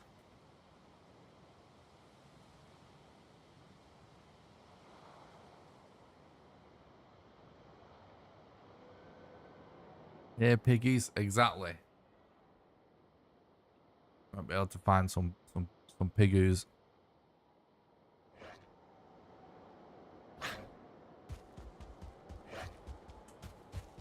I'm not sure how we're gonna approach this, but I guess just see how it goes. I can't believe it already have outgrown a drake and we're not even on the mountain. Or have we? Pretty sure we have. Can't see it now though.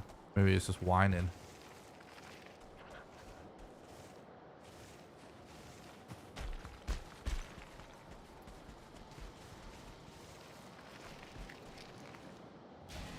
Oh, stamina reduction of corpse runners feels trash without EQ.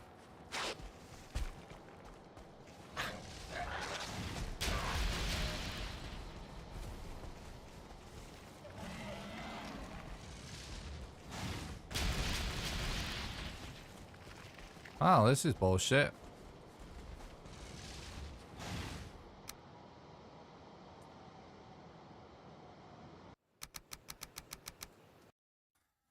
The corpse run didn't help at all.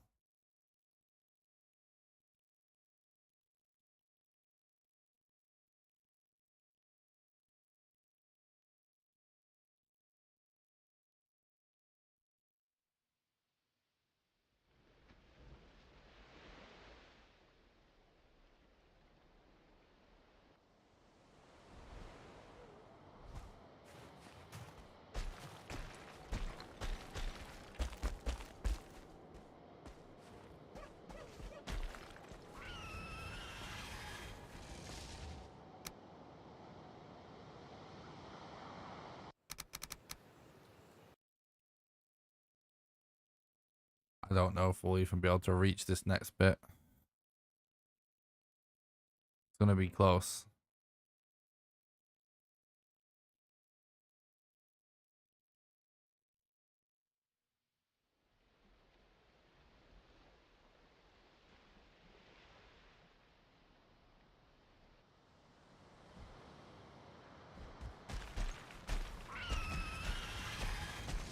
Nope, not possible even, I don't think. Maybe, but it's literally vertical.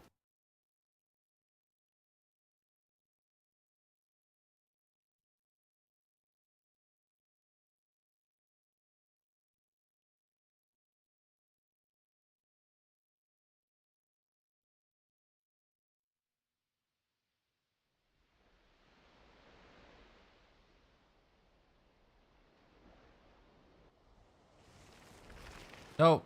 Fucking bullshit, dude. Oh my god, this is just infuriating.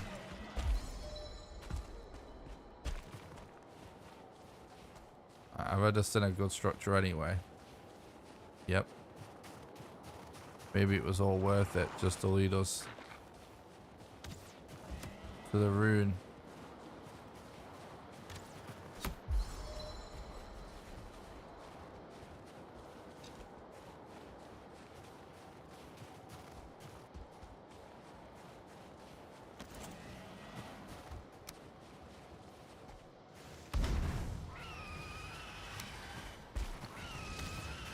Oh my god.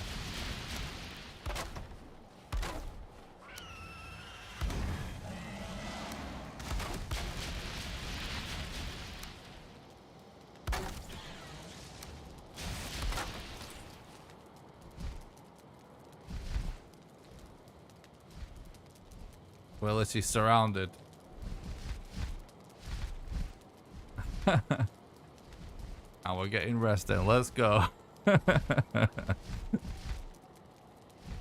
Perfect. Sometimes you can get rested if you just seal yourself in a box right in front of an enemy.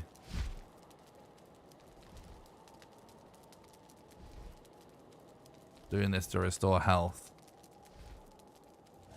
We don't care about the rested buff. Literally, it makes little to no difference. It's just the actual resting status that we want to heal.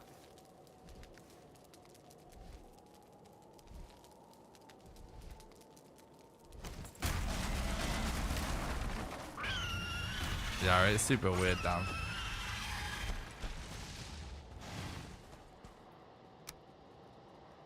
Not worth the risk, that. Two still real close. I'm guessing one of them would hit us. Please have the modder rune. Please.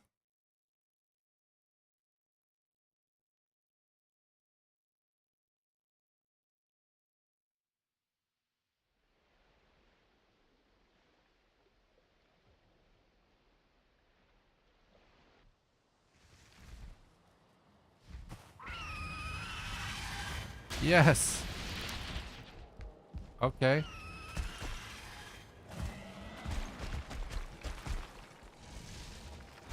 That might work. I mean, we'll see. Depends where other bosses are at.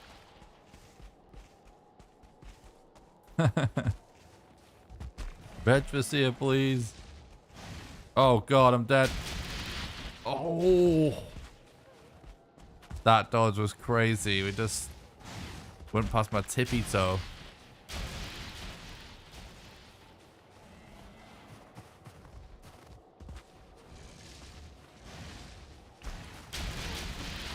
Holy shit. These dodges.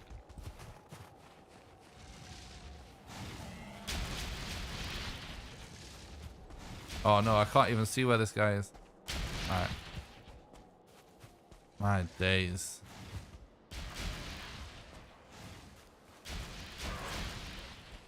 Alright, we've got some balls.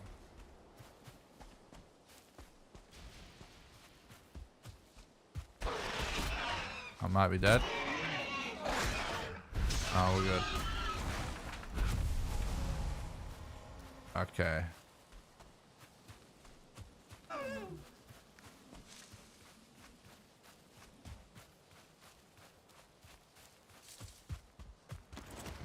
Yeah, I like the dodge behind the rock. Oh, we're definitely dead. When it comes to fighting ball. Oh, that's a one star. We're definitely dead. No? Okay.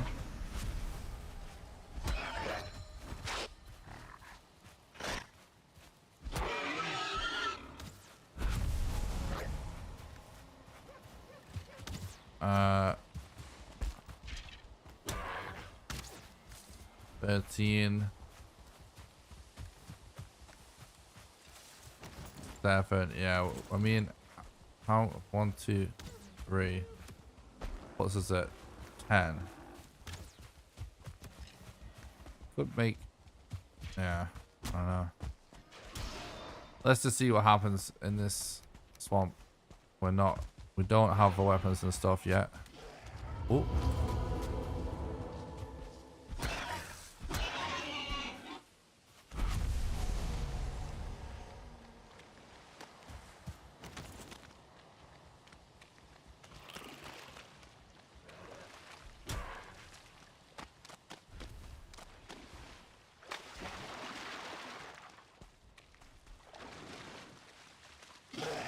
Yeah, it does project, but they usually do. What artists usually do.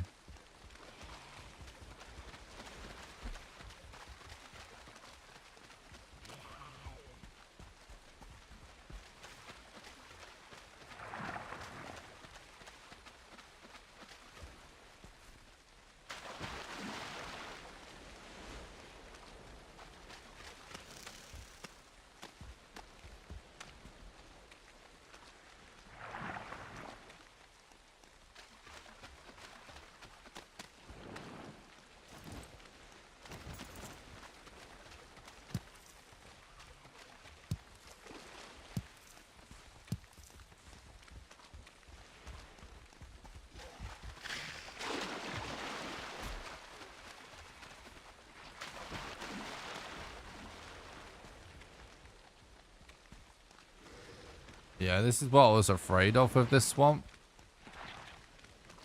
I mean, yeah, it's just not. It's not thick enough, essentially, to give us anything useful. Fortunately, it could have, but it didn't. So GG. It's all good though, because that would have been nuts, frankly. So that's 15, 16. I think I saw another one which would be 17.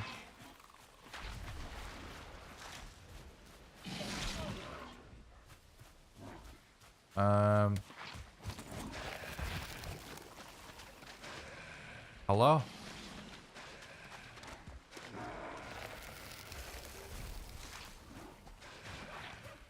God knows where the other ball went, but we still need a decent amount of bones anyway.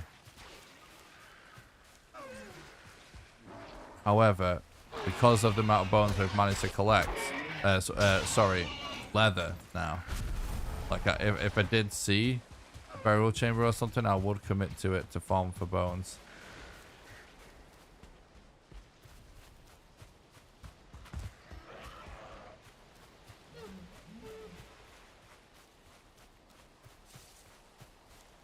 Huh. That's also a swamp.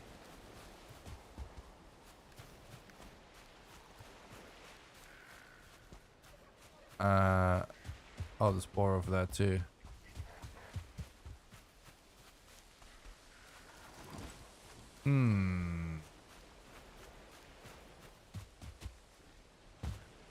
Well, we've got to just sell to that swamp, but it's gonna be sketch.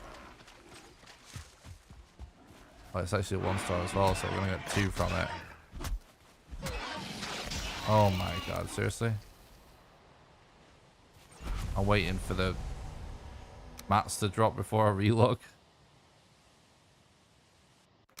Does the logout trick work for swimming across long distances? Yep. So the reasons why we don't pause the timer in the rules, where you're not allowed to pause the timer when you relog, because if it was true, then it'd basically be faster to relog as soon as your stamina bar was empty throughout the entire run.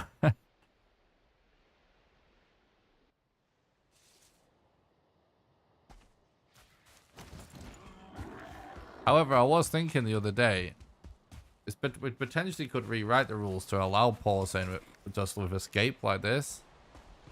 Because that is a real pause, so we could make it so that you still had to be in timer if you was relogging, but you could pause the timer if you was just pausing like this. There's probably some strats to do with pause. One time I did manage a full damage cancel by pausing, but I've not been able to replicate it.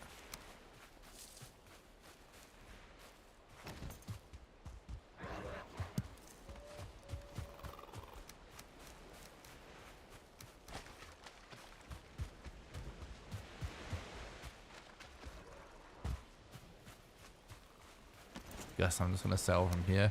So the reason this could be sketch is basically leeches, because we don't have bow and arrow to shoot them off. But I'm still going to go for a pre-break. It's going to be a bit risky this, but we have to do it.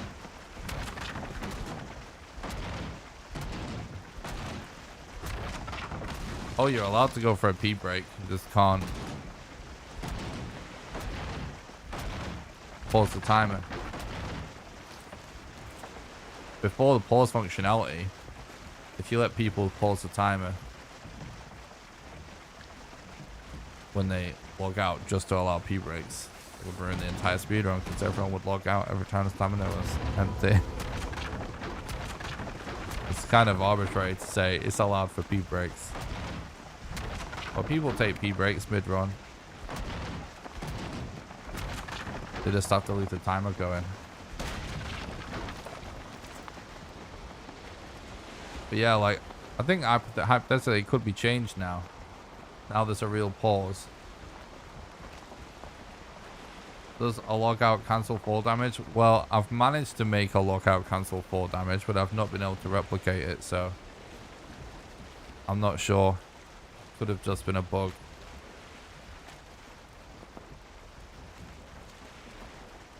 My cat has lots of pause strats. True.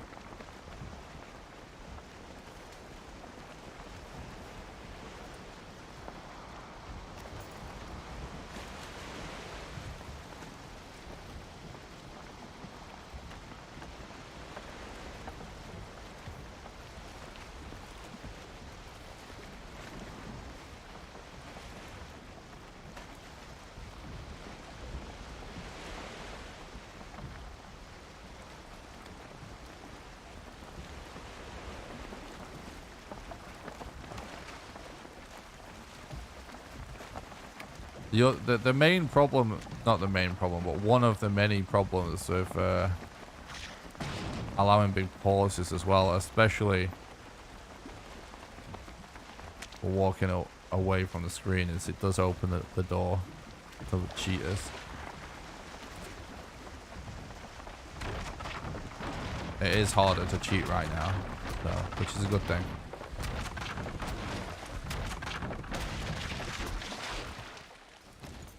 Okay, it worked out in the end, which is nice. We've got a structure which might give us a bone mass room. Got an abomination also. Could potentially be useful.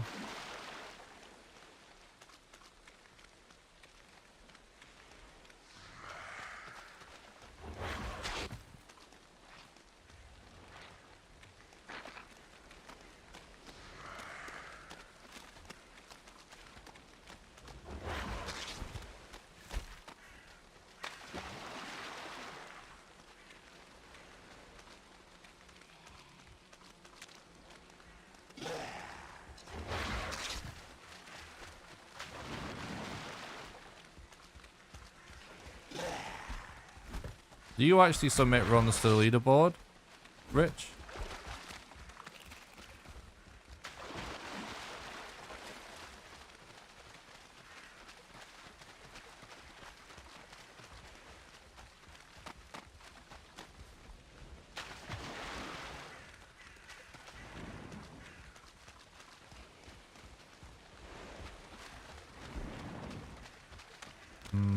This swamp's also not super useful, unfortunately. That structure could have been big, but no bone mass rune, unfortunately.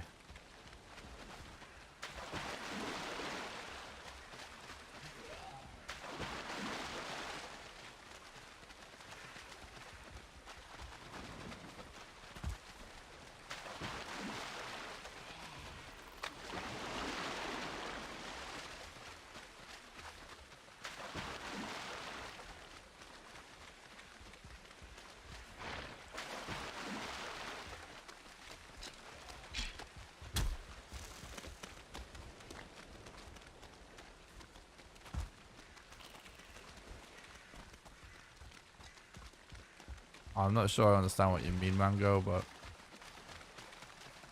doesn't matter. I mean, it's the same for everyone, right? So it's all relative.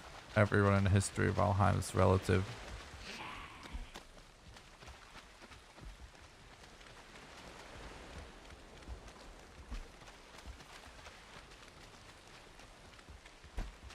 I do think it's good to take measures to make it harder to cheat.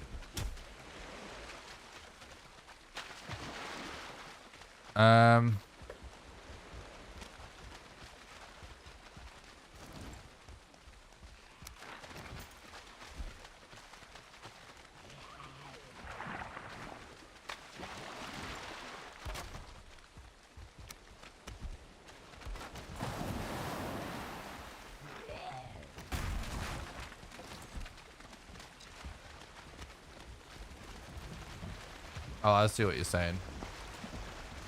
Yeah, it's true. I mean, right now, Valheim speedrunning is not for the faint-hearted. That's for sure. Not for all the old bosses cats, anyway.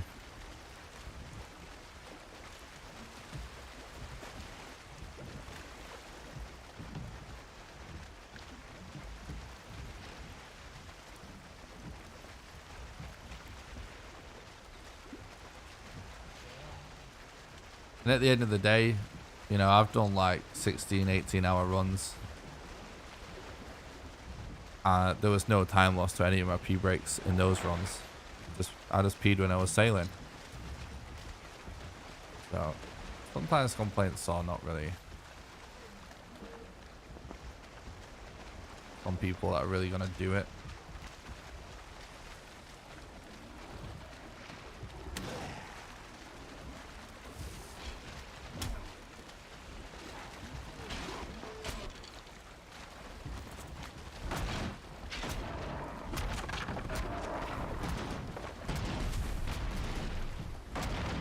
What is this situation?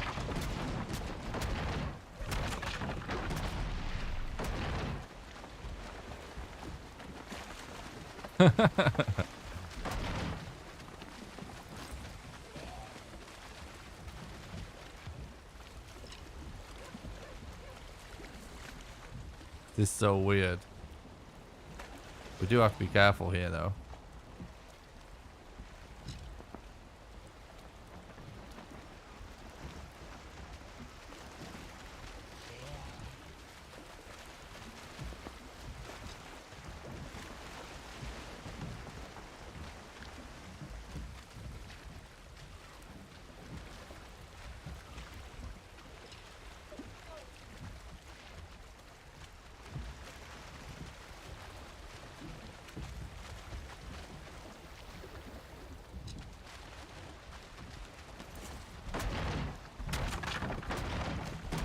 If you don't have wind pushing your boat to shore,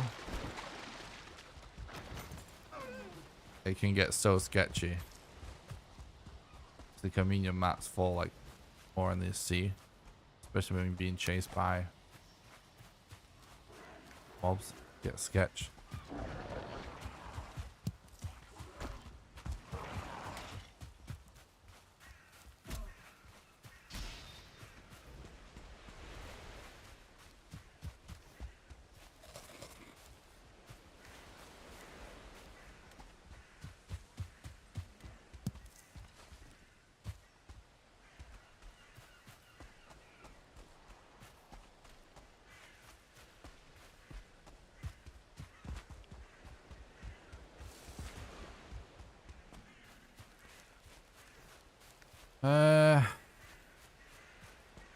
This run is turning a little weird, isn't it?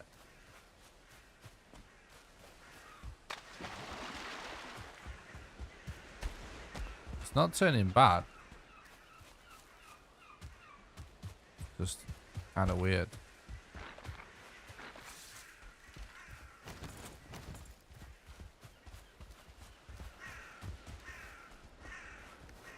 I think there is a point in farming for bones now. What?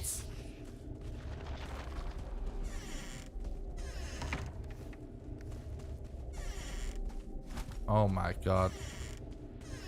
Why did we get a ghost with no door? That's so dodgy because yeah, that. It can just immediately do tons of damage. Sometimes when you're like, ghosts don't really get pushed around when you're like bumping into him and stuff so much.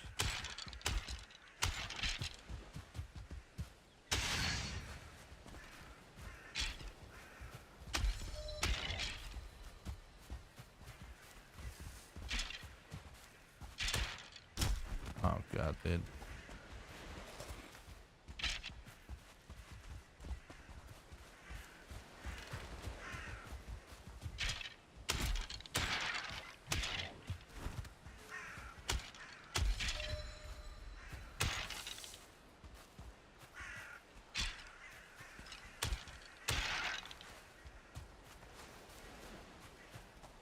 Okay.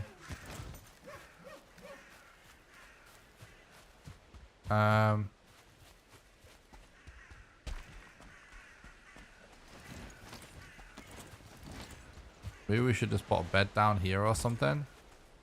Because that looks like it's going to have skeletons in that tower as well. It would be good to make sure we still get level 3.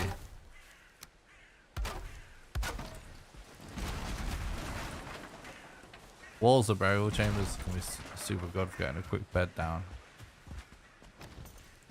Could actually potentially as well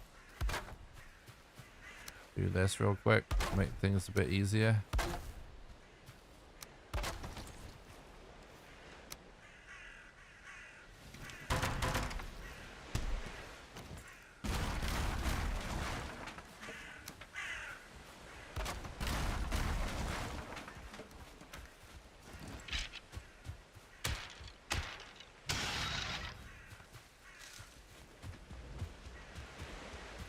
So we at least have one level 2.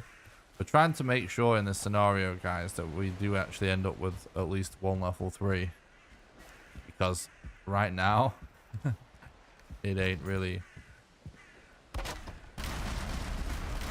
so clear that we will. Which will be a problem. It's not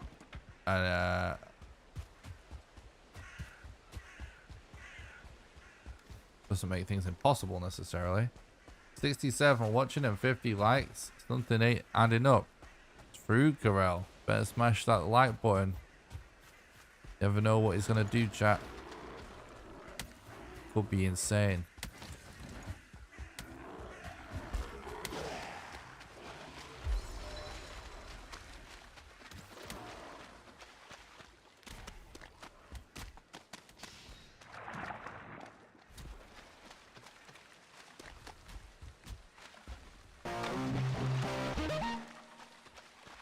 Thanks for the follow on Twitch, Nixie. I appreciate that. I hope you're doing good, bro.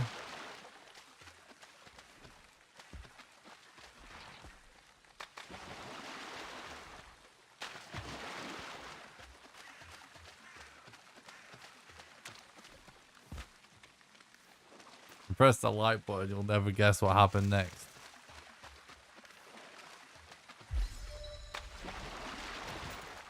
That's a good video title.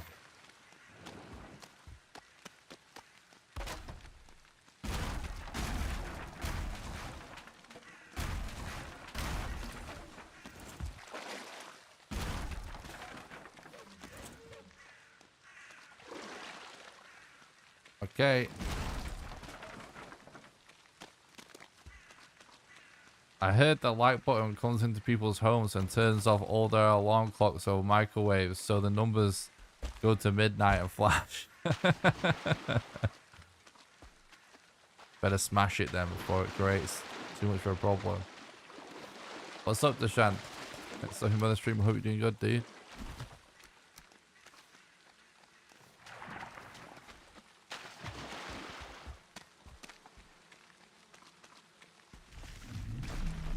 Okay. Combination. What we're gonna get here? Oh, that's an archer, I'm pretty sure. Right, we've got a crypt actually, so that's nice. Does that have a chest? No.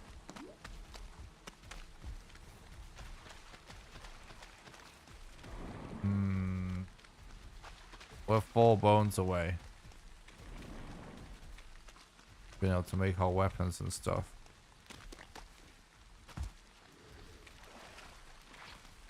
We could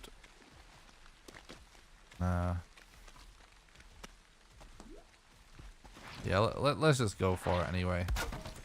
Can't get hung up on arbitrary things like just having weapons before we do this. I used to do this segment with no weapons.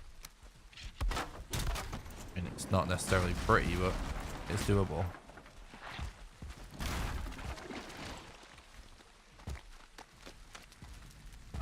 Yeah, have any of the remaining boss locations. We've got modder located. Oh god.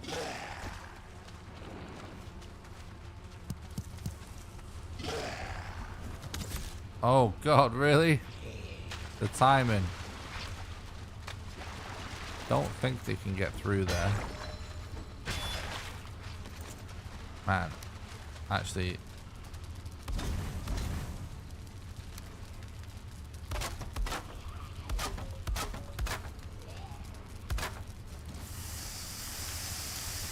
Got so much meat on us. Might as well do some cooking.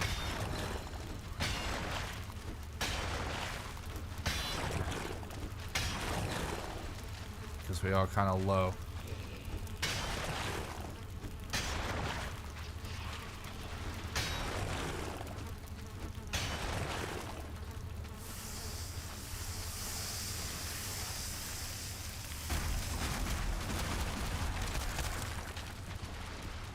How does he think he can see me? Must have just caught a glimpse as I went past or something.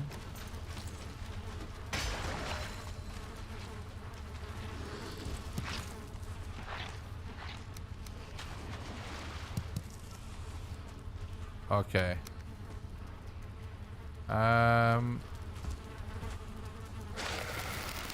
Yikes.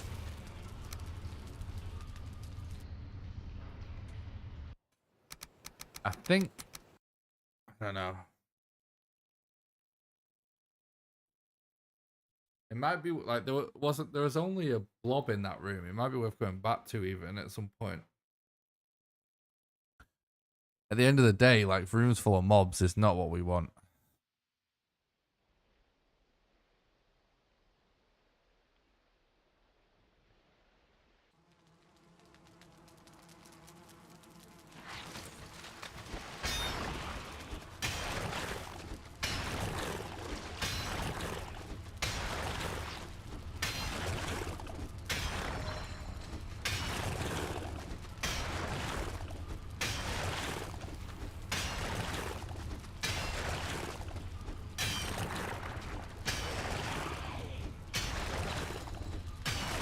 What's up, Dory? Thanks for coming by. I hope you're doing good.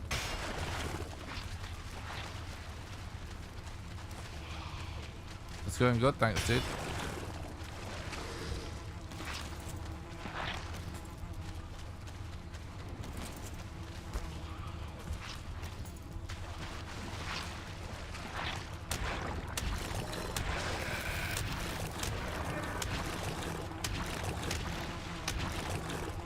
Gotta relog. Blobs do quite a lot of damage if you just let the poison take down.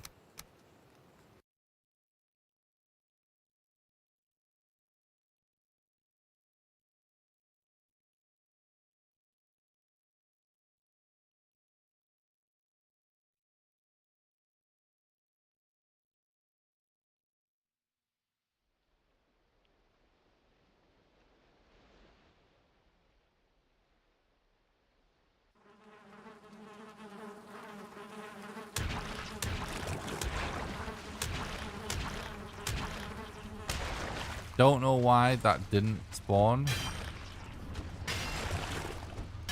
a Droger, but it's nice because that's what we want. Right, so we have the leather we need now. So if we get 4 bones, we can go at 1 level 3 club at least.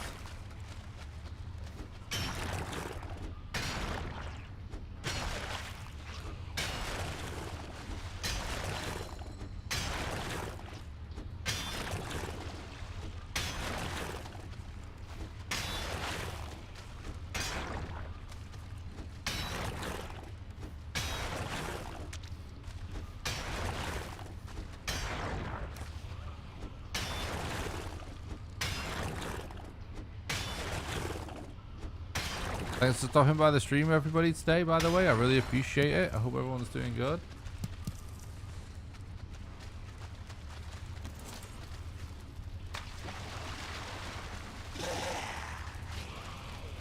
Maybe glitch the spawn when you're cooking. Yeah, maybe.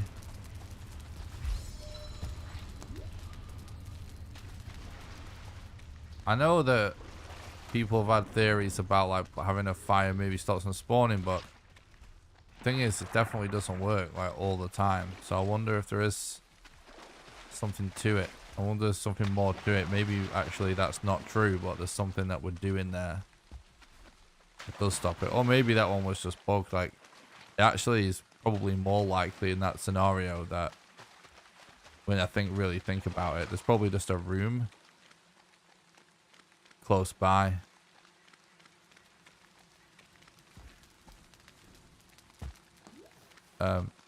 With lots of Drokers already spawned in, so it's counting as being within the spawn area, and you can only have 2 at once. Right, we've got a boneless room. Let's go. Let's see where it is.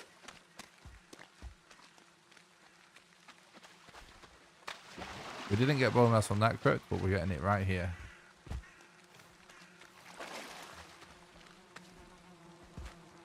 Oh, I jumped over it. Interesting. Still doable.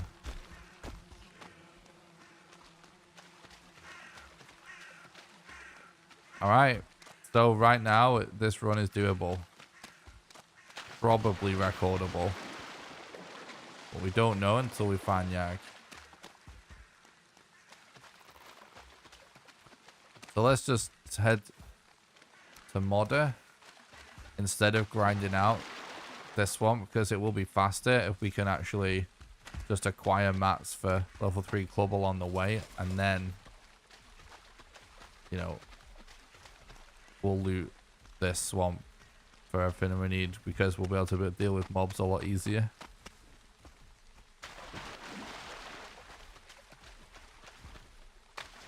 So hell yeah, chat. We're at 1 hour and 20 minutes, and there's only one more boss that we need to find. So that's pretty nice.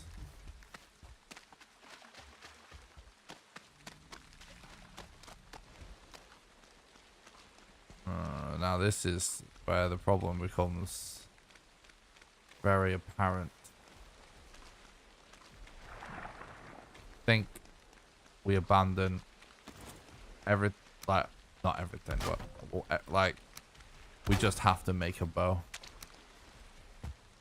because we need to start checking planes now. The run's gonna depend on it. So if that means we end up going level 2 with everything, then so be it. I can't, you know what, now I really think about it. No. I know what we do. Right, let's get this spawn down first. Okay. I know exactly what we do.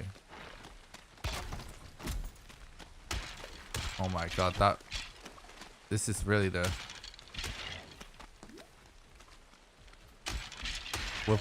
The fact that we just got skeletons show up is so wild. Because then this now means we only need one bone after wherever this other skelly went.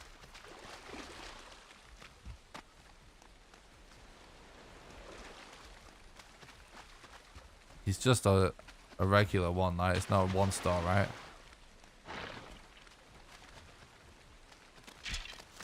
Man, we're not finding another skelly even?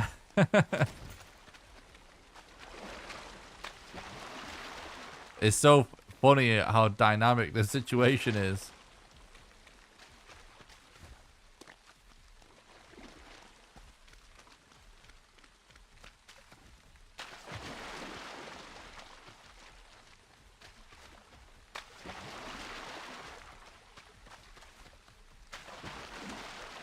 Like, there has to be.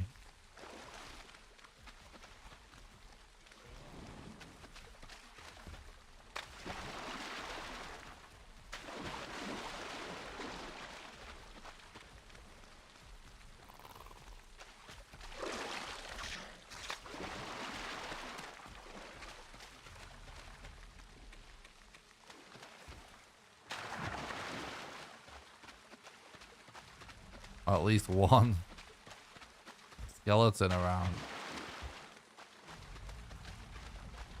Trying to check for bone. Yeah. Oh, he's right next to a goddamn archer though.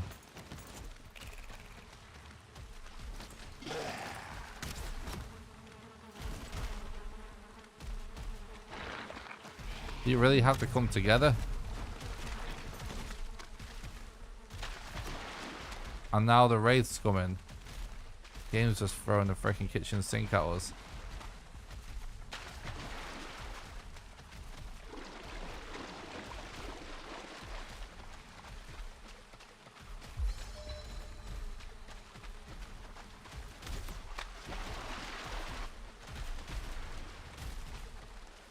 Oh, watch out.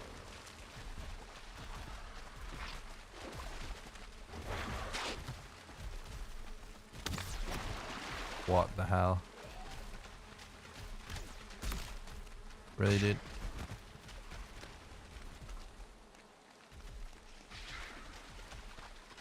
It might be worth actually doing /die to de-aggro.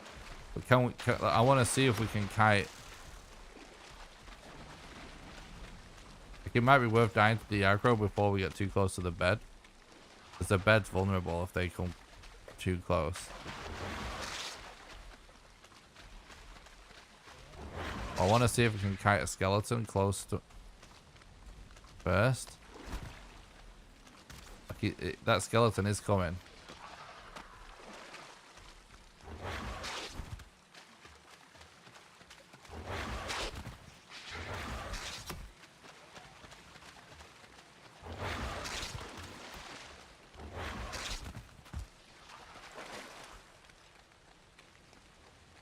It's so nuts. This whole situation here. Maybe we can actually make this work in a really crazy way without dying.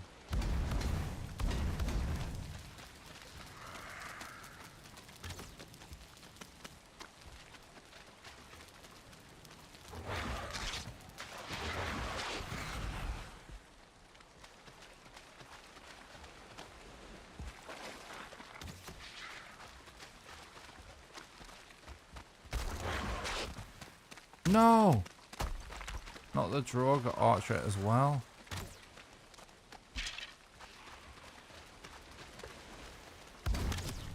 Are you fucking shitting me? I can't believe that I was about to pull off something so cool and the Droga Archer just walks up.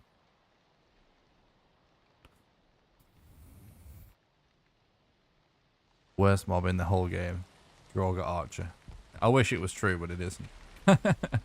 It really is the Deskio, but...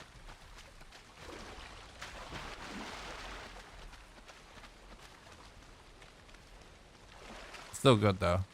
This was the original plan, kinda. But I just realized I could probably kill it race with fire and not have to do this, but...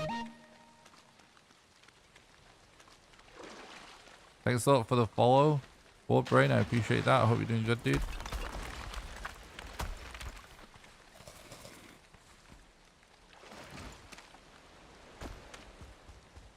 And now we need to find where the hell the skeleton run off to even.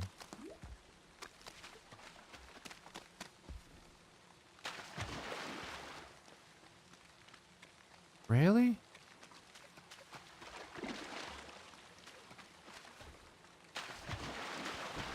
It can't have just disappeared. Like, nothing disappears. But it can't have just ran all the way back, right? No, there it is.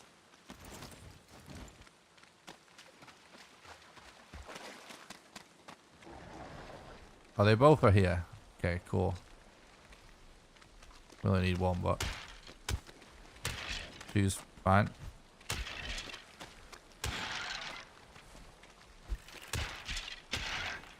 Alright. Interesting. Alright, it was only a minor detour, actually. That was not too bad. All things considered. Oh, now I've got... Right, now, look, that... there's one there, the two. Of course. Game's freaking trolling me. Right, so what I realized here is, chat, is that it was actually going to be possible to go for level 3 club now. Because what I was going to say is it could be worth just building everything level 2 and going for all tools, but just level 2 club. Just to have the weapons we needed for going through the plains. At the very least, we want a bow. But I realized it's possible to do level 2, so the only compromise for a real game is that we only have one club, but we still might be able to get mats for another one later, potentially.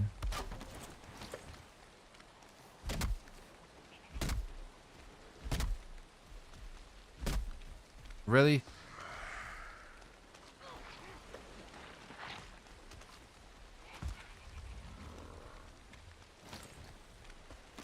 Oh, I know why this is.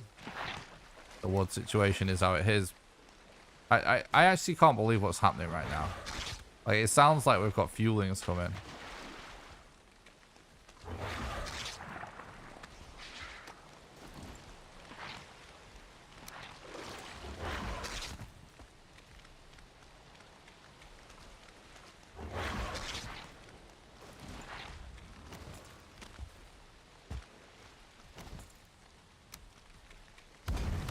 So this is exactly why we're out of wood.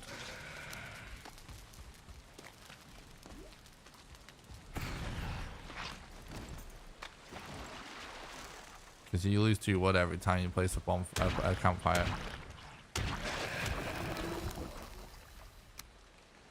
So let's have to gather some more wood.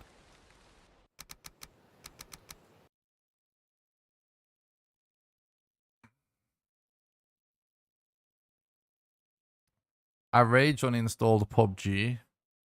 That's the only game I've ever done it with. And that is because I played the game for 2 years. All the developers did was make the game worse, and they still never fixed bugs. And one day, I just had enough. And guess what happened that day? Started streaming Valheim. And now look what happened.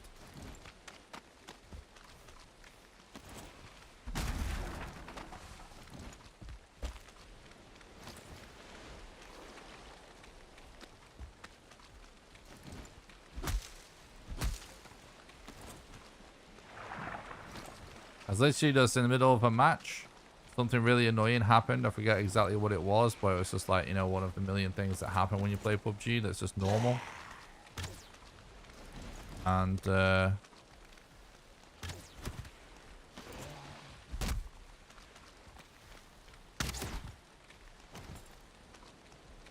I can't believe that we're actually getting attacked by fuel in here.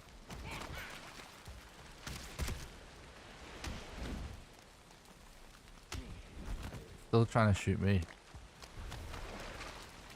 Like what?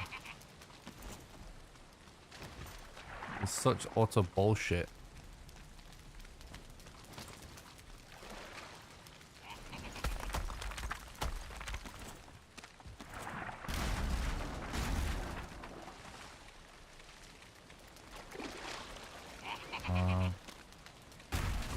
Honestly, we should probably bring this bed with us too. It'll just destroy it. We're gonna have to go and find a crypt to be able to make our weapons and stuff safely.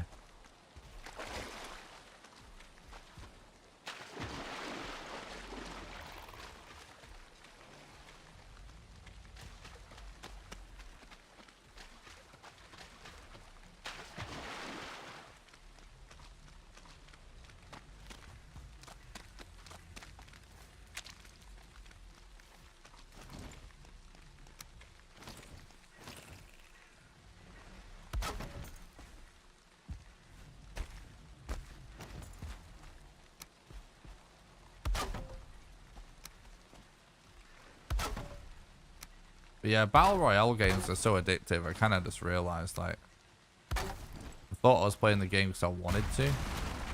I realized I was just fucking addicted to it, basically. And that actually, most of the time when I was playing it, I wasn't having fun. Actually making me unhappy, if anything. Just because of the amount of stuff that can happen. It's just so annoying. So I was like, you know what? Why am I doing this to myself? No one really watched my stream at the time anyway. People did, and they're still around, and I really appreciate those people, but it's not enough to like sustain a content creation career. It wasn't enough people for that. And the actual thought that I had, more so than just being triggered by PUBG. Oh, I forgot something, but never mind. More so than just being triggered by PUBG. I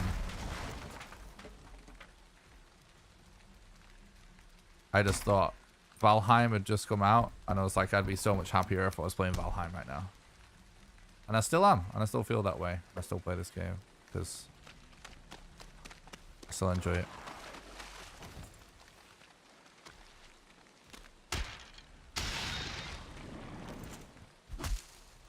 But I think there's a lot of people that are into creating content that are on the grind of trying to become a content creator, that are actually just addicted to the game that they're making content for. And you know, speaking from my own experience, because this is exactly the case was for me, I was kind of kidding myself that the best thing to do for my channel was to still be playing that game, because if like I knew that really, you know, I wasn't really going anywhere playing that game anyway. So I was kind of kidding myself about it. So it really just came to the point where I was like, not only am I actually kind of depressed when I play the game, because of all the problems with it. But I'm kidding myself that it's the right thing for the channel. Because it wasn't. Because if it was, I would have been more successful already. And that was back when this YouTube channel had 30 subscribers or something, and I used to average less than 10 viewers on my stream most days.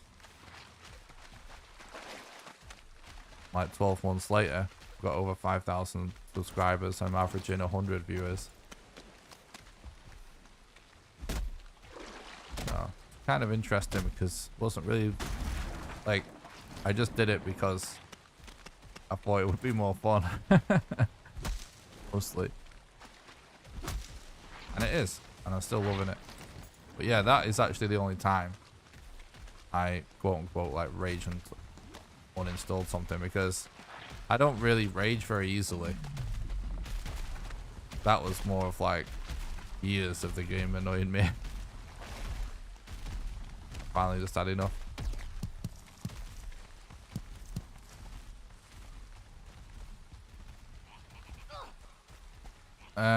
Actually, oh my god, I was gonna dodge that, but he almost like, I don't know, I feel like he attacked kind of quick.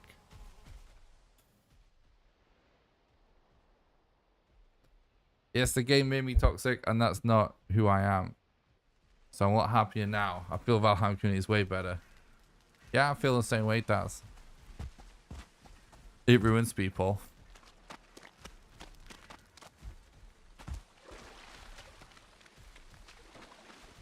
And, you know, don't get me wrong, it's still really, like, it's definitely possible to still play any Battle Royale game and just have fun. Especially if you just play it very intermittently and just casually with your friends. But I do think if that's all you play and you play it all day long, all the time, whether it's for your job or for recreational purposes, I think it ruins you as a person. Because I agree with that too. Like, I know some other people too that had some really serious depression issues and stuff, and they largely blame it on the game. And as someone that was a part of the PUBG community for a long time, so many content creators became super depressed, and you know, I really do feel like a part of that is the game. Anyway, let's not talk about that. Valheim is much more positive.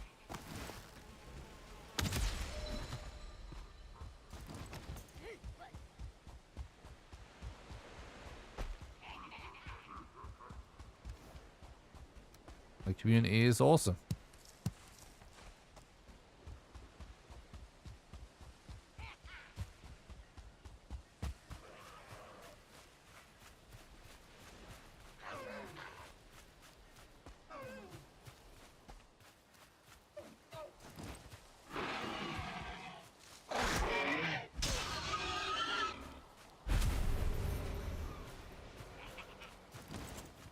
I'm giving honest feedback to you, Nick. You are more chill now in your Valheim career than you were early on. I can see how the game has had a positive impact on you. This game is so young, so there's a lot more content to come. Yeah, true. The only reason I seem more chill now is I'm just, it's not that aspect. Oh, is that must be the mountain that for modder that we can actually see there, right? Are we gonna have to use campfire strats? We actually might. Let's actually go for more wood. The only reason I seem more chill now is just that it's actually hard to get used to having more people that pay attention to you. It's hard to, like, I've been grinding trying to be a full-time content creator for almost 8 years.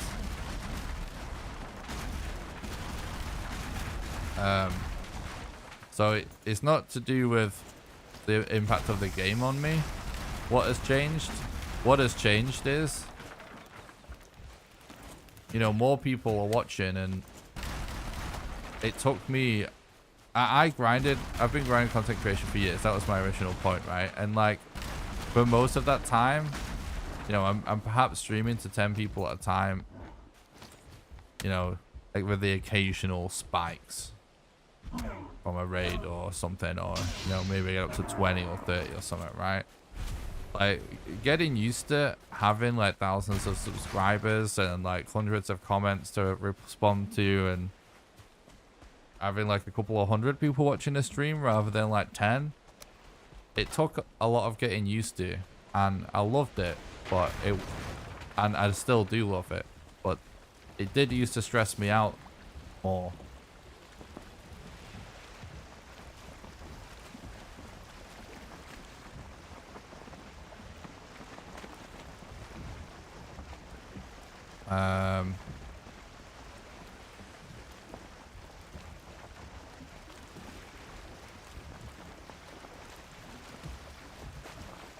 Like when, like, yeah, it's there's definitely been an adjustment period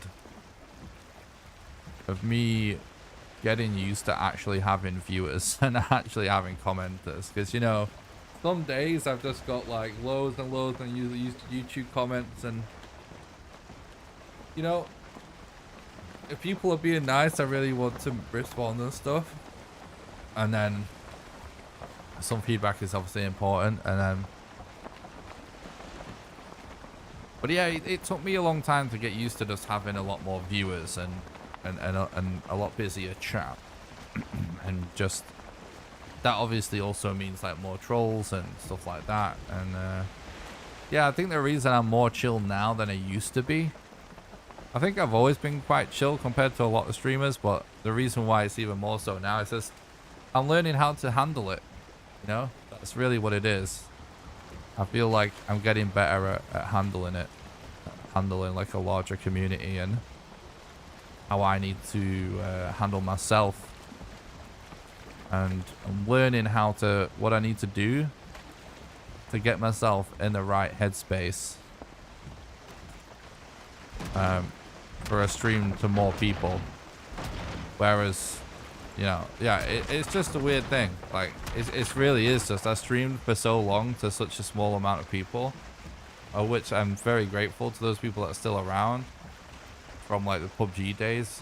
And I was streaming for years before that. No one is still around from before PUBG, I don't think. I'm sure they stop in from time to time. But yeah, like, it was hard actually to adjust. Not, I don't know if hard's the right word. It's more just surreal to me. I didn't, like, I don't know. You just get used to things a certain way. And I was, even though I did sort of believe in what I was doing, there's this, I was like shocked that more people were watching and that the videos were getting more views and the YouTube channel was growing. I was kind of just in shock for a while, and it was hard to adjust to all the constant feedback.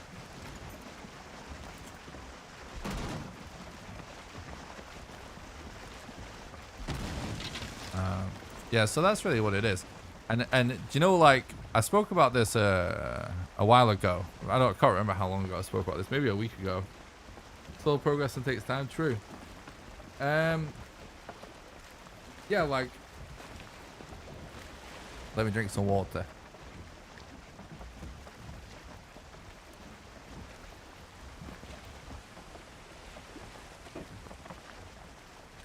There was a certain thing, a cycle that sometimes I would get stuck in on stream, where I wasn't doing my best. I wasn't the best version of myself some days. And I don't mean anything bad or anything. I just mean like you know, let's say I had an off day or something.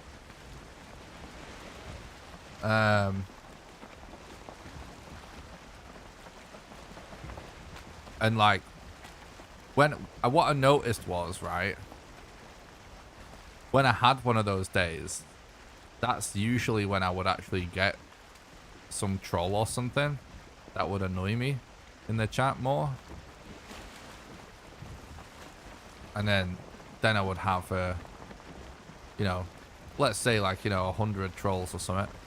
Like 99 of them didn't bother me, but then I'd just get like the one where I did. But I usually felt like even so, that used to happen when I was having a bad day anyway.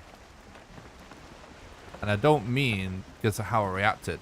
What I mean is I feel like I attracted them because I was having not the best day, if that makes sense. I don't know if any of this makes sense. And what the really big turning point was with me, what has been with me lately, is it was when my friend Tom visited for like a week, and we had like a staycation together, and I just streamed like a couple of times that week. But other than that, we just had tons of time off and to just relax and catch up and have laughs with my friend. And I didn't realize how much I needed a break until I was actually like a day or so in, if that makes sense. Thanks a lot for the sub, kids. I appreciate that. Thanks for stopping by the stream. I hope you're doing good. I didn't realize how much I needed a break until I actually took a break. Because you get like in a cycle sometimes as a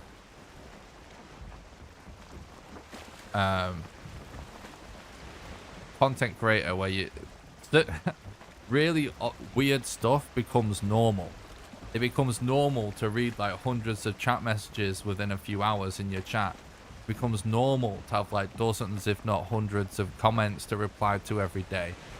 Well, because this is what's weird, is that some days now for me stuff can get a bit, I'm not like a big successful content creator or anything yet, but I am already at that point where sometimes days are strange, where there's so many comments to reply to, the chat's going completely insane. I might wake up to multiple DMs of people like wanting a piece out of me. Like, it's actually interesting how at a certain point several months ago, it's like a switch was just flicked and things became this new space of this new realm of possibilities of like days can be a bit weird. Because sometimes I even just have DMs of people just like, yeah, they're trying to make money out of you essentially. It's some like shitty sponsor deal or some weird partnership or some sketchy, you know, what company or whatever, and you just, it's an extra layer of things to deal with on top of everything else. But this is all stuff you get used to that isn't really normal. And then when you have like time off to just relax with your mates, you kind of like, oh yeah, I need to just take it down a notch, just relax. Like, this is a lot of input, if that makes sense. A lot of sensory input. Sometimes just need to decompress. And anyway, when I relaxed, we had a good time and everything. And then after that week off, I went back to streaming, and I was just so relaxed after that time off. And basically it was just feedback from you guys. Like, people was just telling me in the chat and in the comments, like, oh, I think this is the best stream you've ever done, or, you know, the streams are better than ever right now, and stuff like that. And I just immediately had this, like, a light bulb went off in my head, like, yeah, I know why. It's because I'm actually relaxed. Like, I'm genuinely super relaxed. You know what I mean?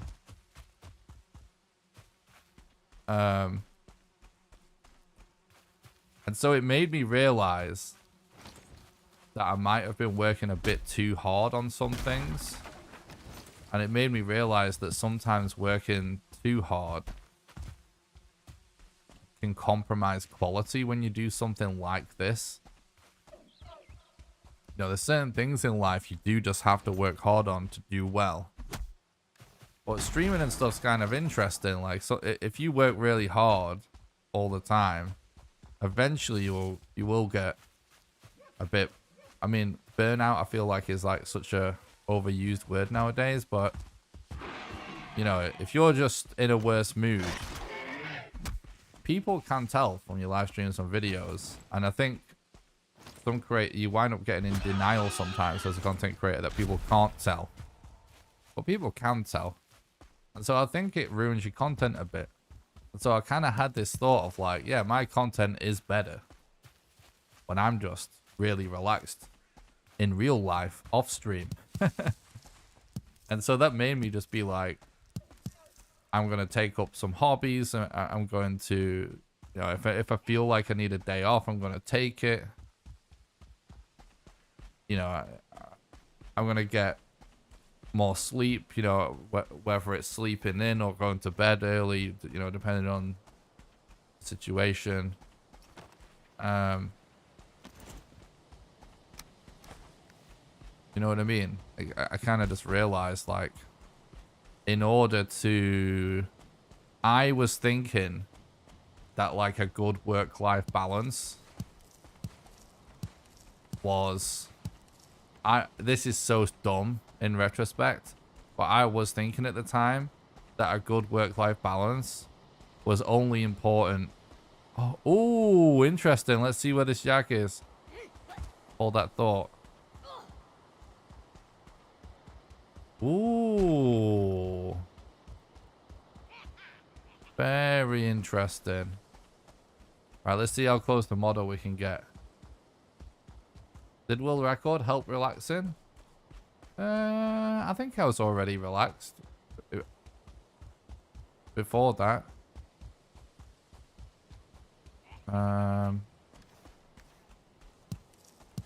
Actually I would say relaxing helped me get world I can't talk. Relaxing helped me get world record. No, another dude.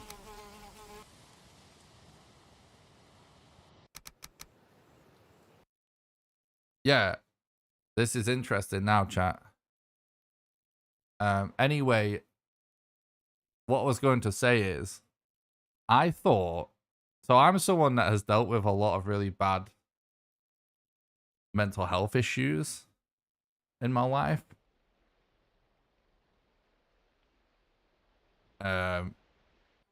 Like, I've had really bad issues with anxiety and panic attacks and stuff. No, I couldn't kill the thing and dodge the thing.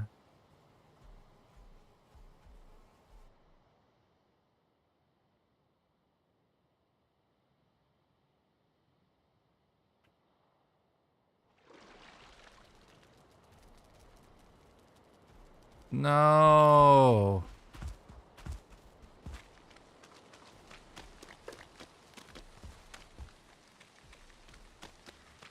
I don't know if we can recover this now.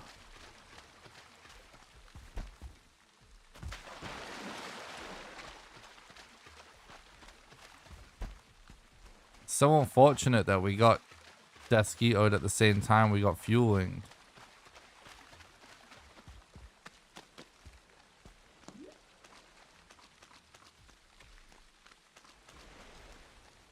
Anyway, so what I was trying to say is I've worked through like a lots of anxiety and panic attacks and stuff over the years, and I kind of like learned tons of things of how to live with that and how to get better, and I have gotten a lot better.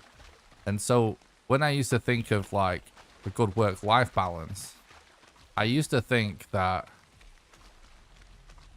a good work-life balance was only a thing to preserve your mental health.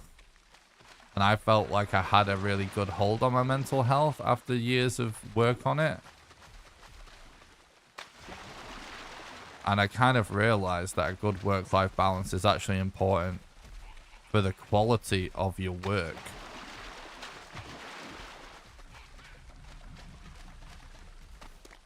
That's what I was trying to say.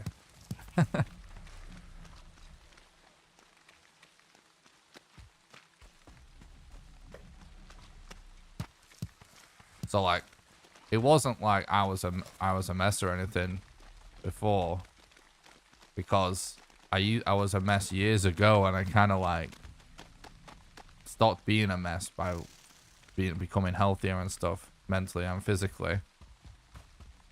But like, I just kind of realized, like, yeah, you don't need a good work-life balance just for that. It's also like the work kind of goes to shit.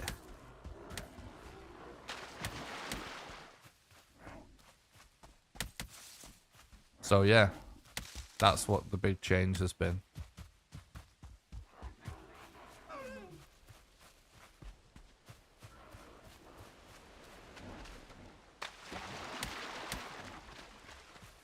It's just like a switch has been flipped, where now I'm like, if I don't want to, I get up, I do some YouTube work and stuff, I respond to messages and whatnot, and then like I could start streaming, but I don't feel like it yet. Instead of making myself do it, I don't. If I feel like maybe I need a quick power nap or some food or whatever, so I feel more comfortable before I start the stream, then I'll do it. And if I'm feeling under the weather, whereas once I would have powered through, I'm more likely to just take the day off now. Because I used to think that was like a week, that was like, that's the kind of shit that people that don't make it do. But I realized that was utter bollocks. And that the reason anyone cares about what I do is because it's of the quality. And if anything I can do to improve the quality is only a benefit. And I make better quality when I'm like well rested and I'm not stressed.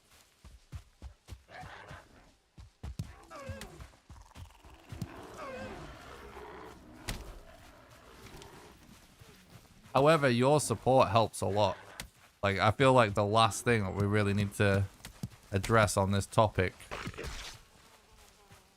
if we're really gonna like cover it properly, is that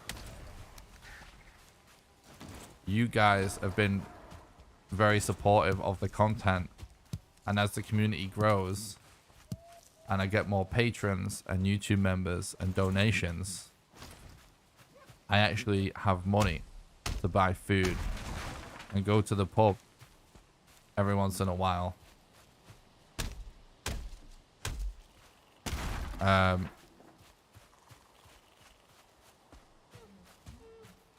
maybe even like, you know, buy a new mouse or something if the mouse is driving me insane.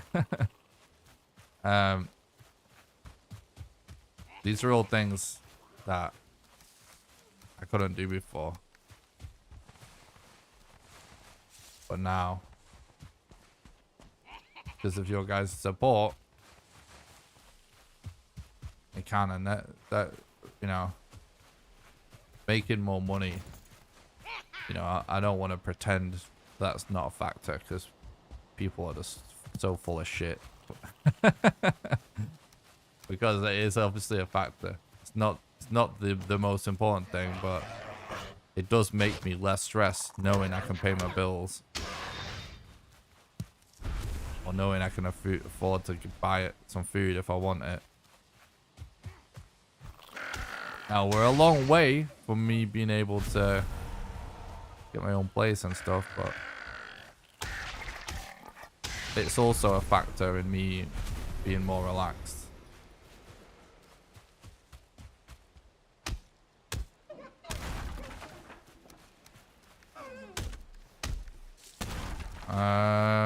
I wonder if we can get more leather.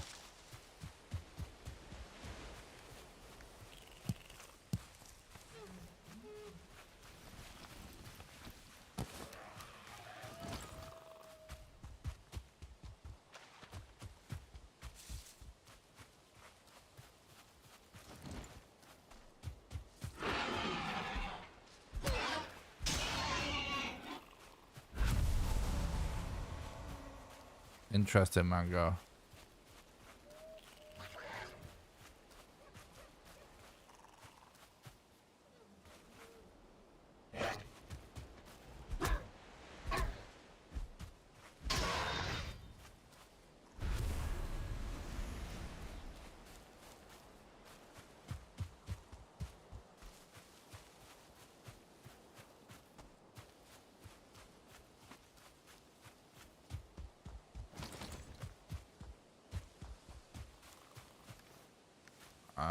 We could try and take... Oh. Hell yeah, dude. Oh, we need one more still. Could try and take it from the camp.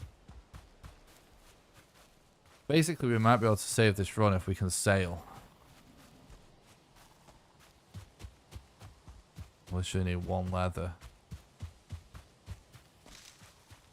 Hell yeah, dude. I need a bit more wood and stuff, of course, but...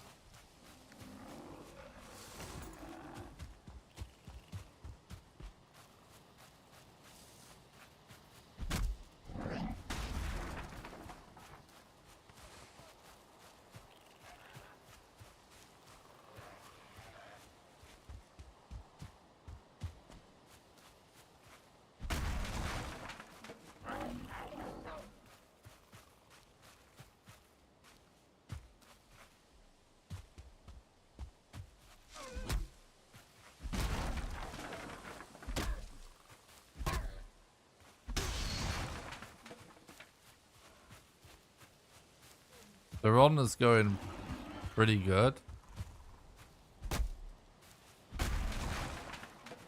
But I did die with no bed. Because we got Deathsquitoed and fueling at the same time, annoyingly. Which is just one of them things. It's like that 1-2 punch of Valheim. You can't do much about it.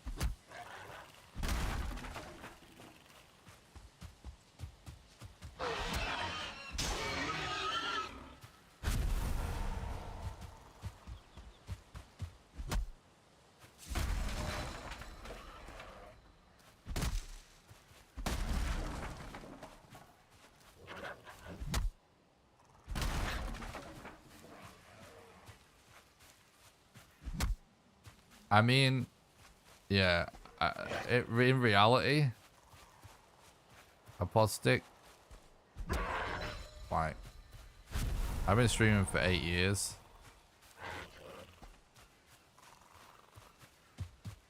Vast majority of it, I didn't make any money, so we're a long way from it covering what it costs, but I'm loving it.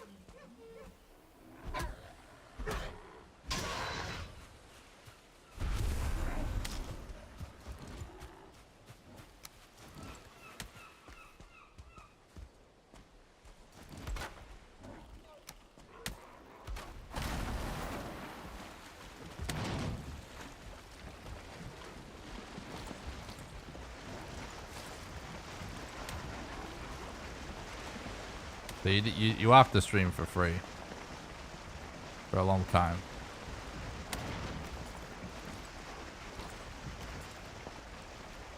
But yeah, eventually, not so much.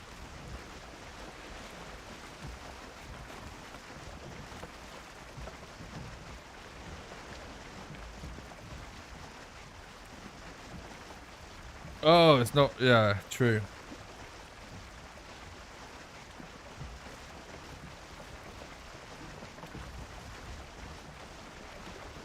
I know what you mean.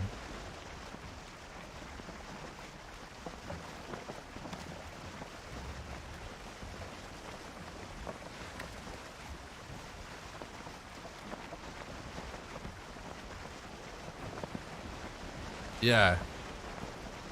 Yeah, I know what you're saying. You're right.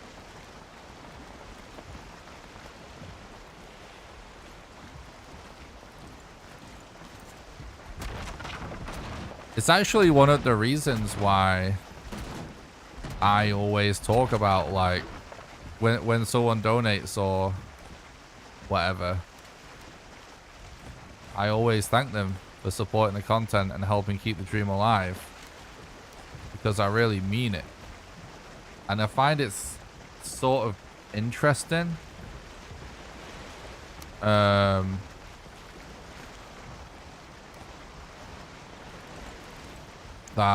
That is really, well, maybe some streamers and content creators. I don't really consider myself to just be a streamer because,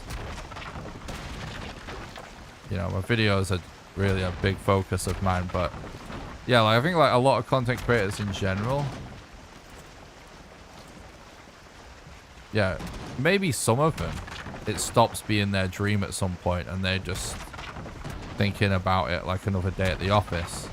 I do not like that kind of talk though, as someone that, you know, had other jobs. Just gotta like get a fucking grip. Like it's still not really a real job. Like you're doing something awesome even if you're sick of it. But I don't believe in doing it if you're sick of it. But there are some out there that clearly are sick of it, if that makes sense. And I've been doing it longer for most of them, so I feel like I'm in a good spot because I love what I do still. But anyway, my main point was, I actually think it's kind of funny that more content creators aren't constantly thanking their community. Like, you're literally allowing me to live the dream. You know what I mean? Because that is what it is. And that's why I always say that, because I always mean it. That's why I say it whenever anyone gives any money or anything, because that is what you are doing. Like, this is the dream. I'm having a freaking blast.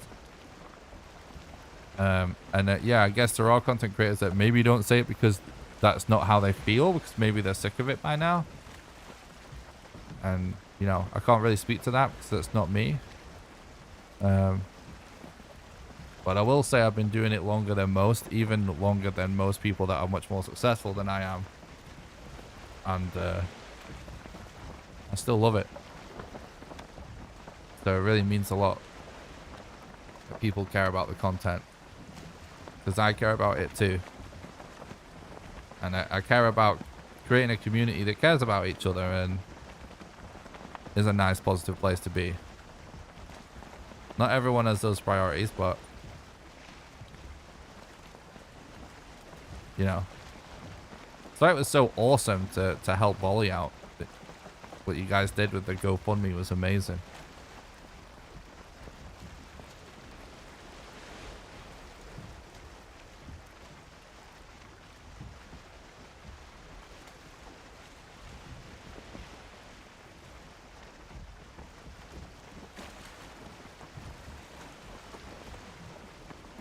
Yeah, that's true, Apostic. I feel the same way. That's what I've always tried to do as well. You ever do no death runs?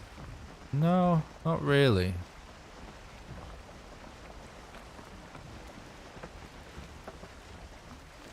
I used to do New Game Plus, so we used to not die on that run all the time. It's faster, but not explicitly no death runs. Might do in the future though, who knows. What's up, Donkle? Thanks for stopping by the stream. Hope you're doing good. What's up, old guy? Thanks for stopping by. Hope you're doing good. This run was looking amazing. Then I died with no bed, so we're trying to see if we can recover it now.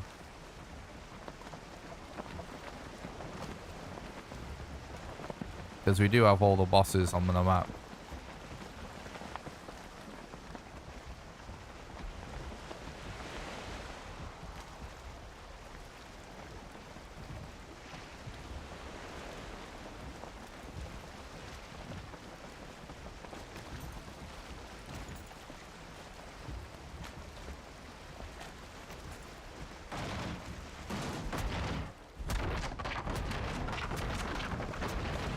Thanks, bud. Appreciate that.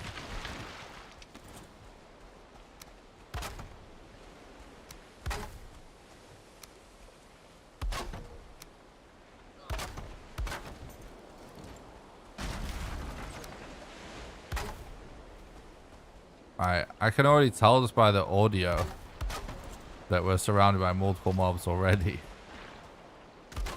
Sometimes the goddamn mob RNG, man.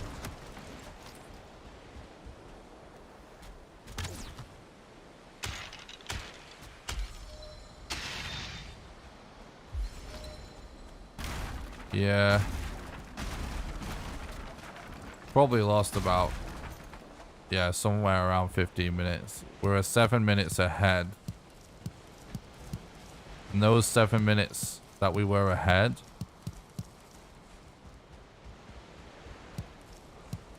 well, I suppose all of that is irrelevant. But hypothetically, those 7 minutes we were ahead, you know, there's like 20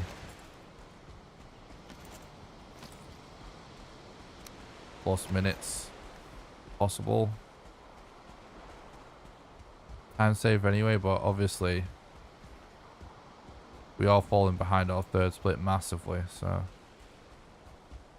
we can do all as much to the theory crafting as we want, but the time is the time and we are very far behind it. Much more than that out, so we'll see though.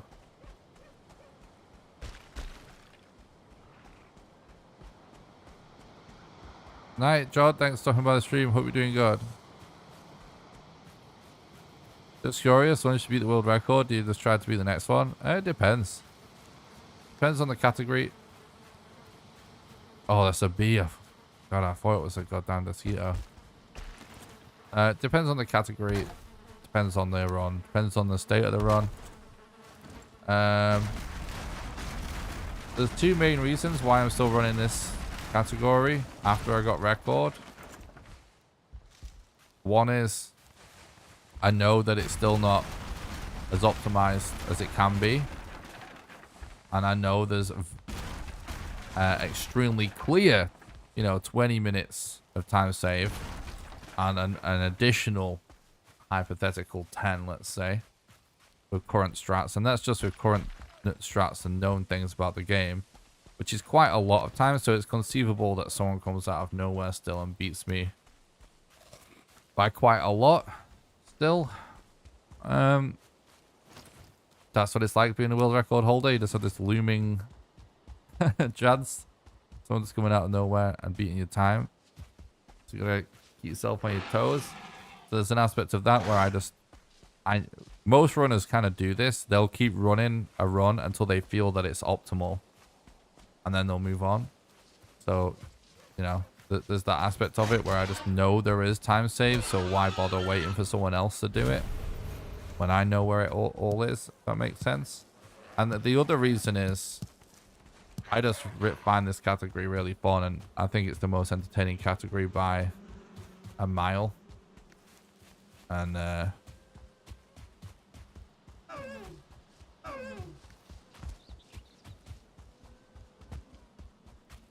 so, you know, unless I figure out some other category that I'd be really hyped to run,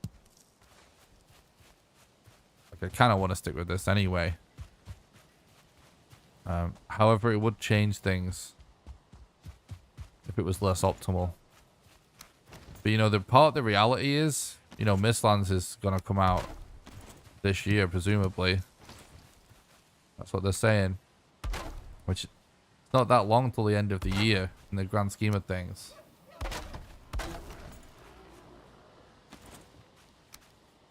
I haven't had fish and chips in ages. So yeah, there's also the possibility of like, I'm just gonna drop all this shit basically. Oh, come on. I can't believe that it didn't actually attack then. But yeah, there's part of the reality of me continuing to run this that I know Mistlands is about to come. And so we don't know when we know for a fact, at the very least, when Mistlands comes out, this run is going to be totally changed purely on the fact that there's another boss and another biome to deal with.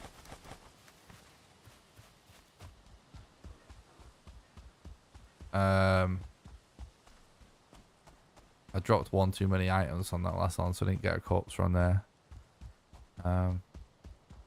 But yeah, so there's part of my decision of why I'm still running this, that I know that this period in time right now where as far as I know, I'm the only one that's actively running this category at the minute, this moment in time. I know Thread keeps coming back to it, but in my opinion, this is the time to run it, because this is when we should hypothetically be able to get it as optimal as possible. When Mistlands comes out, it's going to be like starting all over again, potentially. There may be patches that make strats redundant. At the very least,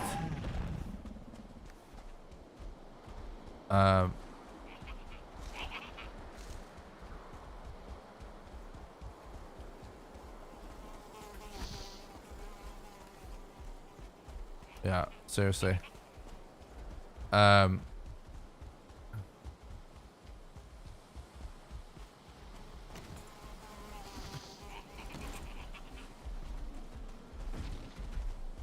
But at the very least, you know, we have a whole other boss to figure out, and the run's going to get longer anyway. So hypothetically, this era in Valheim's history is at least in the short term where the run's going to get as fast as it can get for a while.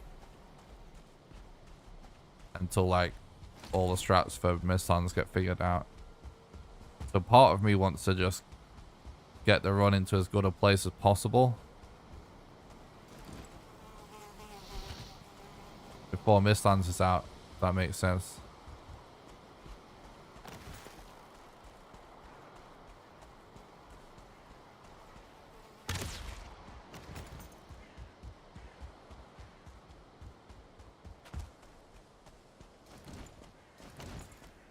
Because each category, certain do's and don'ts. As crafting anything in the game allowed, but it's time, you don't have to make it. Yeah, basically it's just always about time.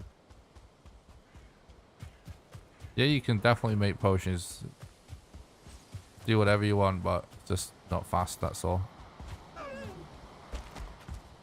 It was cool to see an update on the progress today. It looks flipping awesome. I actually got excited when I saw the new black core, or whatever it's called. I think that's what it is, right?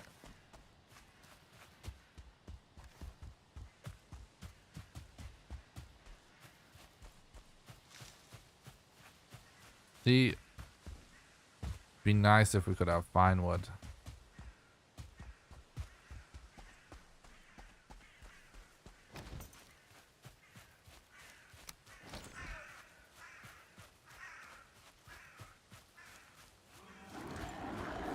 There still could really be a contender this run.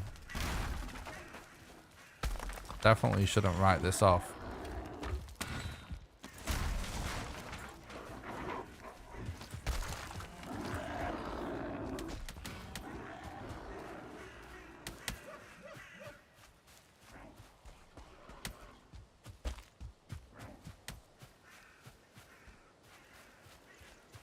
Yeah, it's interesting.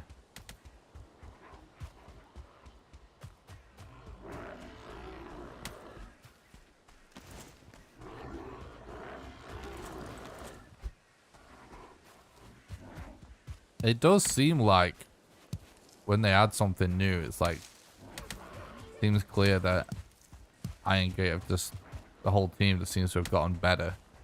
You know what I mean? I do feel like it's a certain quality when they add new things compared to the old stuff.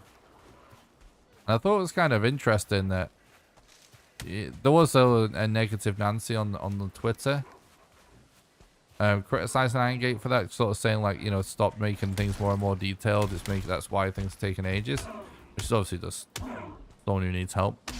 But I thought it was actually interesting that they did actually respond and basically say that that wasn't the case, which I actually thought that was strange, because it does actually seem like, to me, the newer stuff they do does appear to be at a higher quality. You know what I mean? Just to me, at least. Which I think is awesome.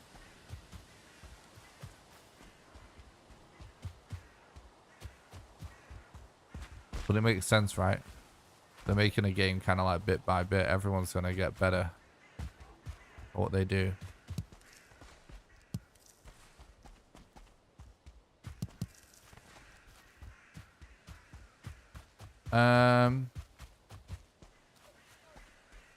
We're actually quite close here.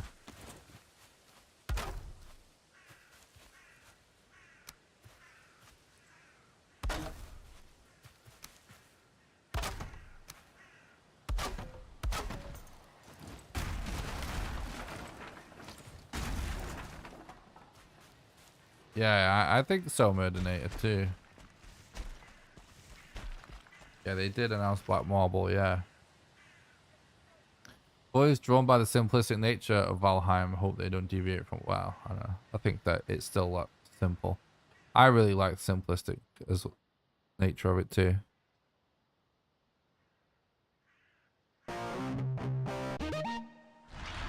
Thanks a lot for the follow, gangs. I appreciate it, bud. I hope you're doing good.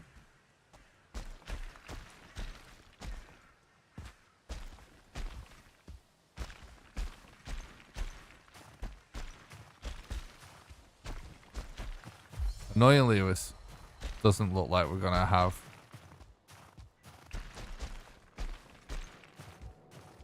on fire again, but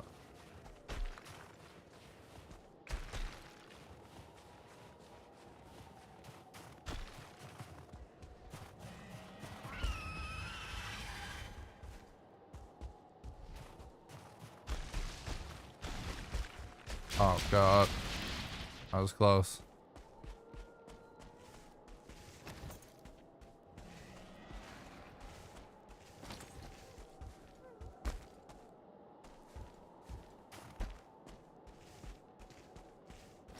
Pretty close.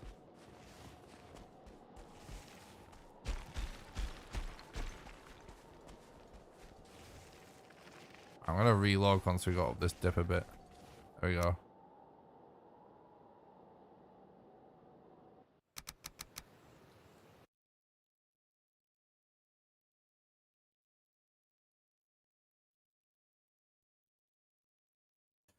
This game doesn't have major bugs for a release or patch. It adds fully working content. I'd rather long gaps before release than early buggy release. Yeah, me too. I'm happy. As a Valheim, the Viking, whatever.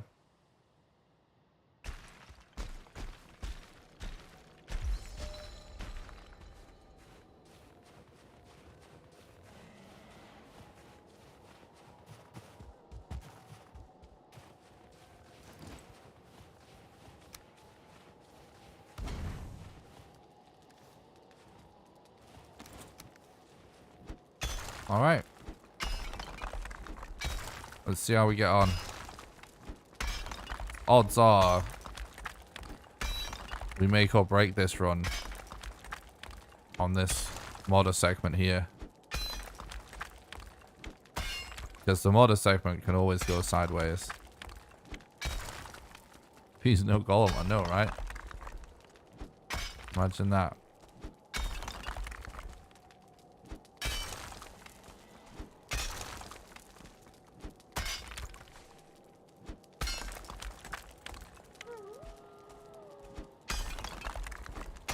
Valheim's still the best $20 I ever spent on a game.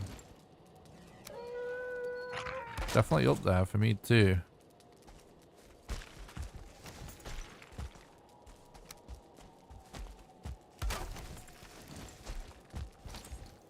I feel like most games I fall in love with these days are always cheap. By comparison to AAA, I don't really play much AAA anymore. Modder strat's so cozy, true.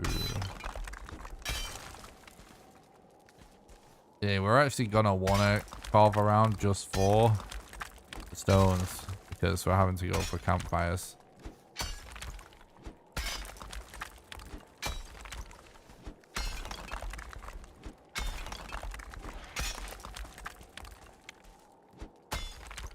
That was probably just going for our campfire.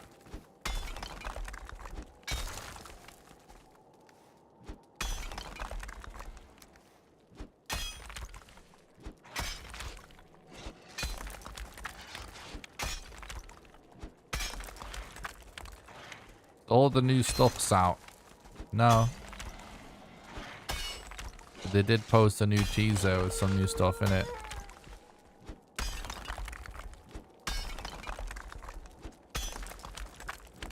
Oh no.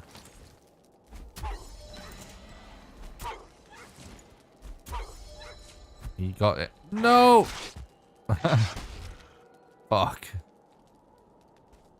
Hopefully it doesn't go and destroy our bed. What are the flipping odds, chat? How rare is it that a wolf manages to get in? Oh shit, we should relog. He's destroying our bed right now. You can relog on a death screen. That will kind of like skip that part of time in game.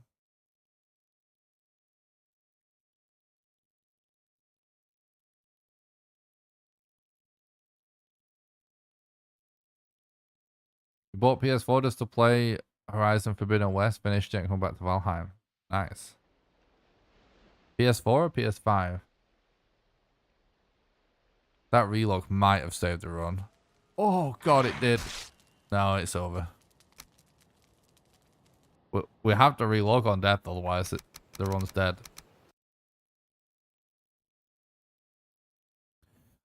Nice, dude.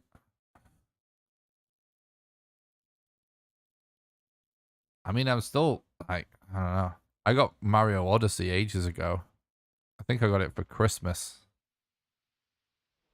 Still haven't finished that. Can't remember what, like, I guess, like, Elden Ring is the other AAA that I still play. I don't still play it, actually. But I played it a shitload. And I do speedrun it, so I'll play it when I speedrun it. I was actually thinking that the way I've been thinking about me doing a speedrun marathon is I need to de-rust in all the games that I've ever speedrun and do them all at once for my first marathon. But I had the thought today, why don't we just do all the ones that I know I'll be able to do? You know what I mean? It doesn't need to be all of them.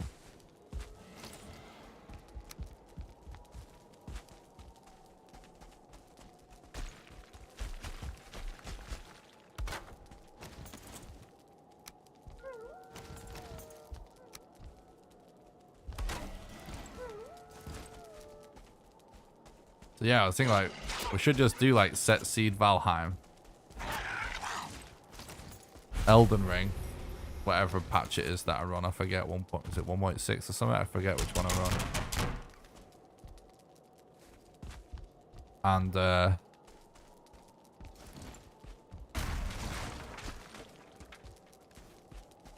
right, we should be Gucci there now. And Resident Evil 2 OG. I should just do it. I've been putting off doing a speedrun marathon because I want to de-rust Resident Evil 3. You know what I mean? I want to de-rust Trials of Midgard to keep changing that.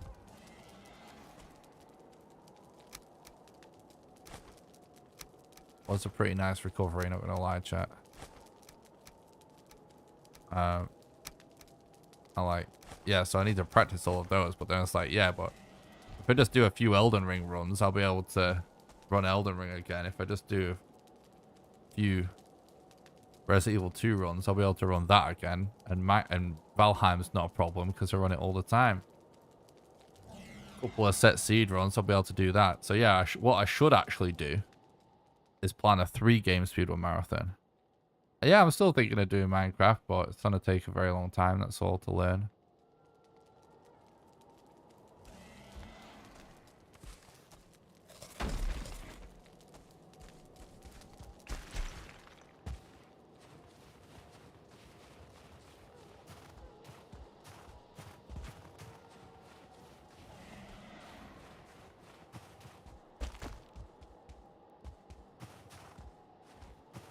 I guess we didn't see eggs that way.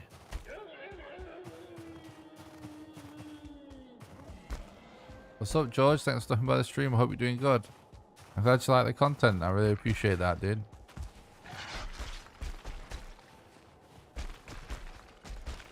Yeah, Minecraft is fun. I've not played it in ages. I think it would be fun to speedrun. Ooh, I see an egg over there. I see kind of just to the side of the spawn. Golem, of course. No surprise there. Oh my god, another golem. Yeah, it was a nice recovery just got there. I think like all of the little things that the little mistakes, the little hiccups, the weird mob RNG that we've had, that I've had to find ways around it and recover from in this, might add up to be not good. In fact, we're officially in time lost now. Got 24 seconds. So this is really going to be the deal breaker, this part of the run.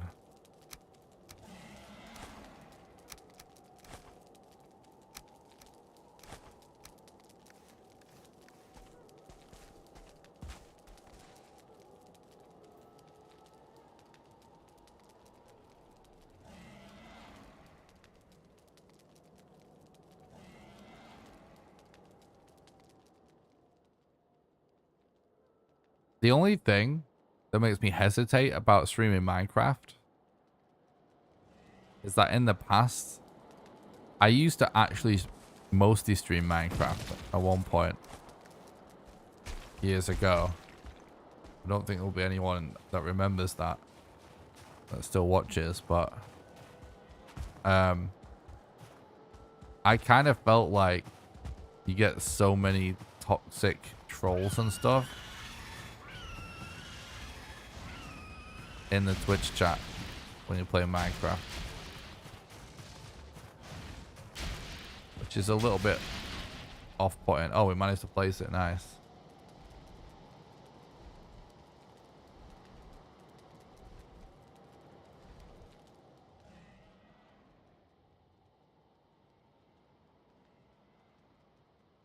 You found 5 bosses. You can say in a normal run you lose an hour just looking for bosses, but we still looked for those bosses though. We didn't just appear out of nowhere.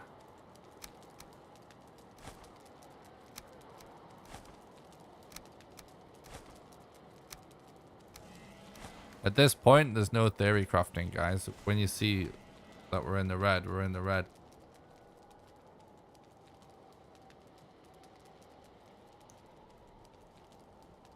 Maybe Minecraft for patrons, YouTube members first, Nick. Yeah, I will do that, Clokey, yeah.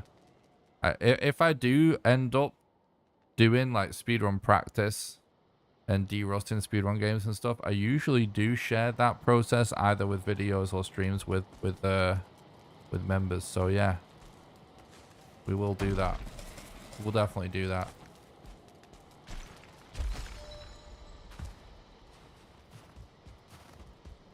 Maybe that's what we could do this month.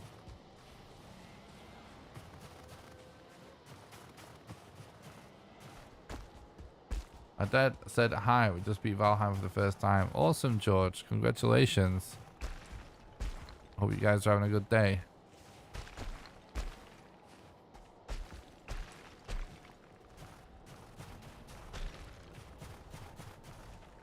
But yeah, I will say it might be a little bit different when we have our own, like, we have our own community in the chat watching, you know.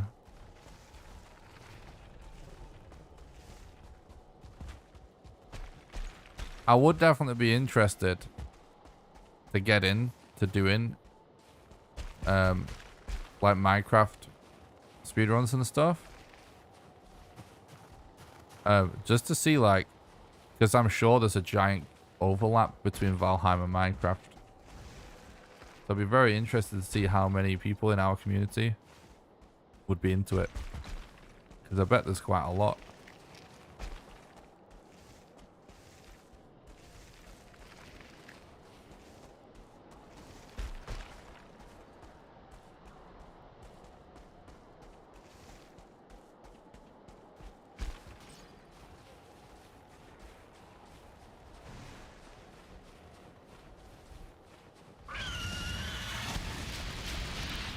Okay, I was going to try to dodge that, but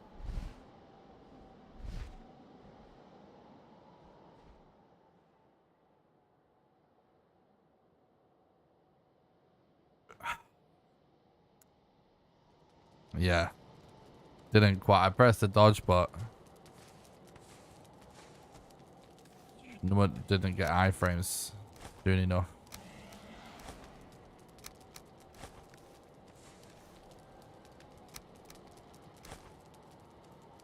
Oops.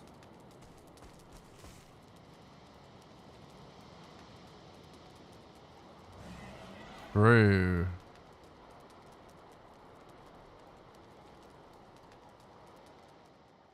Like, I don't know about this now, chat.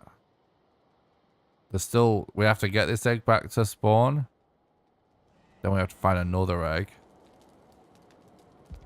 Then we have to actually do the fight. So, if we end up with that time,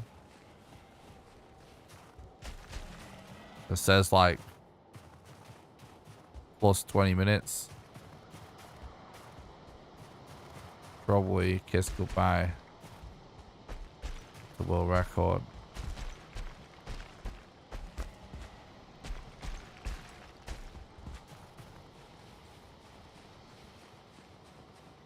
Yep.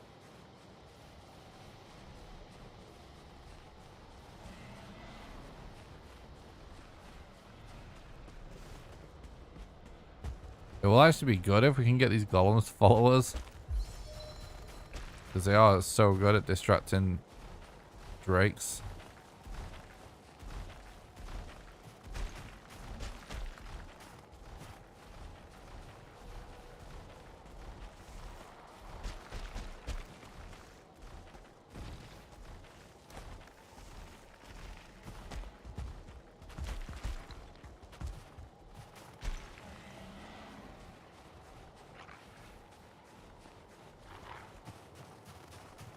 Oh my god. What, dude?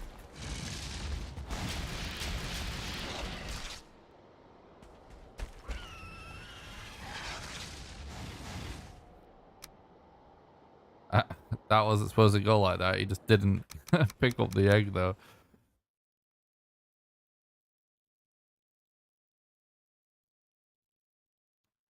Let's see if we can grab this corpse run.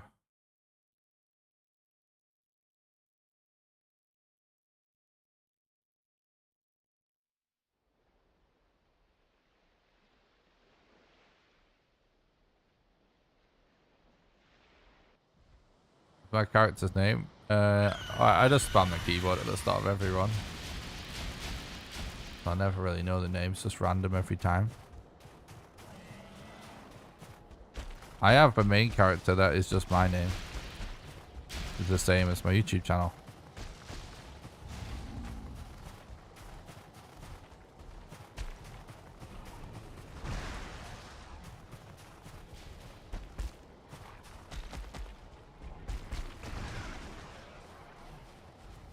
Alright. Nice. We got out of there.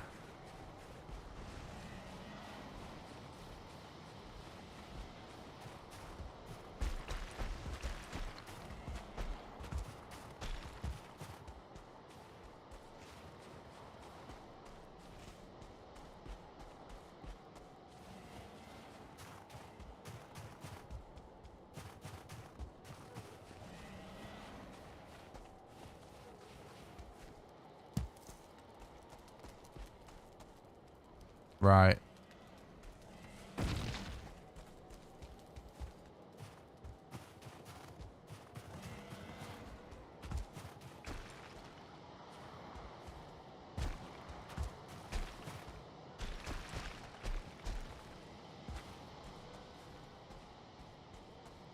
Oh, no way. I see another egg.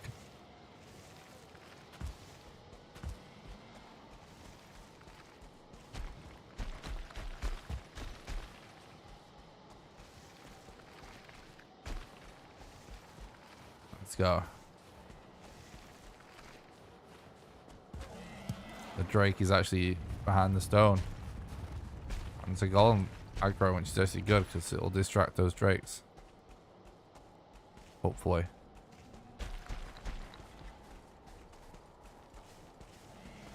Come on. There we go.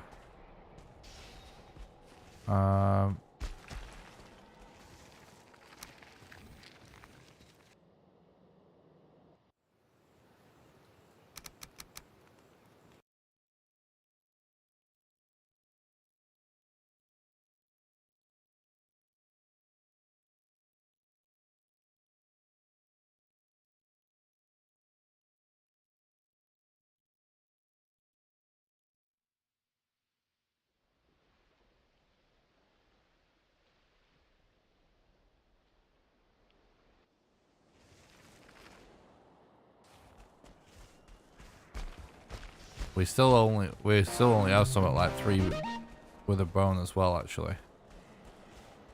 So I have to remember that we can't just go straight to bone mass. Gear Baby, thanks a lot for the follow on Twitch. I appreciate that, bud. I hope you're doing good.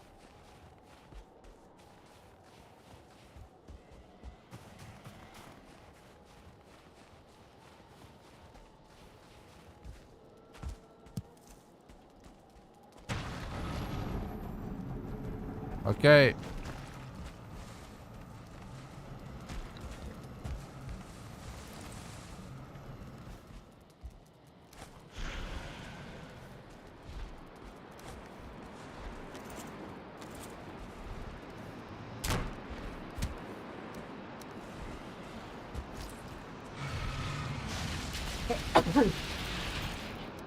Excuse me.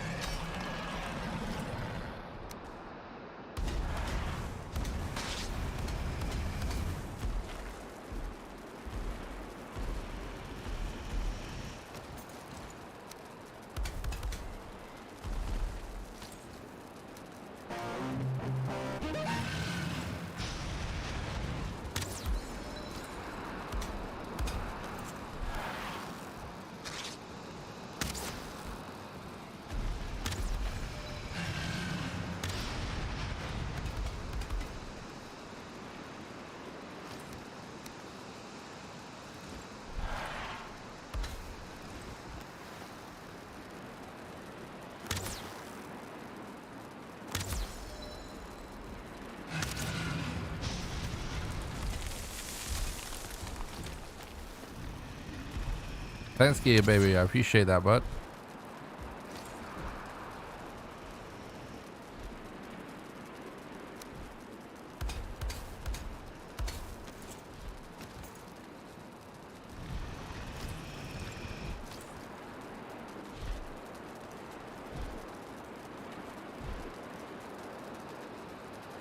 Okay.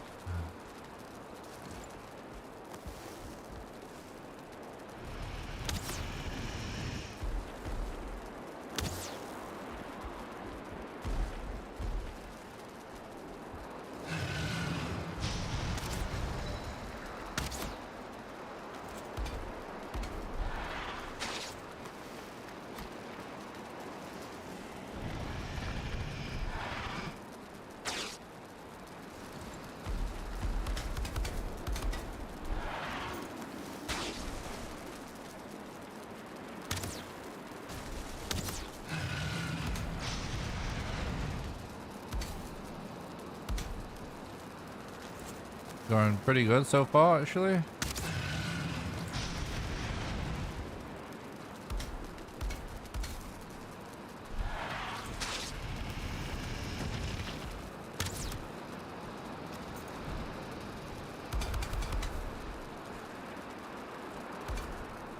So basically, if she can't see us, she'll fly directly above us like this.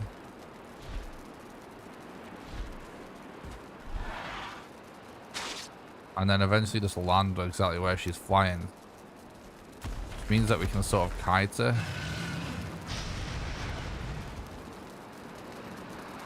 Go where we want. And for whatever reason, like the collision with fire It still registers like really far above the fire.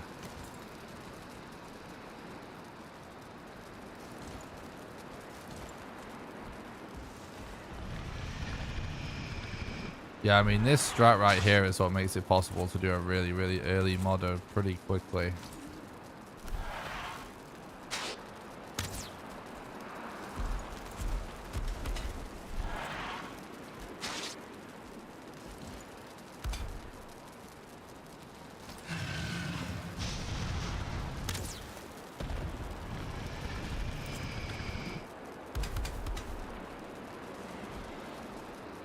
Okay.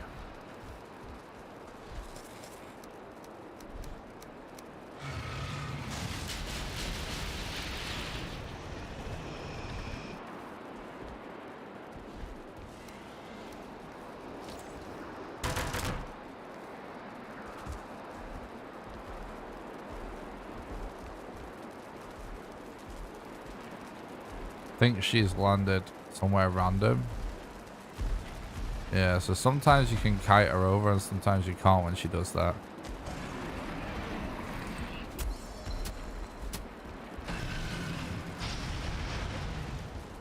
It's actually been kind of nice tonight.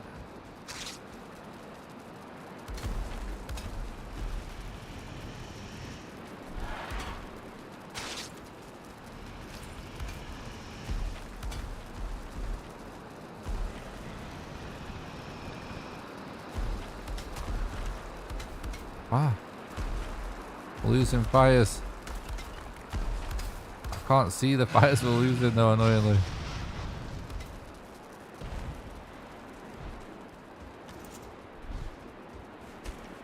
Comfort 4. Yeah, it's super comfortable. What are you talking about? Luxury hotel. A hole underneath a dragon's nest. Super luxury.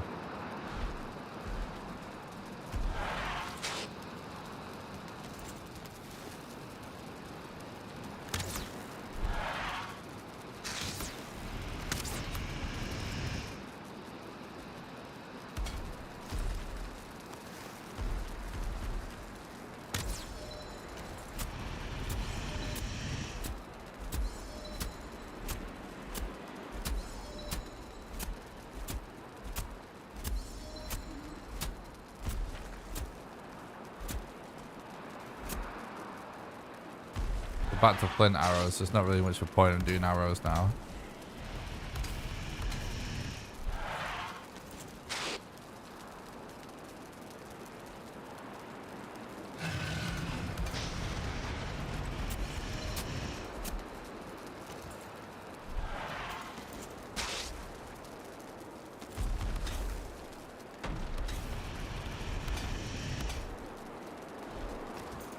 Yeah, there's some mods are really awesome.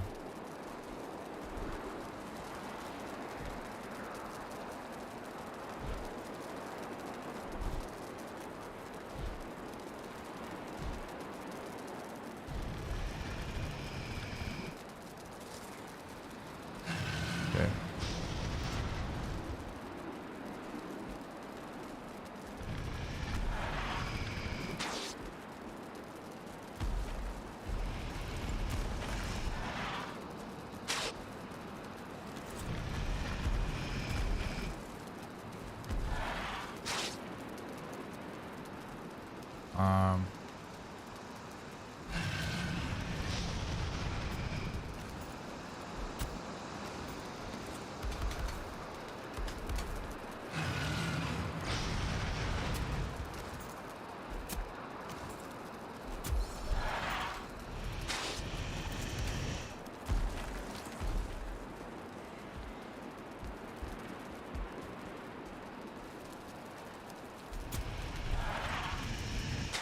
Oh my god, dude.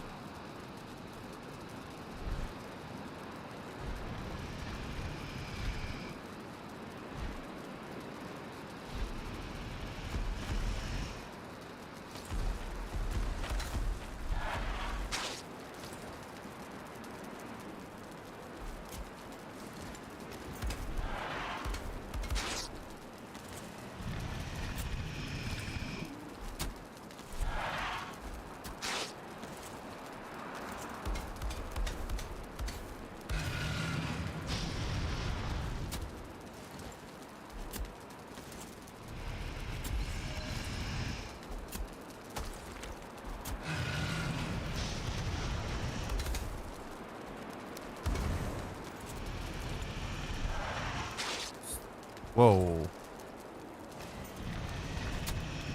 Oh, what happened there? That was kind of weird.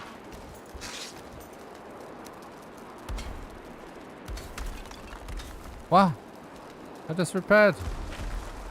Must have missed that one.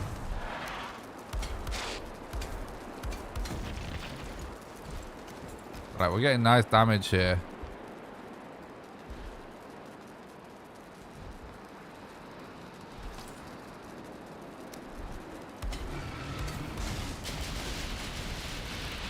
This is actually nice.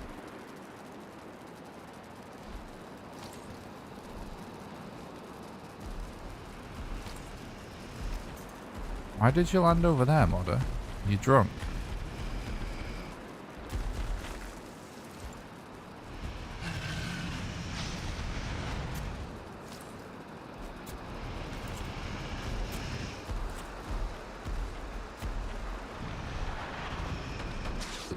Come this way. Onto the fires.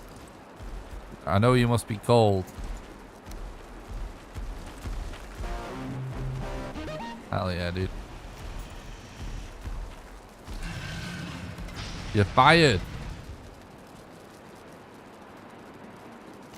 Get it? Oh, shit. I missed.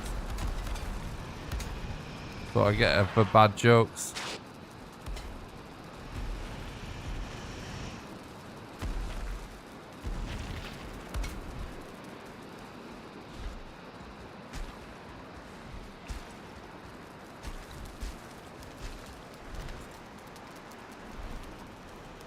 Where the hell?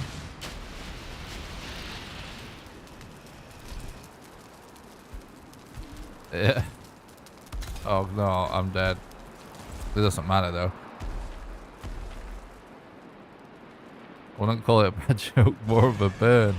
True. Where the hell did my spear go?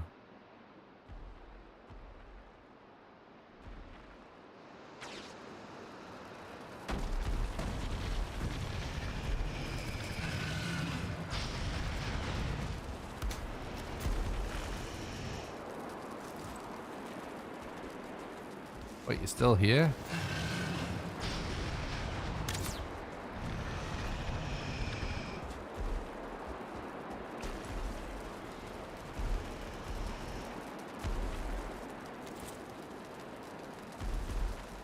Come on, as if you're not taking damage there.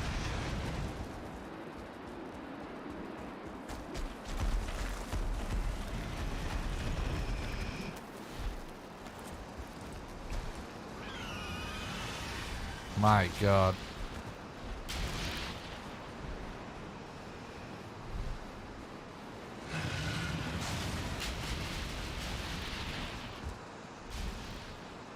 It doesn't matter.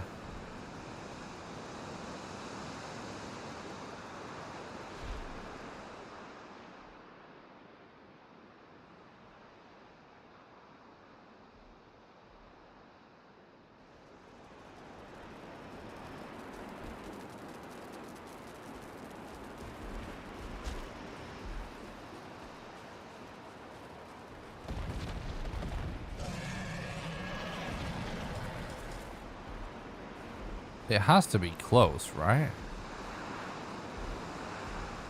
We're just gonna have to forget it.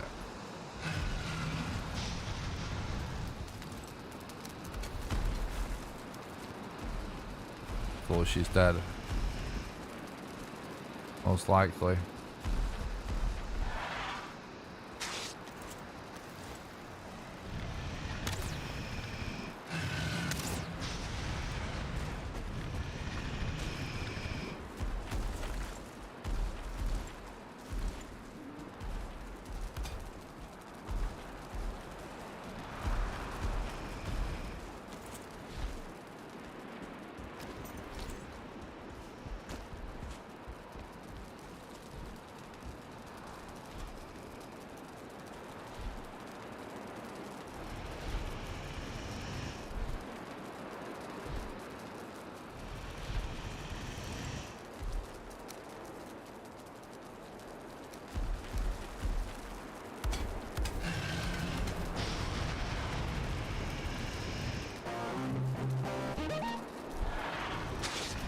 Come on, bro.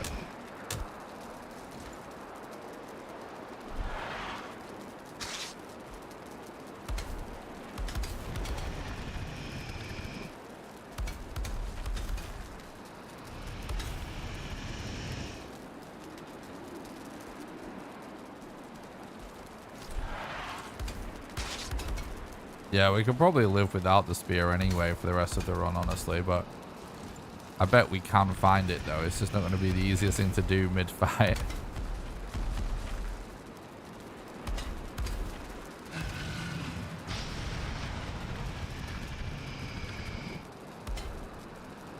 Just focus on keeping her on the fires instead for now.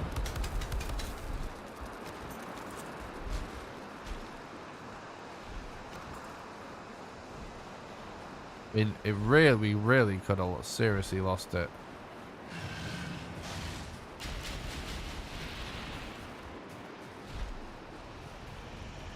Depends what angle she was at, doesn't it?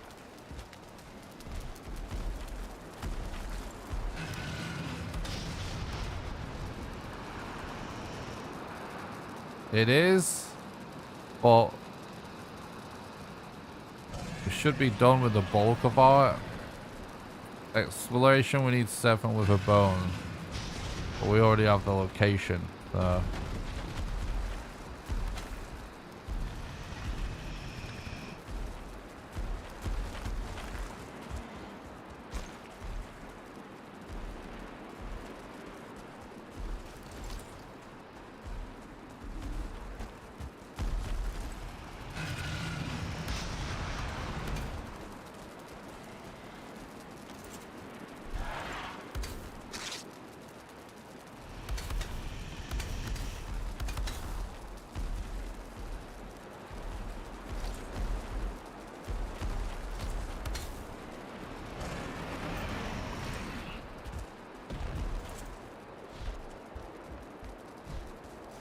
I think, yeah, I don't know. It may be lost. Yeah, exactly. I mean, honestly, it's starting to look like a dead run anyway.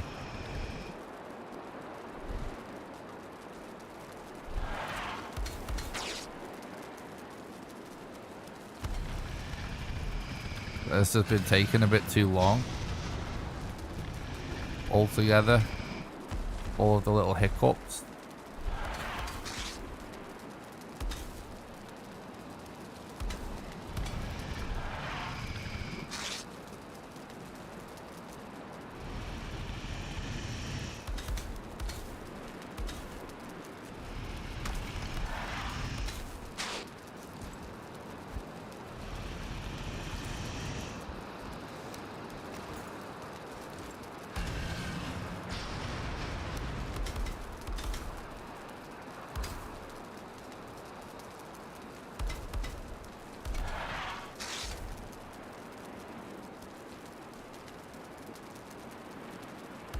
Alright, apostate, no worries, bud.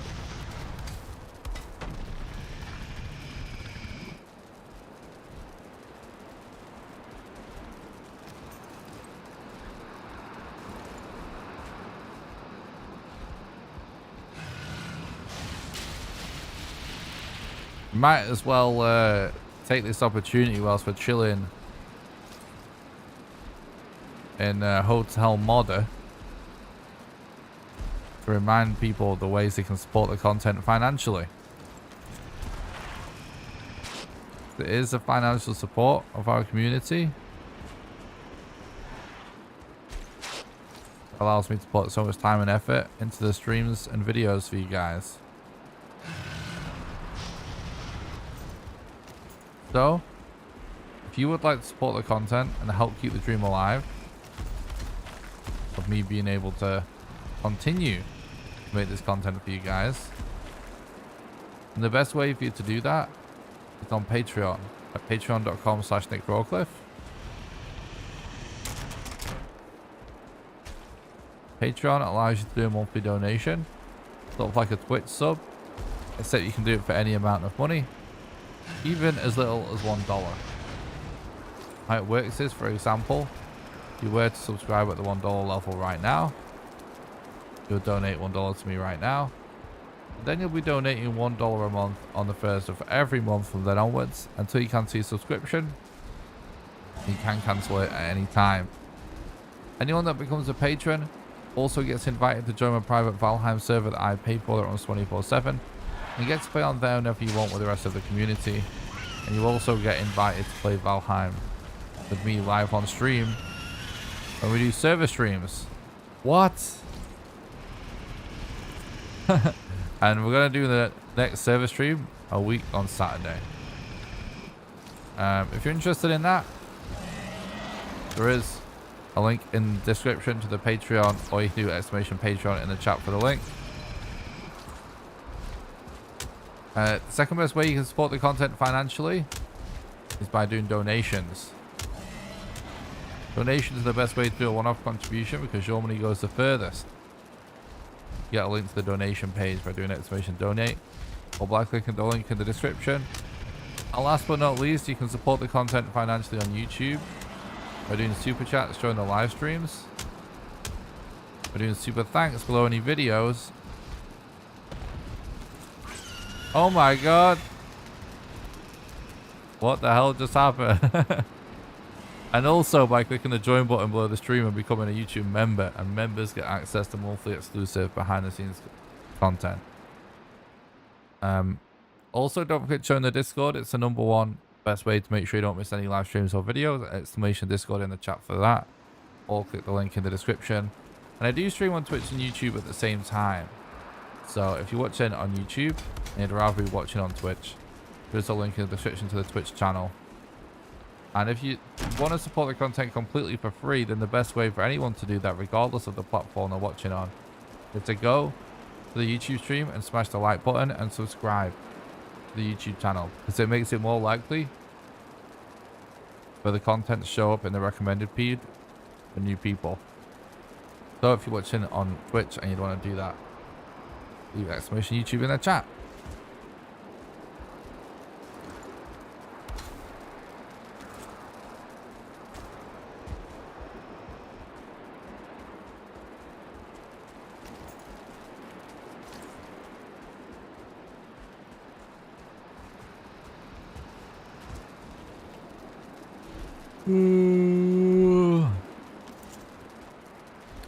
What's she doing, dude? I think it's too late now, chat. I think 30 minutes. I don't think we can save 30 minutes in the rest of this run. We need to go to Bone Mass and find 7 bones.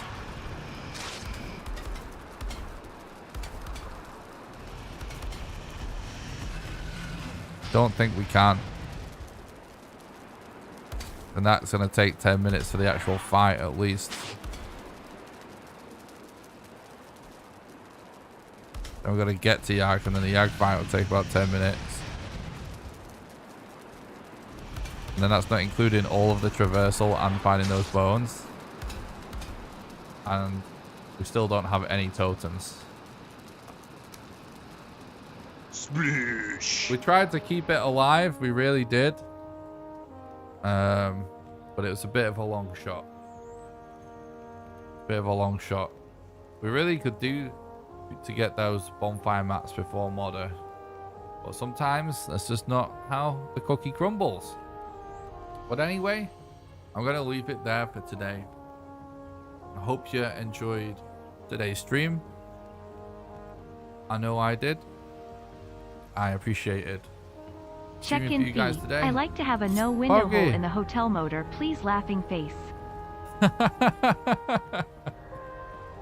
Dongle Shell, thank you so much for the $6.65 donation. You legend. Thanks for supporting the content, helping keep the stream alive. I really appreciate that, bud. Check-in fee. I like to have a no window hole in the hotel motor, please. Yeah, we lost a spear as well, which is, yeah, that's kind of annoying. Thank you so much for supporting the content and helping keep the stream alive, Doncle. I really appreciate that. It's very nice, bud. Thank you. You guys have been very generous today. Thank you so much. the donation, Dunkel, and to anyone else that has supported today. Thank you. I really appreciate it. Oh, and I believe I missed doing a shout out to Kimberly for a super thanks, I believe. So thank you so much. I think it was a $10 super thanks. I might be wrong about that. I don't have the super thanks on hand. But thank you so much for supporting the content, Kimberly, and for keeping the dream alive. I did say that I would give people shout outs that do super thanks on videos at the start of live streams, and I must have missed Kimberly's, and I've just remembered that I was supposed to do that. So thank you so much, Kimberly, for supporting the content and keeping the dream alive. I really appreciate it. I believe it was Kimberly that did a super thanks. But yeah, somehow we're amongst, like, I have been getting a lot of comments lately, and I guess I just missed that it was actually a super thanks and not just a comment. So I apologize for that. But thank you so much for the support. Really appreciate it. And yeah, I'm going to leave it there. Don't forget to smash the like button, subscribe to the YouTube channel, and I'll see you guys soon for some more Valheim.